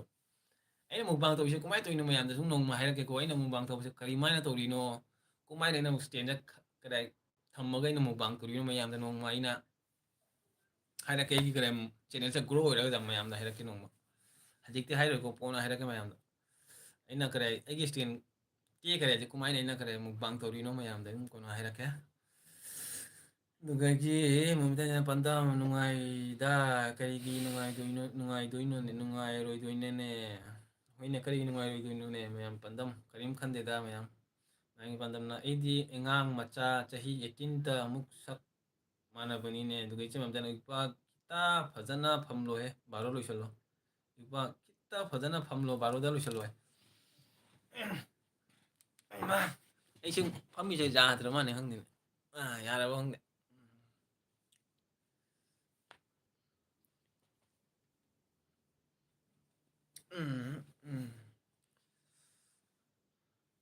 Sumai pakai ko camera se dugai usep sana camera homen sidda pesaka pidoino pidoino pidoidro hai pidoino oine nong mai na kare YouTube tiki kare pisa phanga ina choba kare YouTuber mo era ma to Dubai da ko le ga khali ni Dubai da la pa le ga khali ni ai gi dream ne ba ti se khang ne kara matam da kare ai koi de no tu di khang de re koi binda bon jang kara matam da koi de no khang de cameraman dai di nong ma Dubai da pura ko le ga khali ni binda bon da koi ura ge ma ya YouTube tiki pisa phanga ga YouTube tiki kare ai gi grow ai gi kare channel se cham chok ro ga du matam da chora ren da chala ga koi ura ge Dubai दुगगी ꯃꯌꯥꯝꯒꯤ ꯄꯟꯗꯅ ꯁꯤꯗ ꯑꯩꯅ ꯁꯛꯄ ꯏꯁꯩ ꯊꯥꯔꯛꯁꯦ ꯑꯗꯨꯗ ꯑꯩꯒꯤ ꯁꯛ ꯌꯥꯎꯕꯅꯤ ꯌꯥꯕ꯭ꯔꯣ ꯃꯌꯥꯝ ꯁꯤꯗ ꯑꯩꯅ ꯁꯛꯄ ꯏꯁꯩ ꯊꯥꯔꯛꯏꯁꯦ ꯑꯗꯨꯗ ꯑꯩꯒꯤ ꯁꯛ ꯌꯥꯎꯕꯅꯤ ꯌꯥꯕ꯭ꯔꯣ ꯃꯌꯥꯝ ꯍꯥꯏꯔꯛꯎ ꯌꯨꯄꯥ ꯏꯆꯦ ꯀꯩꯅꯣ ꯍꯥꯏꯔꯛꯇꯣꯏꯁꯤꯕꯨ ꯍꯥꯏꯔꯛꯂꯣ ꯌꯨꯄꯥ ꯀꯩꯅꯣ ꯍꯥꯏꯔꯛꯇꯣꯏꯁꯦ Cara penjana Robita game apa tuh Robita RJ cak caning ya caru lo Rice penjana yari upa dugi Robita na kare penja LB da mabuk thalle ay dugi Anita na kare ai bai ore ke ko ma yam bai ore Anita dugi Robita na Anita bai dugi mi ami pandam na anu Anita layu ay dugi sana good night Anita dugi cara penjana Robita support dugi penjana Dubai do Dubai ko maro guli Matuara Bindabonda hana koiru suai aduni na ina ay aido Bindabonda koiru suai ni apa apa dia ayak ni Bindabonda koiru suai ni ana oi ma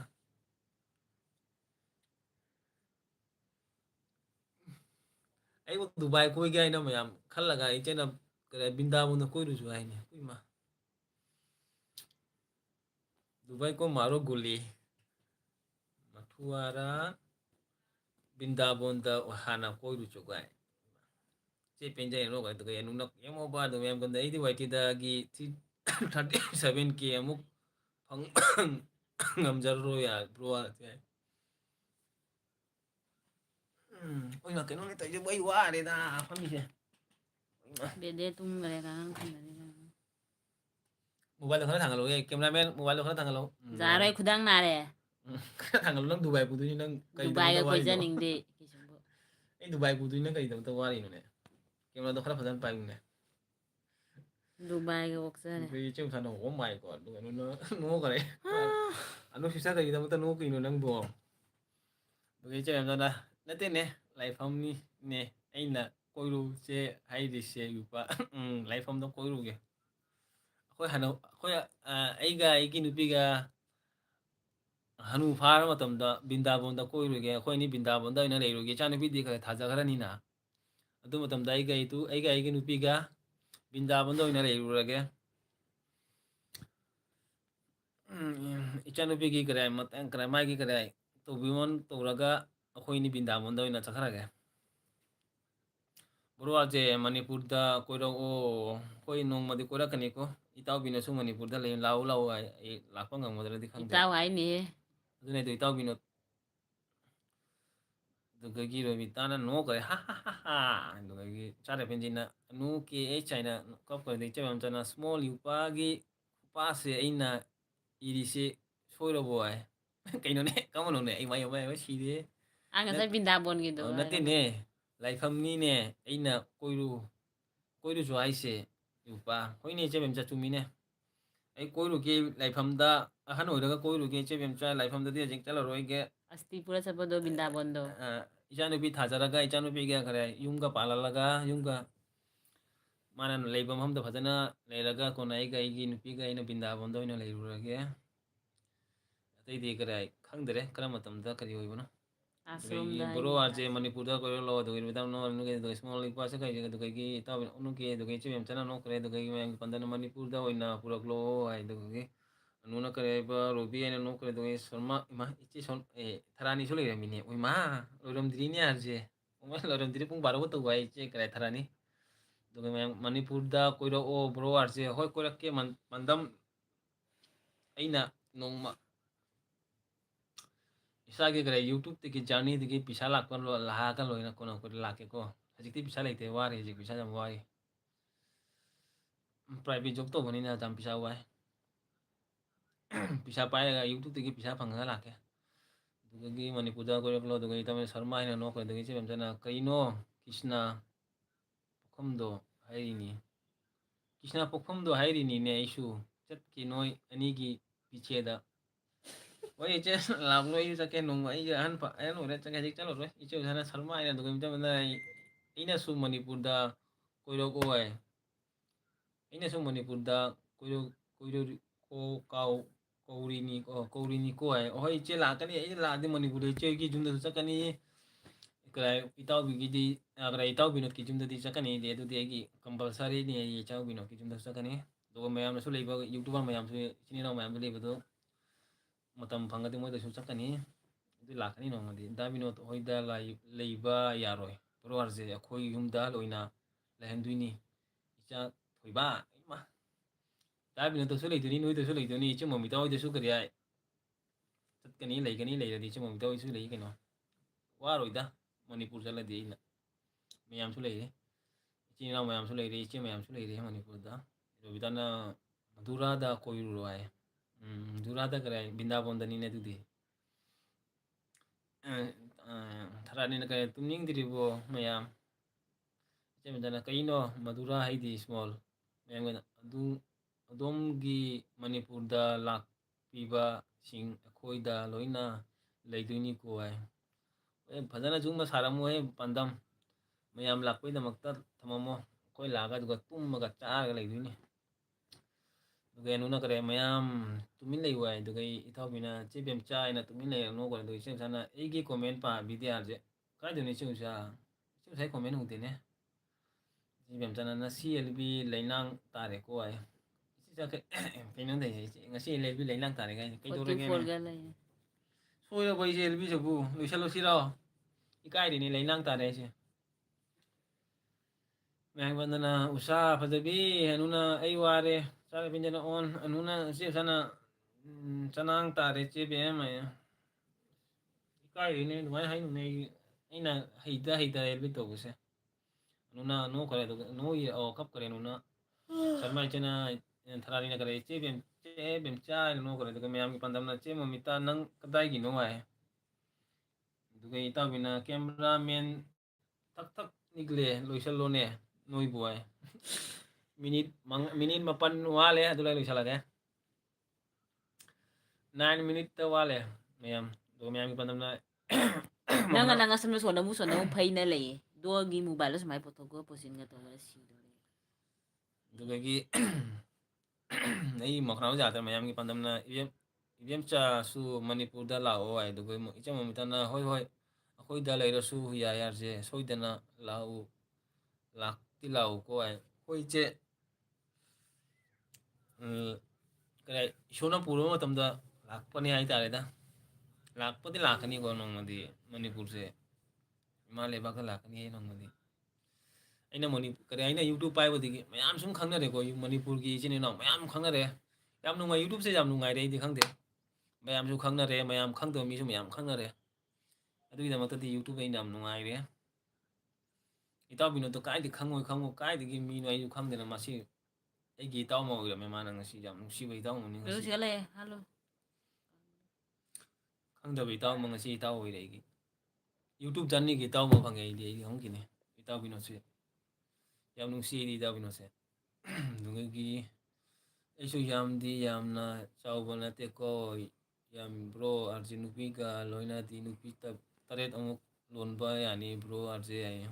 ꯄꯥꯟꯗꯝ ꯀꯥꯏꯒꯤꯅꯣ ꯍꯥꯏ ꯑꯗꯨꯗꯒꯤ ꯁꯜꯃꯥꯟꯅ ꯀꯅꯥ ꯃꯅꯤꯄꯨꯔ ꯆꯠꯇꯣꯏꯒꯦ ꯑꯩꯁꯨ ꯏꯟꯅꯒꯦ ꯍꯥꯏ ꯑꯗꯨꯒꯤ ꯏꯆꯥ ꯄꯦꯟꯖꯩ ꯔꯣꯕꯤꯇꯥ ꯑꯗꯨꯒ ꯔꯣꯕꯤꯇꯥꯅ ꯏꯆꯦ ꯄꯦꯟꯖꯩ ꯑꯗꯨꯒ ꯏꯃꯥꯟꯅꯕꯗ ꯏꯆꯦ ꯃꯣꯃꯤꯇꯥ ꯃꯐꯝ ꯐꯖꯅ ꯍꯥꯏꯔꯛꯑꯣ ꯑꯩ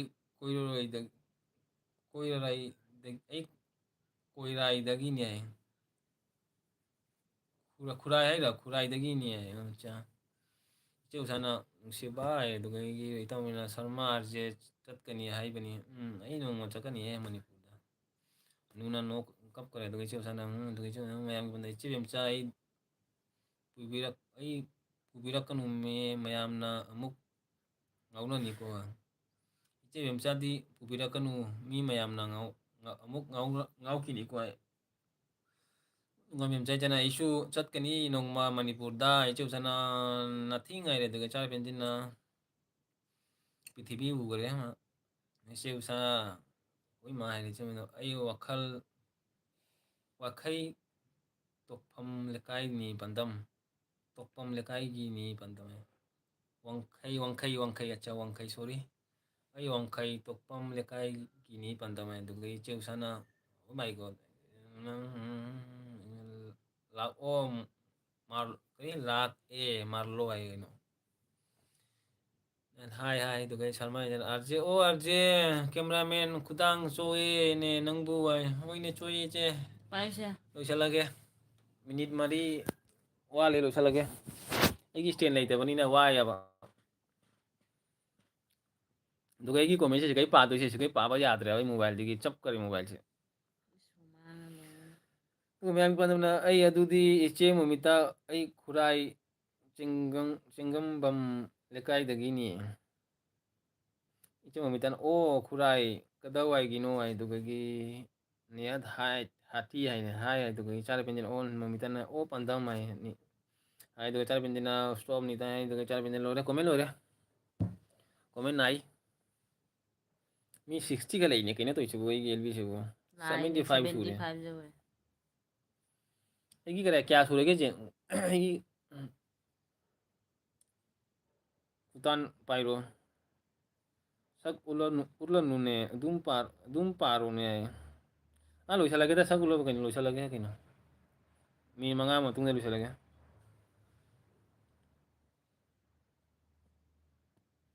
ꯑꯩ ꯈꯨꯔꯥꯏ ꯑꯣꯏꯅꯥꯝ ꯂꯩꯀꯥꯏꯗ ꯂꯥꯛꯀꯅꯤ ꯑꯣ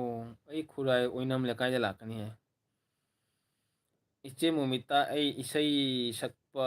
ꯁꯨꯔ ꯃꯩꯇꯩꯅꯤ ꯍꯥꯏ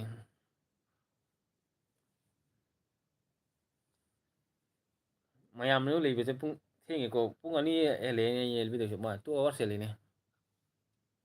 ꯀꯩꯅꯣ ꯇꯧꯔꯤꯁꯤꯕꯨ ꯂꯥꯛꯑꯣ ꯏꯆꯦ ꯃꯣꯃꯤꯆꯥ ꯑꯗꯨꯒ ꯏꯆꯦ ꯃꯣꯃꯤꯆꯥꯅ 5 ꯃꯤꯅꯤꯠꯇ ꯉꯥꯏꯔꯦ ꯏꯆꯦ ꯎꯁꯥꯅ ꯏꯃꯣꯖꯤ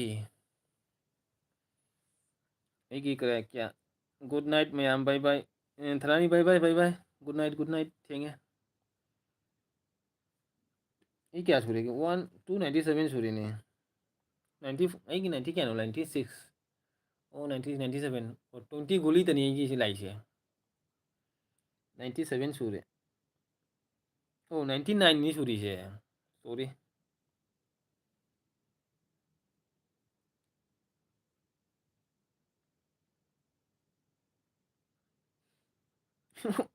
ꯏꯃꯥ ꯑꯩꯒꯤ ꯃꯁꯛꯁꯦ ꯌꯥꯗ꯭ꯔꯦꯍꯦ ꯏꯪꯒꯦ ꯁꯦꯠꯅ ꯐꯖꯔꯤꯕ ꯅꯠꯇꯦ ꯅꯤꯂꯝꯒ ꯌꯥꯗ꯭ꯔꯦꯅꯦ ꯌꯥꯔꯣꯏ ꯀꯩꯅꯣ ꯌꯥꯔꯣꯏ ꯂꯣꯏꯕ ꯌꯥꯔꯣꯏ ꯕ꯭ꯔꯣꯋꯥꯔꯁꯦ ꯑꯃ ꯀꯩꯅꯣ ꯇꯧꯔꯤꯁꯤꯕꯨ ꯂꯣꯏꯕ ꯌꯥꯔꯣꯏ ꯒꯥꯏꯁꯤꯅ ꯑꯗꯨꯅ ꯌꯥꯔꯣꯏ ꯏꯆꯦ ꯕꯦꯝꯆꯥꯅ ꯀꯔꯤ ꯏꯆꯦꯒꯤ ꯄꯥꯟꯗꯝꯁꯨ ꯈꯨꯔꯥꯏꯗꯔꯣ ꯍꯥꯏꯗꯨꯒ ꯚꯥꯏ ꯁꯔꯃ ꯍꯥꯏꯗꯨꯒ ꯚꯥꯏ ꯁꯔꯃ ꯑꯗꯨꯒ ꯑꯦꯜꯕꯤ ꯇꯥꯛꯂꯝꯃꯨ ꯑꯣ ꯑꯦꯜꯕꯤ ꯇꯥꯛꯂꯝꯃꯨ ꯑꯣ ꯌꯥ ꯍꯣꯏꯅꯦ ꯑꯦꯜꯕꯤ ꯇꯥꯛꯂꯝꯃꯨ ꯀꯥꯎꯈ꯭ꯔꯦꯅꯦ ꯑꯩꯁꯤꯕꯨ ꯑꯅꯨ ꯀꯩ ꯇꯨꯝꯃꯔꯣꯏꯗ꯭ꯔꯣ ꯇꯨꯝꯃꯣꯏꯗ꯭ꯔꯣ ꯅꯪꯕꯨ ꯇꯨꯝꯃꯣꯏꯗ꯭ꯔꯣ ꯅꯪꯕꯨ ꯃꯅꯤꯅꯦ ꯀꯨꯏꯔꯣꯏꯗꯒꯤ ꯈꯨꯔꯥꯏꯗꯒꯤꯅꯤꯅꯦ ꯆꯦ ꯕꯦꯝꯆꯥ ꯑꯗꯨꯒ ꯏꯆꯦꯅ ꯁꯨꯔ ꯃꯩꯇꯩ ꯀꯔꯤ ꯏꯁꯩꯅꯣ ꯅꯍꯥꯟ ꯑꯩꯅ ꯊꯥꯕ ꯏꯁꯩꯗꯨꯔꯥ ꯄꯥꯟꯗꯝ ꯍꯥꯏ ꯑꯗꯨꯒ ꯏꯆꯥꯅ ꯄꯦꯟꯖꯅ ꯑꯥꯔꯖꯦ ꯑꯦꯜꯕꯤꯗ ꯃꯨꯛꯕꯥꯡ ꯇꯧꯔꯣ ꯏꯆꯦ ꯃꯨꯛꯕꯥꯡꯒ ꯊꯦꯡꯉꯦ ꯏꯆꯦ ꯕꯦꯝꯆꯥꯅ ꯑꯗꯨꯗꯤ ꯑꯗꯨꯒ ꯔꯣꯕꯤꯇꯥꯅ ꯅꯣ ꯀꯦꯁ ꯂꯥꯏꯚ ꯊꯥꯕ ꯋꯥꯏꯇꯤ ꯌꯦꯡꯂꯣ ꯍꯥꯏꯗꯨꯒꯤ ꯃꯌꯥꯝꯒꯤ ꯄꯥꯟꯗꯝ ꯃꯅꯤ ꯏꯆꯦ ꯃꯃꯤꯇꯥꯏ ꯏꯆꯦ ꯃꯃꯤꯇꯥꯅ ꯃꯤꯡ ꯄꯜꯂꯛꯎ ꯍꯥꯏ ꯃꯤꯡ ꯄꯜꯂꯛꯎ ꯍꯥꯏ ꯏꯆꯦ ꯃꯃꯤꯇꯥꯏ ꯅꯍꯣꯏ ꯑꯩꯈꯣꯏ ꯊꯝꯃꯤꯀꯣ ꯑꯩꯒꯤ ꯀꯔꯤꯅꯣ ꯑꯩꯒꯤ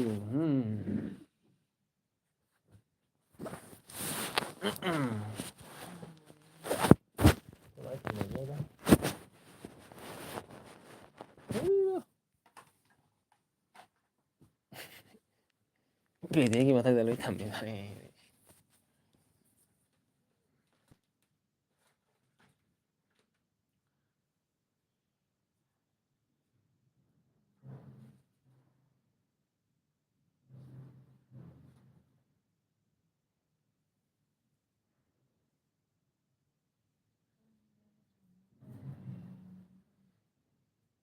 ꯑꯩ ꯆꯠꯂꯦ ꯍꯣꯏ ꯃꯌꯥꯝ ꯑꯩ ꯂꯣꯏꯁꯤꯜꯂꯁꯤꯀꯣ ꯃꯌꯥꯝ ꯑꯗꯨꯗꯤ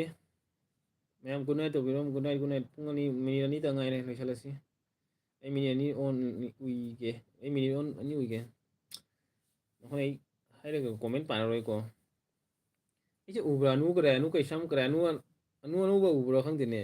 ꯑꯅꯨ ꯎꯕ꯭ꯔꯥ ꯌꯦꯡꯉꯨꯀꯣ ꯑꯩꯒꯤ ꯀꯔꯤ ꯃꯣꯕꯥꯏꯜ ꯑꯁꯤꯁꯦ ꯎꯕ꯭ꯔꯥ ꯎꯗ꯭ꯔꯥ ꯈꯪꯗꯦꯀꯣ ꯎꯔꯝꯃꯣꯏ ꯑꯩꯅ ꯈꯪꯕꯗ ꯋꯥꯏꯠ ꯑꯣꯏꯔꯦꯕ ꯁꯤꯁꯦ ꯀꯩꯅꯣꯗꯨ ꯑꯅꯨꯞ ꯌꯥꯗ꯭ꯔꯣ ꯑꯗꯨꯅꯦ ꯑꯩꯁꯤ ꯅꯪꯁꯦ ꯈꯪꯗꯦꯅꯦ ꯕ꯭ꯔꯥꯏꯠꯅꯦꯁꯁꯦ ꯃꯁꯥꯗꯣ ꯀꯔꯥꯏ ꯈꯪꯗꯦꯀꯣ ꯁꯤꯗ ꯁꯨꯃꯥꯏꯅ ꯄꯤꯔꯛꯎ ꯌꯦꯡꯒꯦ ꯎꯕ꯭ꯔꯥ ꯈꯪꯗꯦꯅꯦ ꯎꯔꯝꯃꯣꯏꯅꯦꯕ ꯑꯩ ꯈꯪꯕꯗ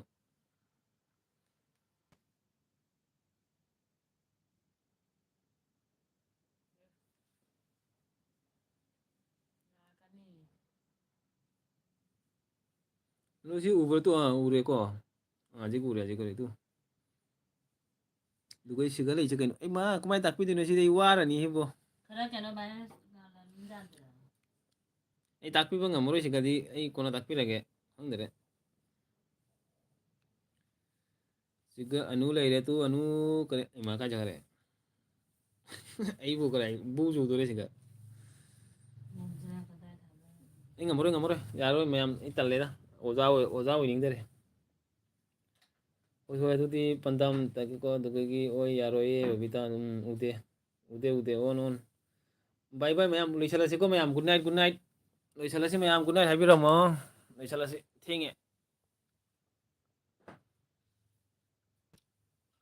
ꯃꯌꯥꯝ ꯂꯣꯏꯁꯤꯜꯂꯁꯤ ꯒꯨꯗ ꯅꯥꯏꯠ ꯍꯥꯏꯕꯤꯔꯝꯃꯣ ꯂꯣꯏꯁꯤꯜꯂꯁꯤ ꯃꯌꯥꯝꯅ ꯂꯩꯕꯒꯤꯗꯃꯛꯇ ꯊꯦꯡꯉꯦꯀꯣ ꯊꯦꯡꯉꯦ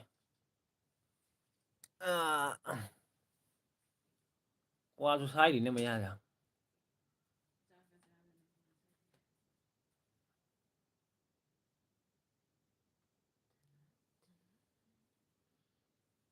ꯃꯌꯥꯝ ꯒꯨꯗ ꯅꯥꯏꯠ ꯒꯨꯗ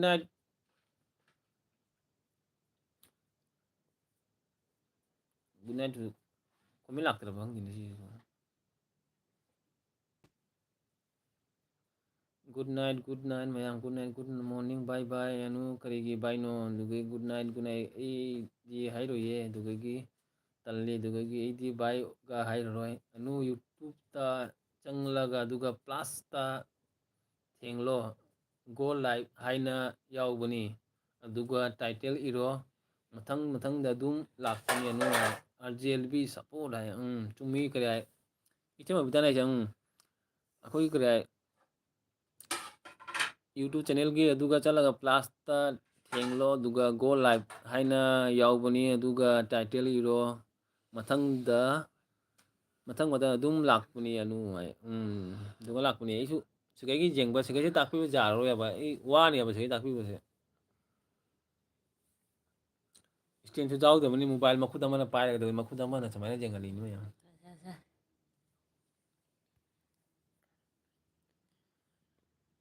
ꯁꯨꯃꯥꯏꯅ ꯇꯥꯛꯄꯤꯔꯒ ꯇꯨ ꯁꯨꯃꯥꯏꯅ ꯆꯠꯂꯒꯅꯦ ꯃꯌꯥꯝ ꯁꯨꯃꯥꯏꯅ ꯆꯠꯂꯒꯅꯦ ꯍꯥꯏꯔꯛꯀꯦꯀꯣ ꯁꯨꯃꯥꯏꯅ ꯆꯠꯂꯒ ꯁꯤꯒꯩꯒꯤ ꯀꯔꯤ ꯑꯁꯤ ꯑꯥꯏꯀꯣꯟꯁꯤ ꯎꯕ꯭ꯔꯥ ꯅꯨ ꯇꯨ ꯄ꯭ꯂꯥꯁ ꯑꯥꯏꯀꯣꯟꯁꯤ ꯎꯕ꯭ꯔꯣ ꯁꯤꯒ ꯀ꯭ꯂꯤꯛ ꯇꯧꯔꯣ ꯀ꯭ꯂꯤꯛ ꯇꯧꯔꯒ ꯒꯣ ꯂꯥꯏꯚ ꯂꯩꯕꯁꯦ ꯁꯤꯒ ꯀ꯭ꯂꯤꯛ ꯇꯧꯔꯣ ꯁꯤꯒꯗꯤ ꯂꯥꯟ ꯃꯣ ꯂꯩꯅ ꯑꯩ ꯂꯩꯔꯦ ꯇꯥꯏꯞ ꯗ ꯀꯦꯇꯔꯤꯡ ꯗ ꯃꯣꯜ ꯁꯣꯔ ꯗ ꯔꯤꯆ 50 ꯑꯣ ꯁꯕꯁꯀ꯭राꯏꯕꯔ ꯖꯪꯒꯩ ꯁꯨꯗꯕꯅꯤꯅ ꯑꯩꯁꯦ ꯌꯥꯗꯦꯕ ꯇꯨ ꯁꯕꯁꯀ꯭राꯏꯕꯔꯁꯦ 50 ꯁꯨꯗꯦꯕ ꯑꯩꯁꯦ ꯁꯕꯁꯀ꯭राꯏꯕꯔ 50 ꯁꯨꯗꯕꯁꯤꯒ ꯁꯤ ꯆꯦꯅꯦꯜꯁꯤꯒ ꯌꯥꯗꯦꯕ ꯁꯤꯒ ꯂꯥꯟ ꯃꯣꯟ ꯍꯥꯏꯅ ꯏꯔꯦ ꯇꯨ ꯑꯗꯨꯒ ꯅꯪꯒꯤꯁꯤꯗ ꯀ꯭ꯔꯥꯏꯇꯦꯔꯤꯌꯥꯗꯒ ꯂꯥꯛꯀꯅꯤꯕ ꯒꯣ ꯂꯥꯏꯐꯇꯁꯨ ꯂꯥꯛꯀꯅꯤ ꯑꯗꯨꯒ ꯃꯦꯜꯂꯣ ꯑꯗꯨꯒ ꯌꯥꯅꯦꯕ ꯁꯨꯃꯥꯏꯅ ꯀ꯭ꯔꯥꯏꯇꯦꯔꯤꯌꯥ ꯂꯩꯒꯅꯦꯕ ꯃꯣꯏꯒꯤ ꯀꯔꯤ 50 ꯀꯔꯤ ꯁꯕꯁꯀ꯭राꯏꯕꯔꯒꯤ ꯃꯣꯏꯒꯤ ꯑꯣꯞꯁꯟ ꯂꯩꯕ ꯃꯣꯏꯒꯤ ꯀꯔꯤ ꯍꯧꯖꯤꯛ ꯌꯥꯗꯦꯕ ꯁꯤꯁꯦ यूट्यूबकी करें पॉलिसी सी जाते 50 सब्सक्राइबर याद है 100 सब्सक्राइबर मतुंगदनीना करें नंगना एलबी तौ जादोइदो दुगा सुमाइना मेलगा तौ दुगै जानियाबा अदुनी मैम यादे सिगैगी अजी ताकपिदोइसे अदु मैम लोइसालासिको गुड नाइट गुड मॉर्निंग आजे bro like done thank you Premila सुलाए गुड नाइट गुड अनु आजे एलबी लोइसाल दुगै good night ma'am good night अनु जगह जाते को सुमाइना करे लाइबा क्राइटेरिया से लाइबा करे 50 सब्सक्राइबर 100 सब्सक्राइबर यौदरी जाते अब अदुनी जाते ब्रो करी मथेल चारगे चादरी करे आइबु चाकु चादरीबो एलबी तौबदा चाका चादे अदुनी एलबी तौरोसे चाक चा मतमगा फंगदीनी दुम गुड मॉर्निंग आजे ब्रो दुगैगी मनी मुकबांग नच्चे मोमिताना कम्युनिटी दा शेयर तौखिबनी वीडियो इचे मोमितादी मयाम दा सुम करे शेयर तौबनीको मयाम की वीडियो से याम थगली इचे मोमितादीबो सुमाइ तमो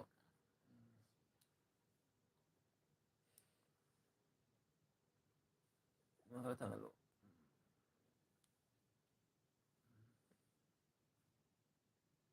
मथा थम खरा थांगलो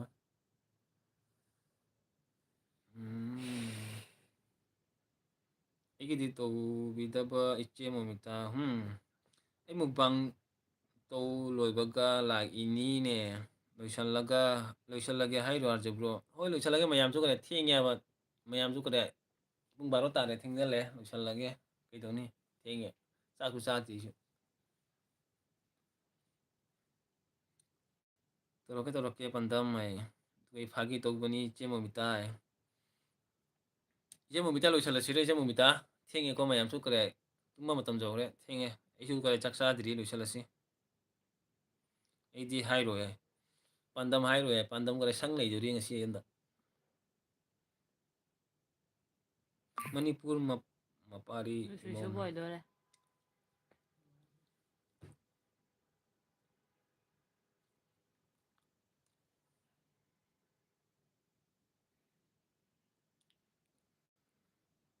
खर थांगलुए मथक ता माना एकदम इरोनबा कंसोय चाहिए मनी दगगी ब्रो आईदी 130 सब्सक्राइबर यौरे यादे होय अब मनी करे मणिपुर मनी अदुदा करे सुमाइना से लई था अहुम करे चैनल था अहुम फादसु जाते था अहुम करे चैनल से करे फादसु करे एलबी तौ जाते अब जो कना मुसु जाय 7 करे 100 सब्सक्राइबर होरेगा जाय कना मुसु तो सुमाइना से लई था अहुम फादसु करे एलबी तौ जाते दुगगी एदी इनाउना थागे हाइरदी लेइरे इनाउ नचेगिदी फुल सपोर्ट तौबिबगी ओइमा इचो बिदा दुमाय हाइनुए मतम थेंगे लोइसलसे कनो इचो मता इन नोइ लेइबो दुगै यु लेइरि नतदि नोइ लोइसलगे आइदि जो लोइसनदुरबनि इचे इचे ओइ लेइबो दुगै यु लेइरिसिनि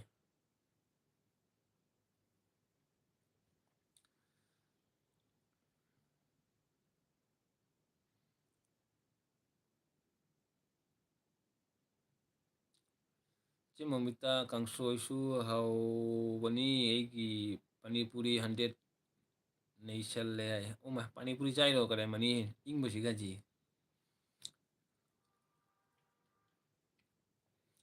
ꯑꯩꯅꯁꯨ ꯁꯞꯄꯣꯔꯠ ꯇꯧꯒꯅꯤꯗ ꯏꯆꯦ ꯃꯣꯃꯤꯇꯥ ꯑꯩ ꯌꯥꯝꯕꯗꯤ ꯑꯣꯏꯗꯦ 21 ꯀꯦꯁꯕꯨꯗꯤ ꯁꯨꯖꯔꯦ ꯍꯥꯏ ꯑꯗꯨꯒ ꯍꯣꯏꯃꯥ ꯄꯥꯅꯤꯄꯨꯔꯤ 100 ꯏꯆꯦ ꯃꯣꯃꯤꯇꯥ ꯀꯞꯈ꯭ꯔꯦ ꯁꯤꯡꯉꯥꯅꯤꯌꯥ ꯑꯗꯨꯒ ꯗꯨ ꯌꯨ ꯂꯥꯏꯛ ꯌꯨꯔ ꯕꯤꯛ ꯕꯅꯦꯅꯥ ꯃꯦꯠꯂꯨꯔ ꯅꯪꯕꯨ ꯕꯤꯛ ꯕꯅꯦꯅꯥ ꯒꯥꯏꯅ ꯃꯦꯠꯂꯨꯍꯦ ꯀꯅꯥꯅꯣ ꯉꯁꯤꯗꯤ ꯑꯩꯁꯦ ꯃꯦꯠ ꯌꯥꯗ꯭ꯔꯦ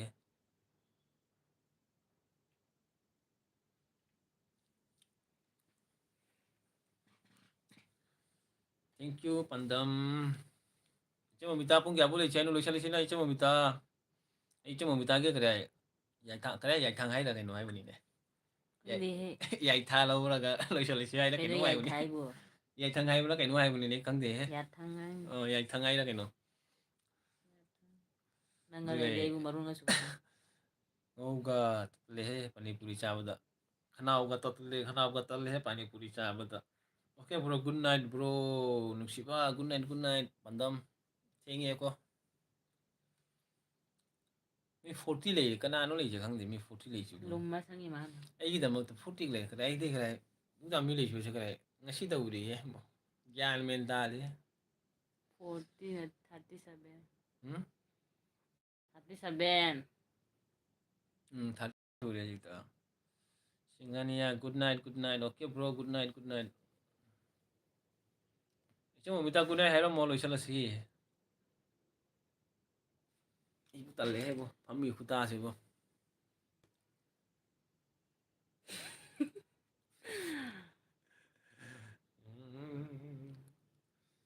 ꯑꯟꯖꯕ꯭ꯔꯣ ꯑꯩꯒꯤ ꯂꯣꯏꯁꯤꯜꯂꯒꯦ ꯍꯥꯏꯔꯣ ꯑꯟꯖꯕ꯭ꯔꯣ ꯑꯩꯒꯤ ꯂꯣꯏꯁꯤꯜꯂꯒꯦ ꯍꯥꯏꯔꯣ ꯑꯩꯅ ꯑꯃ ꯔꯤꯃꯨꯚ ꯇꯧꯈ꯭ꯔꯕꯅꯤ ꯕꯤꯛ ꯕꯅꯦꯅꯥ ꯏꯔꯛꯄꯗꯣ ꯍꯣꯏ ꯏꯆꯦ ꯎꯁꯤꯠꯇꯕ ꯃꯤꯗꯤ ꯕꯦ ꯂꯥꯎꯒ ꯃꯈꯅꯥꯎ ꯃꯦꯠꯂꯨꯑꯦ ꯑꯩꯅ ꯀꯔꯤ ꯄꯥꯔꯃꯤꯁꯟ ꯄꯤꯔꯤ ꯍꯥꯏꯇꯥꯔꯦꯗ ꯎꯁꯤꯠꯇꯕꯗꯤ ꯃꯦꯠꯁꯜꯂꯣꯏ ꯁꯣ ꯌꯣꯔ ꯋꯥꯏꯐ ꯑꯦꯄꯜ ꯃꯦꯠꯂꯣꯏ ꯑꯁꯤꯁꯨ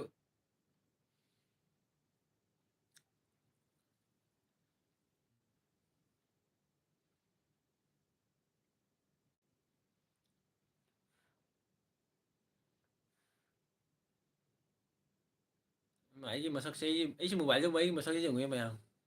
ꯑꯩꯅ ꯎꯕꯗ ꯏꯁꯥꯅ ꯏꯀꯥꯏꯌꯦ ꯃꯁꯛꯁꯦ ꯁꯤꯗꯩꯁꯨ ꯐꯖꯔꯦ ꯏꯁꯀꯤꯟꯗꯗꯤ ꯐꯖꯔꯤ ꯁꯤꯒꯅ ꯀꯔꯤ ꯃꯁꯛ ꯎꯕꯗ ꯄꯦꯜꯂꯦ ꯌꯦꯡꯅꯤꯡꯉꯦ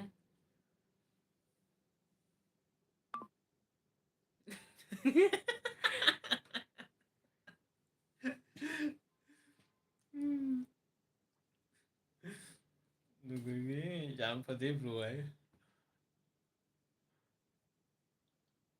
ꯑꯖꯕ꯭ꯔꯣ ꯑꯩꯒꯤ ꯂꯣꯏꯁꯤꯜꯂꯒꯦ ꯍꯥꯏꯔꯣ ꯃꯤ ꯀꯔꯤ ꯂꯣꯏꯁꯤꯜꯂꯤꯁꯤꯅ ꯀꯩꯅꯣ ꯑꯃꯨꯛ ꯊꯦꯡꯉꯤꯅꯦ ꯋꯥꯔꯝꯃꯅꯤ ꯃꯌꯥꯝꯁꯨ ꯑꯌꯨꯛꯇꯒꯤ ꯑꯦꯜꯕꯤ ꯂꯩꯔꯤꯁꯦ ꯑꯌꯨꯛꯇꯒꯤ ꯑꯦꯜꯕꯤ ꯁꯨꯝ ꯊꯥꯔꯕꯅꯤꯅ ꯋꯥꯔꯝꯃꯅꯤꯕ ꯑꯩꯒꯤꯗꯤ ꯀꯔꯤꯝ ꯀꯥꯏꯗꯦꯗ ꯑꯩꯒꯤꯗꯤ ꯍꯦꯡꯈ꯭ꯔꯦ ꯑꯣꯐ ꯂꯩꯕꯅꯤꯅ ꯑꯣꯐꯤꯁ ꯀꯔꯤꯝ ꯀꯥꯏꯗꯦ ꯄꯨꯡ 10ꯗ ꯍꯧꯒꯠꯂꯁꯨ ꯀꯔꯤꯝ ꯀꯥꯏꯗꯦ ꯃꯌꯥꯝꯒꯤ ꯈꯟꯕꯅꯤꯗ ꯃꯌꯥꯝꯁꯨ ꯀꯔꯤ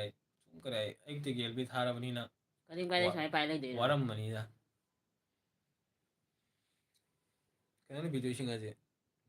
ꯆꯦ ꯐꯦꯇꯤ ꯅꯠꯇꯕ ꯁꯤꯕꯨ ꯑꯣꯏ ꯀꯅꯥꯅꯣ ꯁꯤꯅ ꯕꯤꯖꯣꯏ ꯁꯤꯡ ꯍꯥꯏꯁꯦ ꯀꯅꯥꯅꯣ ꯅꯅꯥꯎꯔꯥ ꯅꯅꯥꯎ ꯅꯅꯥꯎ ꯑꯩꯕꯨ ꯕꯤꯖꯣꯏ ꯁꯤꯡ ꯍꯥꯏꯁꯦ ꯅꯣꯏ ꯕꯤꯖꯣꯏ ꯅꯠꯇ꯭ꯔꯥ ꯅꯅꯥꯎ ꯖꯦꯝ ꯈꯪꯗꯦ ꯀꯅꯥꯅꯣ ꯍꯪꯉꯣ ꯅꯅꯥꯎꯔꯣ ꯀꯗꯥꯏꯗꯅꯣ ꯅꯅꯥꯎ ꯑꯣꯏꯔꯝꯒꯅꯤꯅꯦ ꯍꯦꯂꯥꯎ ꯖꯤꯡꯒꯦ ꯆꯁꯃꯥ ꯎꯞꯄ ꯁꯤꯂꯥꯎ ꯈꯪꯗꯦ ꯑꯩ ꯂꯥꯛꯑꯣꯏꯍꯦ ꯊꯣ ꯆꯦ ꯖꯤꯡꯒ ꯂꯥꯎ ꯑꯍꯥ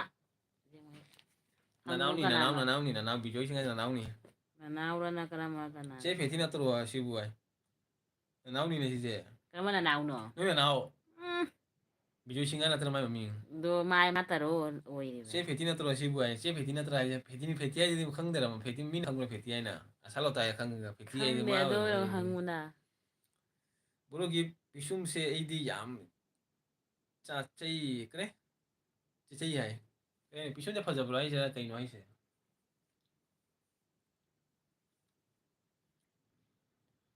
ꯃꯅꯤꯄꯨꯔ ꯅꯠꯇꯦꯍꯦ ꯅꯠꯇꯦ ꯏꯕꯦꯝꯆꯥꯅ ꯃꯅꯣꯛ ꯏꯕꯦꯝꯆꯥ ꯏꯕꯦꯝꯆꯥ ꯃꯅꯥꯎꯅꯤ ꯍꯥꯏ ꯏꯕꯦꯝꯆꯥꯒꯤ ꯃꯅꯥꯎꯅꯤ ꯍꯥꯏ ꯀꯅꯥꯅꯣꯅꯦ ꯑꯣ ꯑꯩꯈꯣꯏ ꯅꯅꯥ ꯍꯣꯏꯒ ꯏꯕꯦꯝꯆꯥꯒꯤ ꯃꯅꯥꯎꯅꯤ ꯍꯥꯏ ꯏꯃꯥꯟꯅꯕꯤꯒꯤ ꯃꯧꯄꯥꯅꯤꯅꯦ ꯑꯥ ꯑꯩ ꯏꯃꯥꯟꯅꯕꯤꯒꯤ ꯃꯧꯄꯥ ꯑꯩꯈꯣꯏ ꯈꯨꯟꯒꯤ ꯑꯣ ꯑꯣ ꯃꯥꯔꯣ ꯎꯝ ꯏꯆꯦꯆꯥ ꯑꯣ ꯀꯔꯥꯏ ꯅꯣꯏꯒꯤ ꯀꯔꯥꯏ ꯆꯦ ꯐꯦꯇꯤꯁꯤ ꯀꯔꯥꯏꯁꯤꯒ ꯐꯝꯃꯤꯌꯦ ꯀꯦꯃꯦꯔꯥꯃꯦꯟꯅꯤ ꯃꯥ ꯀꯦꯃꯦꯔꯥ ꯄꯥꯏꯍꯜꯂꯤꯅꯤ ꯃꯥꯗ ꯃꯥ ꯃꯁꯛ ꯎꯍꯜꯂꯔꯣꯏ ꯃꯁꯛ ꯐꯖꯗꯦ ꯍꯥꯏ ꯕꯤꯖꯣꯏ ꯃꯁꯛ ꯐꯖꯗꯦ ꯃꯥ ꯕꯣꯔꯣꯁꯦ ꯀꯔꯤ ꯂꯝꯗꯩꯅꯣ ꯑꯩ ꯀꯔꯥꯏ ꯑꯁꯥꯝꯗꯒꯤꯅꯤ ꯀꯔꯥꯏ ꯃꯅꯤꯄꯨꯔꯤ ꯃꯄꯥꯔꯤ ꯏꯃꯣꯝ ꯍꯥꯏ ꯀꯅꯥꯅꯣ ꯁꯤ ꯃꯅꯤꯄꯨꯔꯤ ꯃꯄꯥꯔꯤ ꯏꯃꯣꯝ ꯒꯥꯏꯁꯤꯅ ꯖꯥꯠ ꯖꯥꯠꯅꯤ ꯂꯩꯁꯤꯕꯨ ꯅꯠꯇꯦ ꯏꯕꯦꯝꯆꯥ ꯃꯅꯥꯎ ꯅꯨꯄꯥꯅꯤ ꯍꯥꯏ ꯑꯗꯨꯗꯒꯤ ꯃꯅꯤ ꯃꯨꯛꯕꯥꯡꯅ ꯀꯔꯥꯏ ꯑꯁꯦꯡꯕꯅꯤ ꯍꯥꯏꯔꯖꯕ꯭ꯔꯣ ꯑꯩ ꯄꯤꯁꯨꯝꯁꯦ ꯐꯖꯕ꯭ꯔꯅꯦ ꯑꯩꯅ ꯀꯔꯥꯏ ꯊꯤꯅꯤ ꯍꯥꯏ ꯈꯜꯂꯤꯁꯤ ꯄꯤꯁꯨꯝꯁꯦ ꯀꯨꯔꯨꯁꯤ ꯃꯥꯜꯂꯤꯌꯦ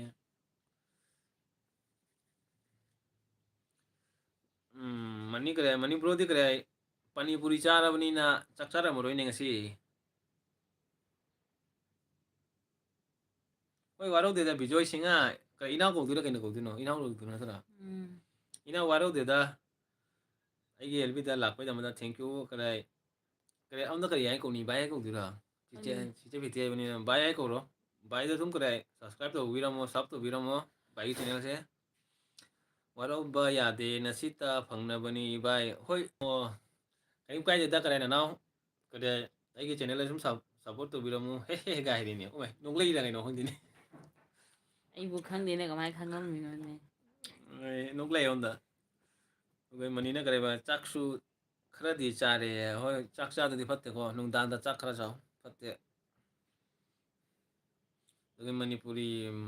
ꯃꯄꯥꯔꯤ ꯏꯃꯣꯝꯅ ꯀꯔꯤ ꯍꯥꯏꯕ ꯃꯅꯤꯄꯨꯔ ꯃꯄꯥꯔꯤ ꯏꯃꯣꯝꯁꯦ ꯆꯦꯅꯦꯜ ꯃꯃꯤꯡꯅꯤ ꯕ꯭ꯔꯣ ꯑꯗꯨꯗꯤ ꯅꯠꯇꯦꯍꯦ ꯆꯦꯅꯦꯜ ꯃꯃꯤꯡꯔꯣ ꯐꯔꯦ ꯐꯔꯦ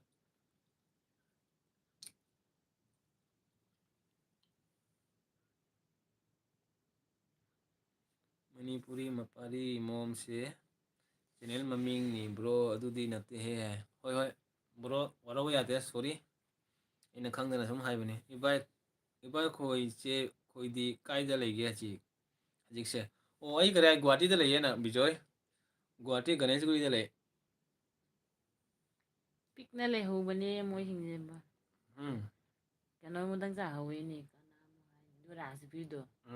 ꯑꯗꯨꯒꯩ ꯃꯈꯥꯗ ꯑꯣꯏꯅꯤ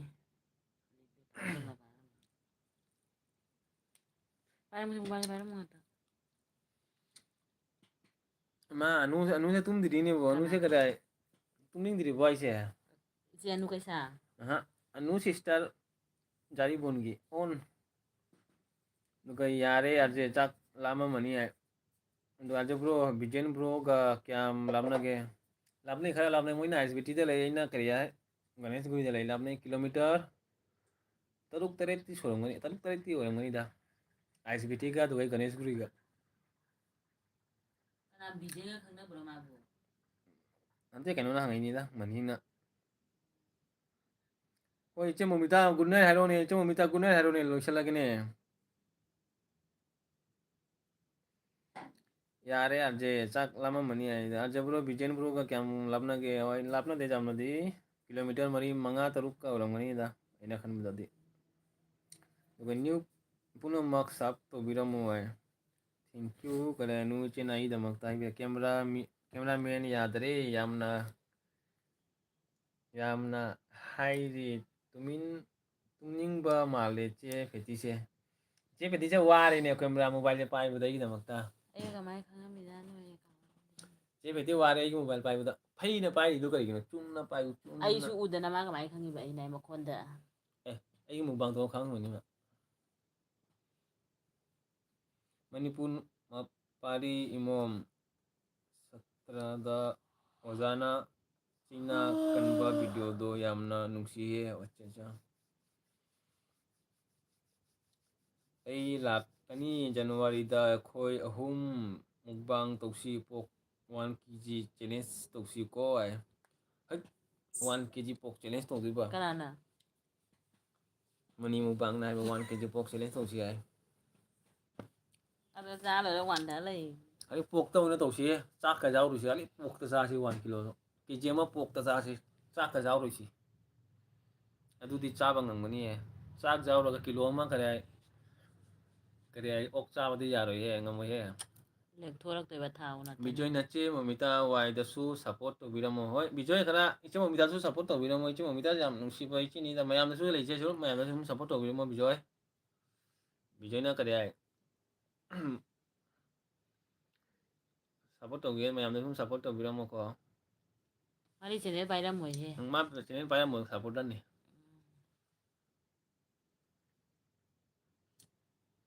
ꯁꯞꯄꯣꯔꯠ ꯇꯧꯕꯤꯗꯦꯅꯣ ꯁꯞꯄꯣꯔꯠ ꯇꯧꯕꯤꯗꯦꯅꯣ ꯕꯥꯏ ꯕꯥꯏ ꯍꯥꯏ ꯅꯣꯏ ꯁꯞꯄꯣꯔꯠ ꯇꯧꯕꯤꯅꯤꯌꯦ ꯅꯣꯏ ꯁꯤꯁꯇꯔ ꯀꯔꯤꯒꯤ ꯁꯞꯄꯣꯔꯠ ꯇꯧꯔꯤꯗꯤ ꯆꯦ ꯑꯅꯨ ꯑꯩꯁꯨ ꯇꯧꯕꯅꯤ ꯑꯗꯨꯒ ꯆꯦꯁꯨ ꯇꯧꯕꯤꯔꯝꯃꯣꯏ ꯆꯦ ꯑꯅꯨꯗ ꯇꯧꯔꯦ ꯍꯥꯏ ꯀꯗꯥꯏ ꯃꯅꯤꯄꯨꯔ ꯃꯄꯥꯔꯤ ꯏꯃꯥ ꯀꯔꯤ ꯏꯃꯣꯝꯅ ꯍꯣꯏ ꯍꯣꯏ ꯇꯧꯒꯦ ꯍꯥꯏ ꯃꯥꯅꯦ ꯍꯣꯏ ꯕꯤꯖꯣꯏ ꯇꯧꯕꯤꯔꯝꯃꯣ ꯀꯔꯤ ꯏꯆꯝ ꯃꯣꯃꯤꯇꯥꯁꯨ ꯇꯧꯕꯤꯔꯝꯃꯣ ꯑꯗꯨꯗꯒꯤ ꯑꯅꯨ ꯀꯔꯤ ꯈꯣꯡꯒ꯭ꯔꯝꯕꯝꯗꯁꯨ ꯇꯧꯕꯤꯔꯝꯃꯣ ꯑꯗꯨꯗꯒꯤ ꯃꯅꯤ ꯃꯨꯛꯕꯥꯡ ꯑꯗꯨꯗꯒꯤ ꯀꯅꯥ ꯂꯩꯁꯦꯕꯨ ꯑꯅꯨ ꯂꯩꯔꯦ ꯑꯗꯨꯒ ꯃꯔꯤ ꯃꯉꯥ ꯂꯩꯔꯦ ꯍꯧꯖꯤꯛ ꯃꯣꯏꯗ ꯇꯧꯕꯤꯔꯝꯃꯣ ꯃꯅꯤꯄꯨꯔ ꯃꯄꯥꯔꯤꯗ ꯏꯃꯣꯝ ꯁꯞ ꯇꯧꯈ꯭ꯔꯕꯅꯤ ꯌꯥꯏ ꯃꯣꯃꯤꯇꯥ ꯏꯆꯦꯅ ꯇꯧꯈ꯭ꯔꯦ ꯑꯗꯨꯒ ꯕꯤꯖꯦꯟ ꯕ꯭ꯔꯣꯗꯤ ꯍꯟꯗꯛ ꯅꯩꯔꯦꯍꯦ ꯕꯤꯖꯦꯟ ꯕ꯭ꯔꯣ ꯚꯤꯗꯤꯑꯣ ꯊꯥꯒꯠꯄ꯭ꯔꯥ ꯈꯪꯗꯦ ꯏꯃꯥ ꯚꯤꯗꯤꯑꯣ ꯊꯥꯒꯠꯄ꯭ꯔꯥ ꯍꯥꯏꯅ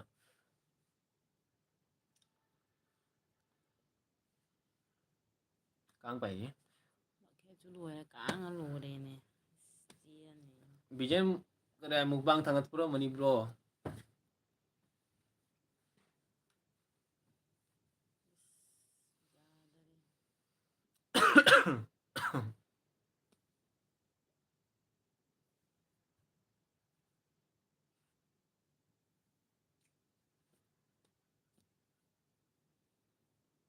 ꯃꯣꯃꯣ ꯃꯨꯛꯕꯥꯡ ꯀꯗꯥꯏ ꯕꯤꯖꯦꯟ ꯃꯣꯃꯣ ꯃꯨꯛꯕꯥꯡ ꯇꯧꯔꯤ ꯍꯥꯏꯔꯣ ꯈꯪꯗꯦꯅꯦ ꯑꯩ ꯌꯦꯡꯉꯨꯗꯦ ꯃꯥꯒꯤ ꯆꯦꯅꯦꯜꯗꯣ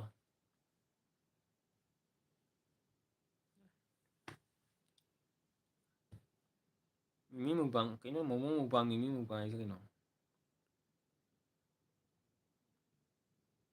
ꯂꯣꯏꯁꯤꯜꯂꯁꯤ ꯃꯌꯥꯝ ꯊꯦꯡꯉꯦ ꯇꯜꯂꯦ ꯄꯨꯡ 12:30 ꯇꯥꯗꯣꯔꯦ मिनिट हजिफाꯎ 40 ꯀꯥꯟꯅꯩ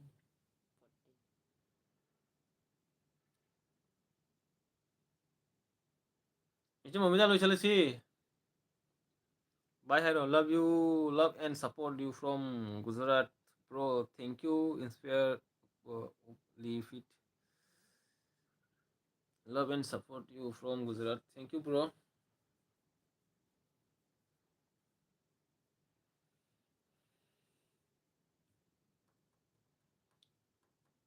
Bye, Orasi, Hiro, bro. Hoy, Orasi kare, thingy ne kare, money.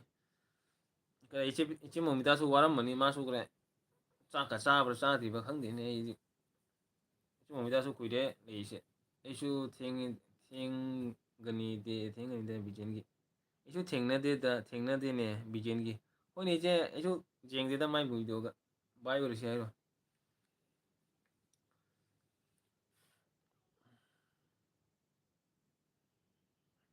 Edi kuide, bijen bro, bijen kaure.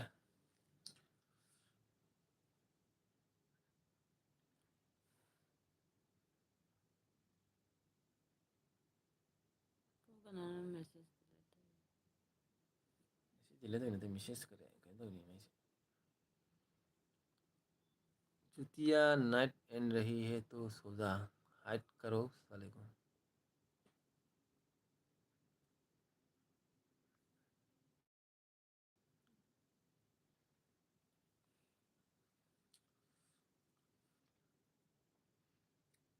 Issue thing नते बिजन का हाय दुगी मला गुप्तों शॉर्ट वीडियो हाय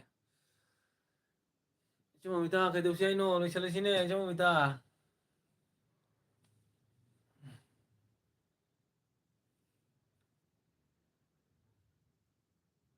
na bye hiro dudi hoi cuma mi aja bro bye bye hoi mayam bye bye udah sih cuma minta bye bye misalnya ya 이제나 그래 양 팅을 레비레고 이기다막다 사티나 농시에 mayam들수 이기다막다 마이나 mayam나 사포터 리세 농파도 시 에비도보다 mayam나 마이 사포터 베 농시에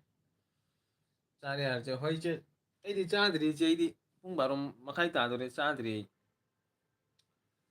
ꯑꯩꯁꯨ ꯀꯔꯤ ꯀꯔꯤ ꯍꯣꯔꯦꯟ ꯆꯥꯒꯦ ꯄꯨꯡ 10:30 ꯆꯥꯒꯦ ꯈꯟꯕꯗꯨ ꯄꯨꯡ 10:30 ꯇꯧꯒꯦ ꯍꯥꯏꯕꯗꯨ ꯄꯨꯡ 12:30 ꯇꯥꯔꯦ ꯑꯦꯜꯕꯤ ꯇꯧꯕꯁꯦ ꯕꯦꯔꯥꯅꯤꯅꯦ ꯑꯗꯨꯒꯤ ꯑꯦꯜꯕꯤꯗ ꯇꯧꯅꯤꯡꯗꯦ ꯑꯩꯅ ꯍꯣꯂꯥ ꯀꯩꯅꯣ ꯍꯣꯂꯥ ꯍꯥꯏꯅꯦ ꯑꯃꯁꯤꯅ ꯍꯣꯂꯥ ꯍꯦꯜꯂꯣ ꯍꯦꯜꯂꯣ ꯍꯥꯏꯗꯅ ꯍꯣꯂꯥ ꯍꯥꯏꯗꯤ ꯃꯥꯏꯁꯦ ꯚꯥꯏ ꯃꯅꯤ ꯃꯨꯛꯕꯥꯡ ꯆꯥꯔꯦ ꯌꯥꯁꯦ ꯕꯥꯏ ꯕꯥꯏ ꯆꯥꯛ ꯆꯥꯔꯣ ꯑꯦꯜꯕꯤ ꯂꯣꯏꯔꯒ ꯍꯣꯏ ꯃꯌꯥꯝ ꯕꯥꯏ ꯕꯥꯏ ꯑꯣꯏꯔꯁꯤ ꯒꯨꯗ नाइट मयामना एलबीदा लाखपैदमता thank you all friend thank you मेरा एलबी में आने के लिए मेरा एलबी में सपोर्ट करने के सभी को मेरे तरफ से धन्यवाद आप सभी मेरे एलबी में आया मेरे को ज्वाइन किया और मुझे सपोर्ट किया आज के लिए मैं एलबी इधर ही ख़त्म करता हूँ मयाम बाय बाय वैसे दूधी मयाम इसे ममिता बाय बाय मनी मनी मुकबांग बाय बाय अनु करे अनु सिस्टर बाय बाय ꯑꯩꯒꯤ ꯑꯦꯜꯕꯤꯗ ꯃꯇꯝ ꯄꯤꯔꯛꯄꯒꯤꯗꯃꯛꯇ ꯊꯦꯡꯛ ꯌꯨ ꯃꯌꯥꯝꯁꯨ ꯀꯔꯦ ꯃꯌꯥꯝꯒꯤꯁꯨ ꯚꯤꯗꯤꯑꯣꯁꯨ ꯑꯩ ꯃꯇꯝ ꯆꯥꯅ ꯌꯦꯡꯕꯤꯅꯤ ꯑꯗꯨ ꯃꯌꯥꯝꯁꯨ ꯑꯩꯅ ꯐꯨꯜ ꯁꯞꯄꯣꯔꯠ ꯇꯧꯕꯤꯅꯤꯀꯣ ꯃꯇꯝ ꯈꯨꯗꯤꯡꯃꯛꯇ ꯑꯩꯅ ꯉꯝꯕ ꯃꯌꯥꯝꯗꯁꯨ ꯁꯞꯄꯣꯔꯠ ꯇꯧꯒꯅꯤ ꯑꯗꯨ ꯃꯌꯥꯝ ꯃꯇꯥꯡꯁꯤꯗ ꯚꯤꯗꯤꯑꯣꯁꯦ ꯀꯔꯦ ꯑꯦꯜꯕꯤꯁꯦ ꯂꯣꯏꯁꯤꯜꯂꯁꯤ ꯑꯗꯨꯗꯤ ꯃꯌꯥꯝ good night bye bye take care ꯑꯗꯨꯒ ꯑꯩ ꯁ꯭ꯋꯤꯠ ꯗ꯭रीꯝ ꯍꯥꯏꯇꯥꯔꯦꯅꯦ ꯒꯨꯗ ꯅꯥꯏꯠ ꯃꯌꯥꯝ ꯑꯩꯒꯤ ꯑꯦꯜꯕꯤꯗ ꯖꯣꯏꯟ ꯇꯧꯕꯒꯤꯗꯃꯛꯇ thank you 이제 바이바이 mày bye bye लोꯏꯁꯜꯂꯒꯦꯀꯣ mày bye bye ꯔꯥꯖꯦ bye bye ꯍꯣꯏ ꯏꯆꯦ bye bye bye bye